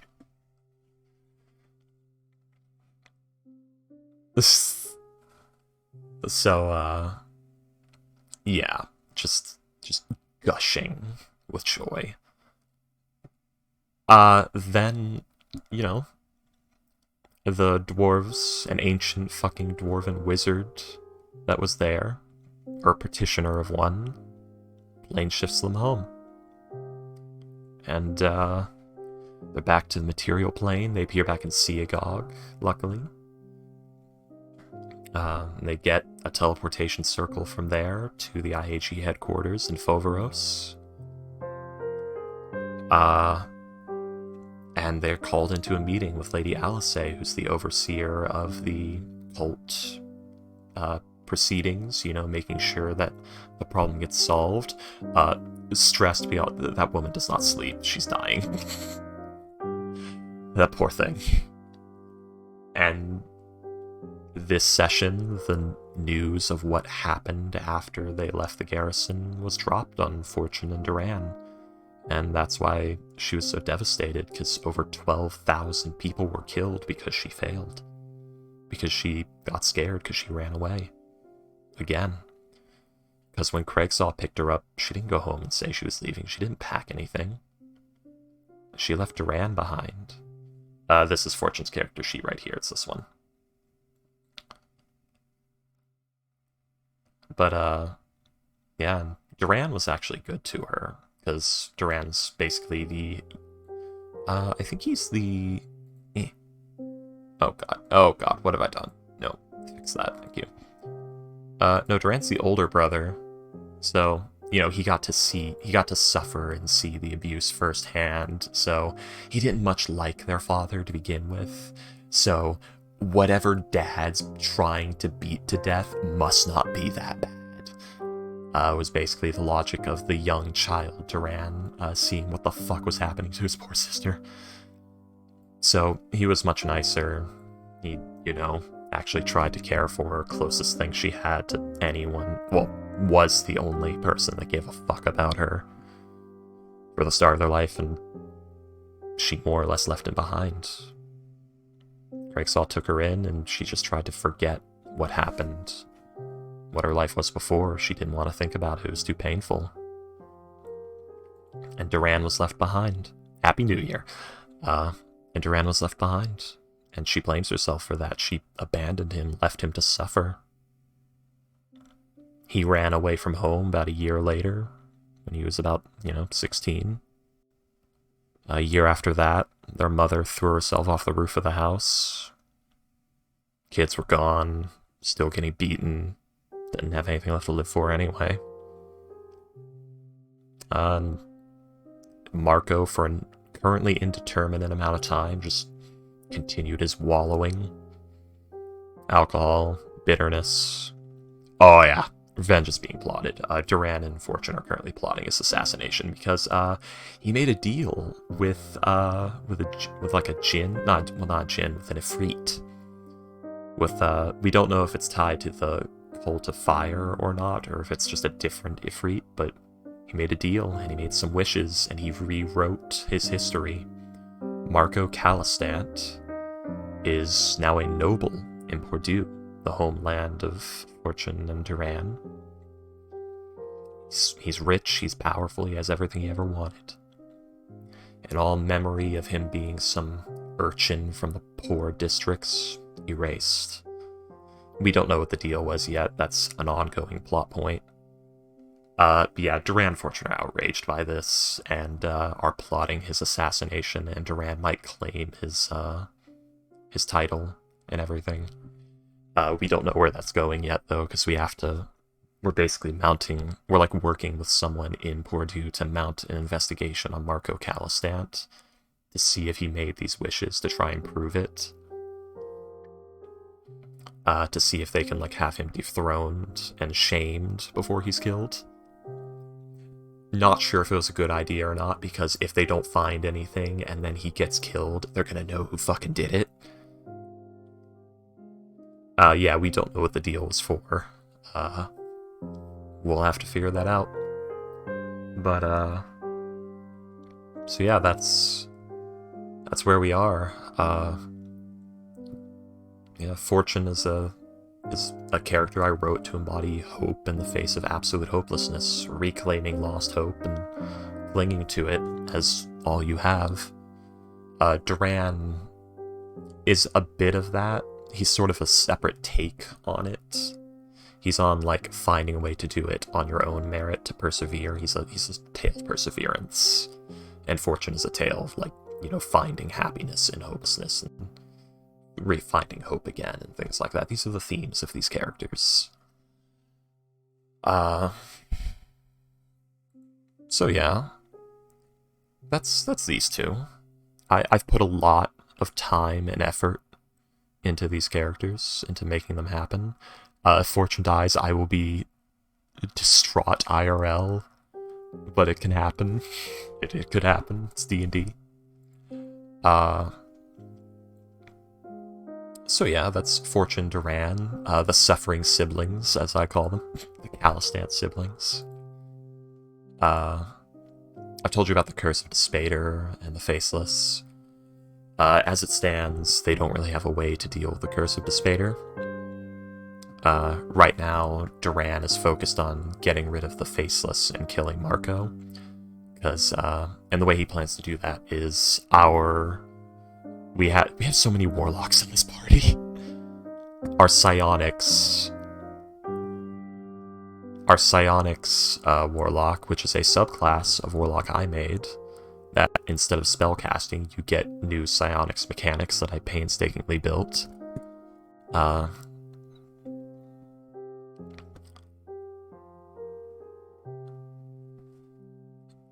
He comes from a group of Warforged that were built by a group of artificers long ago that made this thing called the Spirit Tree, which is this tree that contains the souls and memories of a bunch of basically their entire civilization, and basically recycles and reincarnates them into these crystals that they use as the core for Warforged, and that's their system of afterlife and rebirth.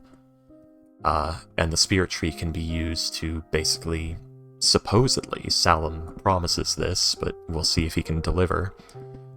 The Spirit Tree can be used to delete large swaths of memory.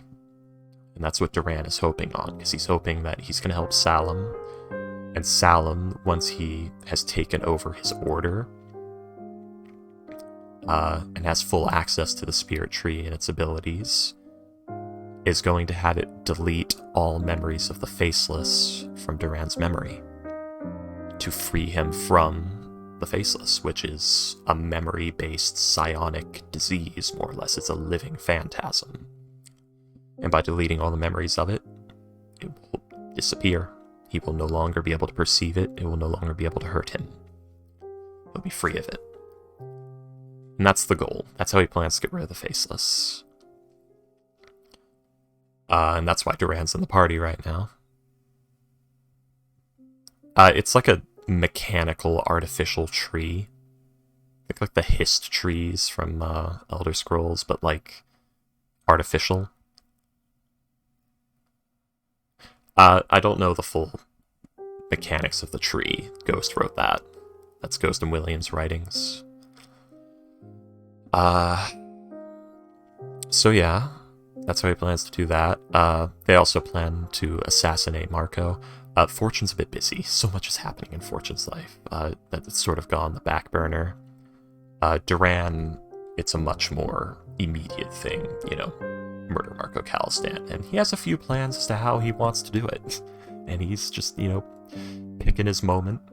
Because whether he gets dethroned or not, if they shame Marco Calistan or ruin his line or not, Duran's still killing him. He doesn't get to live. Like, the shit Marco Calistan did. Like, the absolute shit that went down. It was terrifying, terrible, horrible things. Like, Fortune was not recognizable as a humanoid being. Like, she would be easily mistakable for, like, a zombie. Like, when Craigsaw found her, it was not good. She was barely alive. We're currently trying to stop... The party's goal right now is we're trying to stop the cult of elemental evil. Because they're trying to make, like, new aspects or avatars of gods on the material plane to take everything over and probably smash it down to primordial chaos, most likely. We don't know what their absolute end goal is, but we know that's the stepping stone they're at. At this time, they have burned down a large portion of the country of Pice, which is the one of the largest food providers in the world, so they've basically caused a mass famine worldwide. They blew up Gelfira, which is one of the greatest repositories of, like, crafts and knowledge and history in the world, so they've set back, like, historians and technological advancement and artistic advancement. They've set it back hundreds of years. They've destroyed thousands upon thousands of years of documentation and history. Like, this is an extreme loss for society as a whole. So much so that the conglomerate has actually declared members of the cult of elemental evil as inhuman. Like, they no longer have, like, the rights of humanoids. They're not considered people anymore. So, if you're a part of the cult of elemental evil, there is no amount of torture or killing or suffering or cruel and unusual punishment that is considered not allowed. Which goes into my other backup, Maurentius Delevantis Cret, who is a necromancer wizard working for the IAG as a consultant on demonology and undeath. He basically helps deal with threats of these sorts, you know, fight fire with fire sort.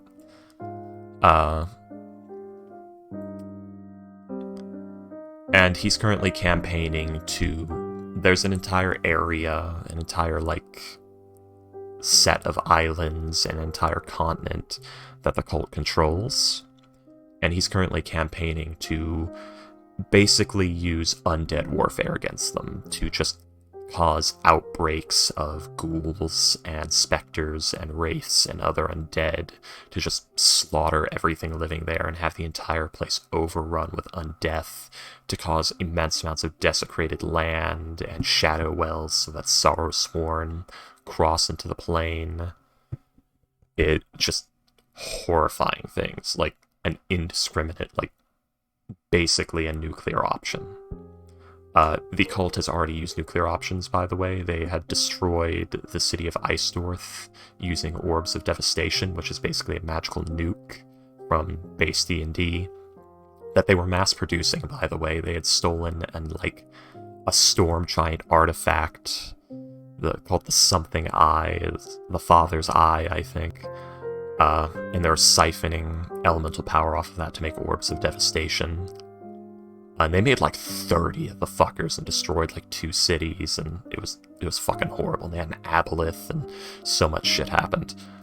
But yeah, they'd already crossed that line, so Kret's currently campaigning to eradicate their entire homeland, and Kret's saying an undeath outbreak would be much easier to control and eradicate than the cult. The undead would be spread, they would not be organized, they would just be a disease. We can deal with that. We can't deal with the cult. I mean, maybe. He's currently suggesting that when they do that, they do not utilize the cult of Orcus or Spawn of Chios, because that would be going too far and could get out of hand. Avoid any and all organized undeath groups. Literally just use outbreaks of ghoul fever and wraiths and wights and things like that to cause a disorganized outbreak. More or less biological warfare is what he's campaigning for, but of course, we have made a treaty with the Cult of Earth to basically pull them out of the fight. We're basically getting the Earth Cult to leave the Cult of Elemental Evil and to give up on the making a god avatar thing, because they were kind of dragged in the first place, and we're working on that, but now that's kind of become their shield, because there's Earth Cult members within the Cult of Elemental Evil's lands, so that's why Kret isn't just getting the, oh yeah, they're not human, go ahead and do it, we'll help you here, we'll make teleportation sigils and, infest their water with ghoul fever, just put particulate of human flesh and everything, Oh yeah, most things that happen have consequences in this campaign, and Kret is literally campaigning for a lesser of 2 evils, just, fuck the place over, and then deal with that instead of dealing with the cult.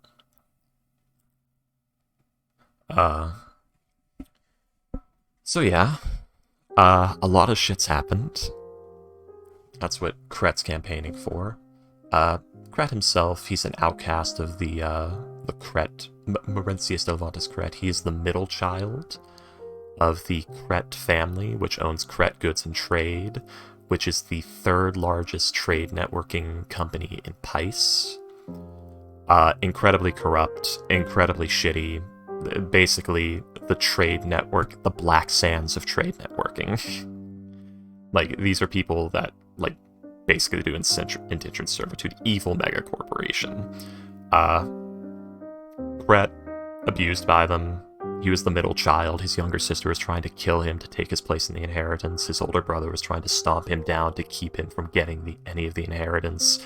And dear old dad uses his kids as business instruments. They're just things to be married off and to use for financial gain. Yeah, rich, selfish pricks. Kret's a bit of a rich, selfish prick himself. Maris Kret is a bit of a rich, selfish prick himself, but, he got screwed over by it bad enough to decide, alright, I could be less of a prick and help deal with these and clean it up a bit. So, he wants to, murder his entire family and take over the company and chop it into pieces and sell it off and kill their monopoly. And just sort of, do his own thing. He wants revenge. He doesn't really care about that they're hurting people. He more cares about that they're just so shitty he wants them gone. why he keeps his lawful evil alignment, despite his seemingly altruistic desires. God, I wish I had my water right now, but I'm out. So, yeah, Kret's the idea of, like, there's light and darkness is the sort of deal. Maybe his alignment will better over time if he gets what he wants. He's in a dark place right now. Give him a minute. We'll see. So yeah, that's Mr. Kret, and he's there. If the campaign gets darker, I might take him. It depends. This is why I go for multiples, because then there's Nigel Human. Yes, the pun is canonically a part of his name. His dad is a bit of a fucking prankster. A bit of a cut-up, a bit of a clown. And he got to name Nigel when he was born. And his wife didn't catch on to the pun until, you know, the documents were signed about 2 days later. So, yeah. Hugh Jassman, Nigel's father, whose father was also, it's a family tradition, like his grandfather and his great-grandfather, they all have silly pun names. Nigel's not a full joke character, this is the depth of the joke. So, you know, that happened.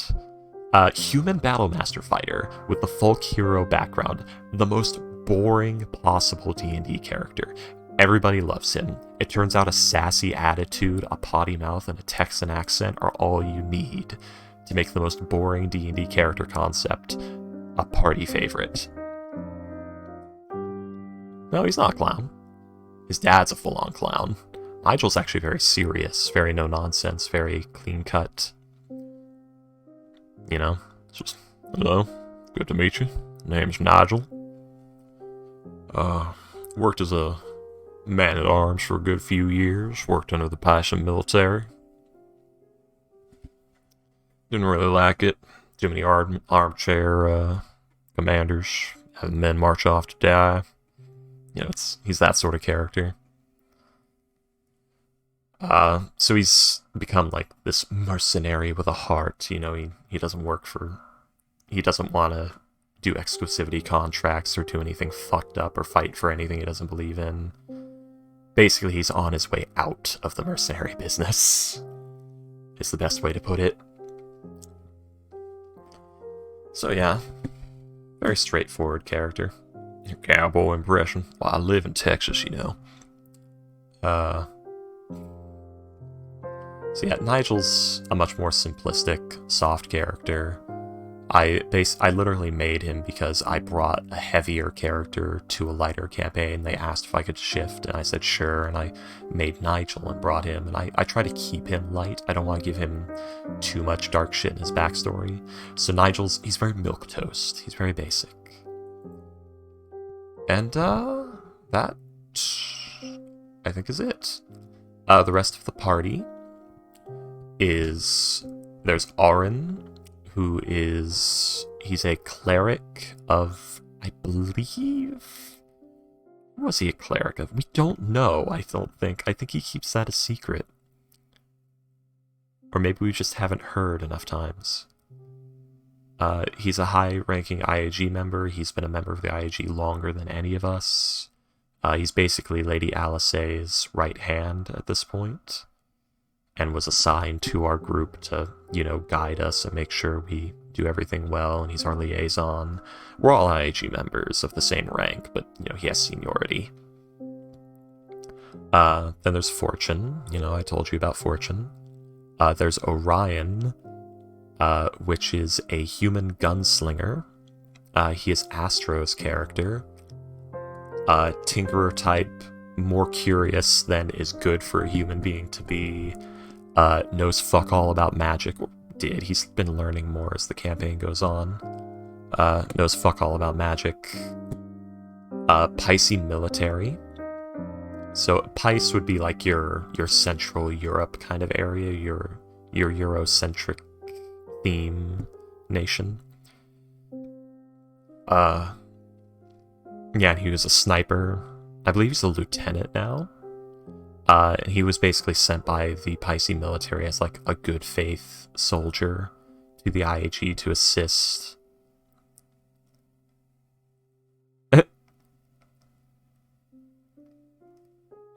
That's a lot of the themes, but it's not all it's about.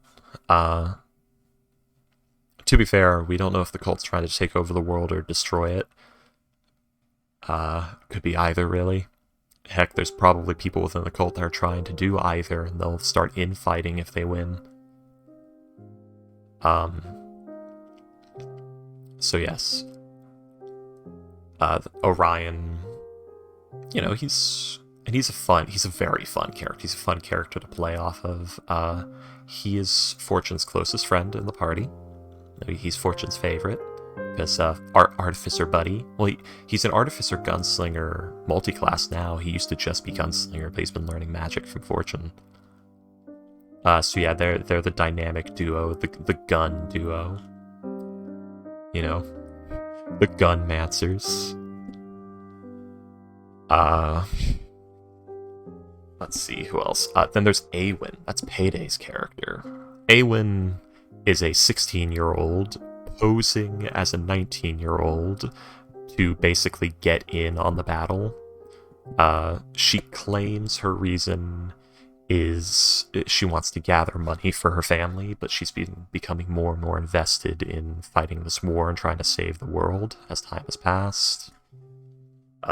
So she basically lied to get into the IAG so that she could make more money, because there was a civil war in Foveros, which is the country she's from, and her village was destroyed during that civil war.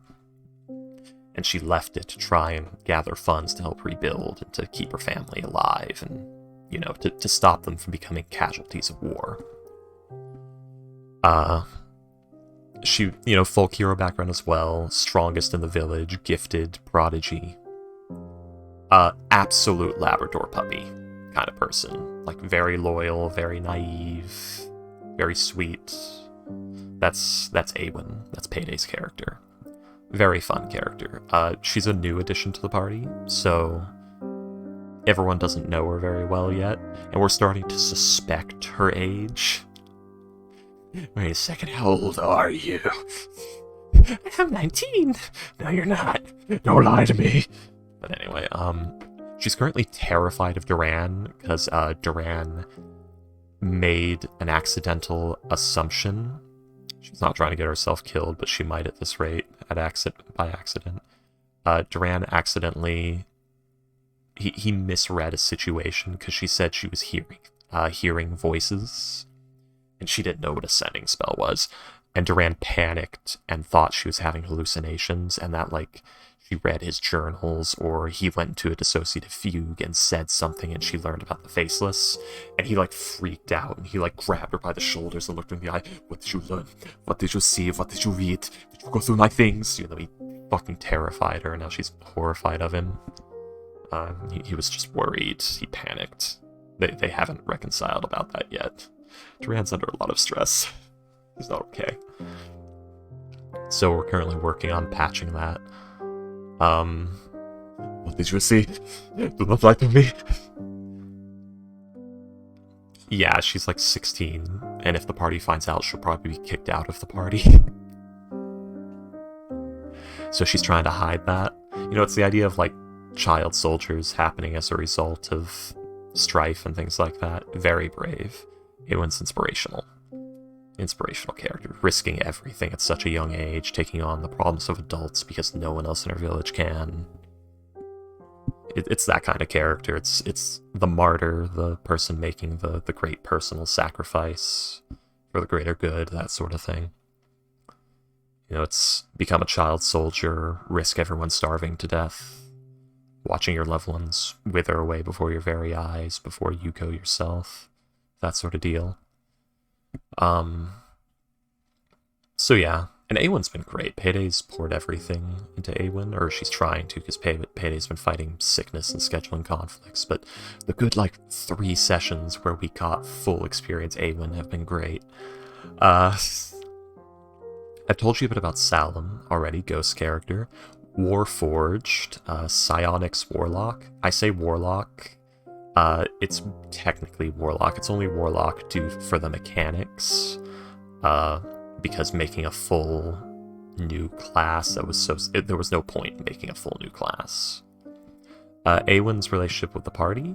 Awen's relationship with the party is basically she joined in, and we had an opening, and she applied, and, you know, we interviewed her, and she met all the criteria. She lied about her age, and she got in. Like, we hired her because, you know, we had an opening after her previous character, Sylvia, or no, Beldroth. Sylvia was her first character, but Sylvia retired because she completed her life's goal and wanted to retire. Well, she came out of retirement and then completed her goal and went back into retirement. She's on a boat, fucking a sea captain right now somewhere. Cougar fighter, Sylvia. And then there was Beldroth Soleil, who, you know, this kind-hearted traveling jeweler who tries to make very fine quality jewelry out of mundane materials for low prices so that anyone can have nice things. Very much a believer in... Who does she trust the most in life and death moments? Well, she hasn't known the party for very long. Awen is currently training under Salem. Like, she's become Salem's apprentice. Fortune has made the best impression on her, though. It's unknown who she trusts more. Salem has been shooting some holes in the trust because Salem's a chaotic, irresponsible little chaos being who's like 8 years old himself because he's a warforged. And she's learning that. So I think Fortune right now, because Fortune's the, like, most responsible adult in the party, aside from, like, maybe Auron. But Auron, it doesn't really take charge as much. That's the best way to put it. He's very hands-off, and Fortune's very hands-on. So yeah, that's what's happening right now. So probably Fortune. We don't know for sure yet. But yeah, there was Beldroth Soleil, which is, you know, elven barbarian, actually, pretty boy barbarian, you know, himbo barbarian, Beldroth Soleil. We miss him, we love him. He fell in love with a curvy piece of driftwood, which is what we call the I think it's a triad that he ran off with for a bit. He said he'd come back, but we don't think it's gonna happen. So Awen, and Payday's side Awen's gonna be her final character. She's sticking with Awen for the rest of the campaign, unless Awen dies.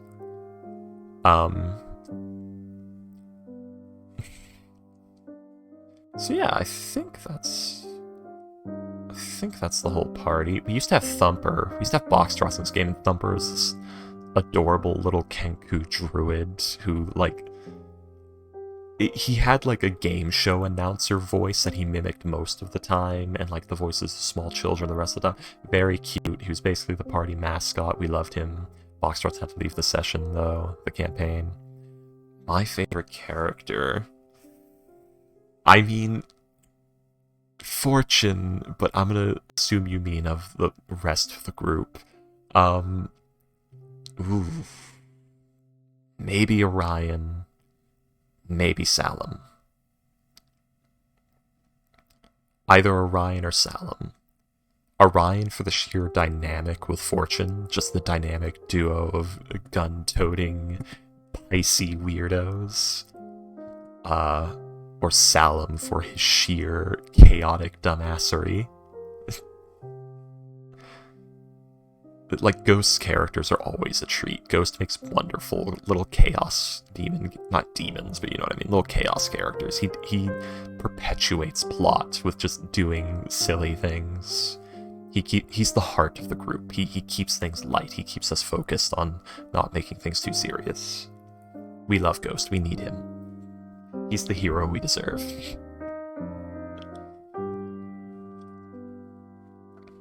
I believe that's everyone. I mean, does anyone have any questions? Anything I didn't cover properly?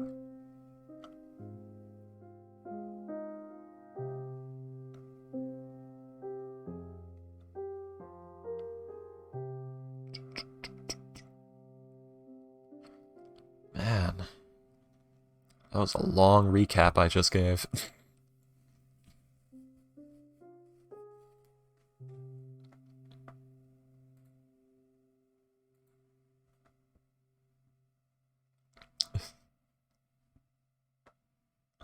Yep. Oh, that completes the recap. My god. I kind of wish I'd cut the stream and restarted it for that. And, like, made a separate video, but, like, I don't know. Maybe I'll figure out how to do that after the fact. I'm exhausted. I worked today, and then stayed up late into the night, and then did this whole session and this whole recap. And I have to work again in, like, 7 hours. So I think I'm gonna end stream, I'm gonna get some water, I'm gonna take a piss, and I'm gonna go to fuck to bed. My god. Thank you all for watching. I hope you all enjoyed the recap and are all up to speed.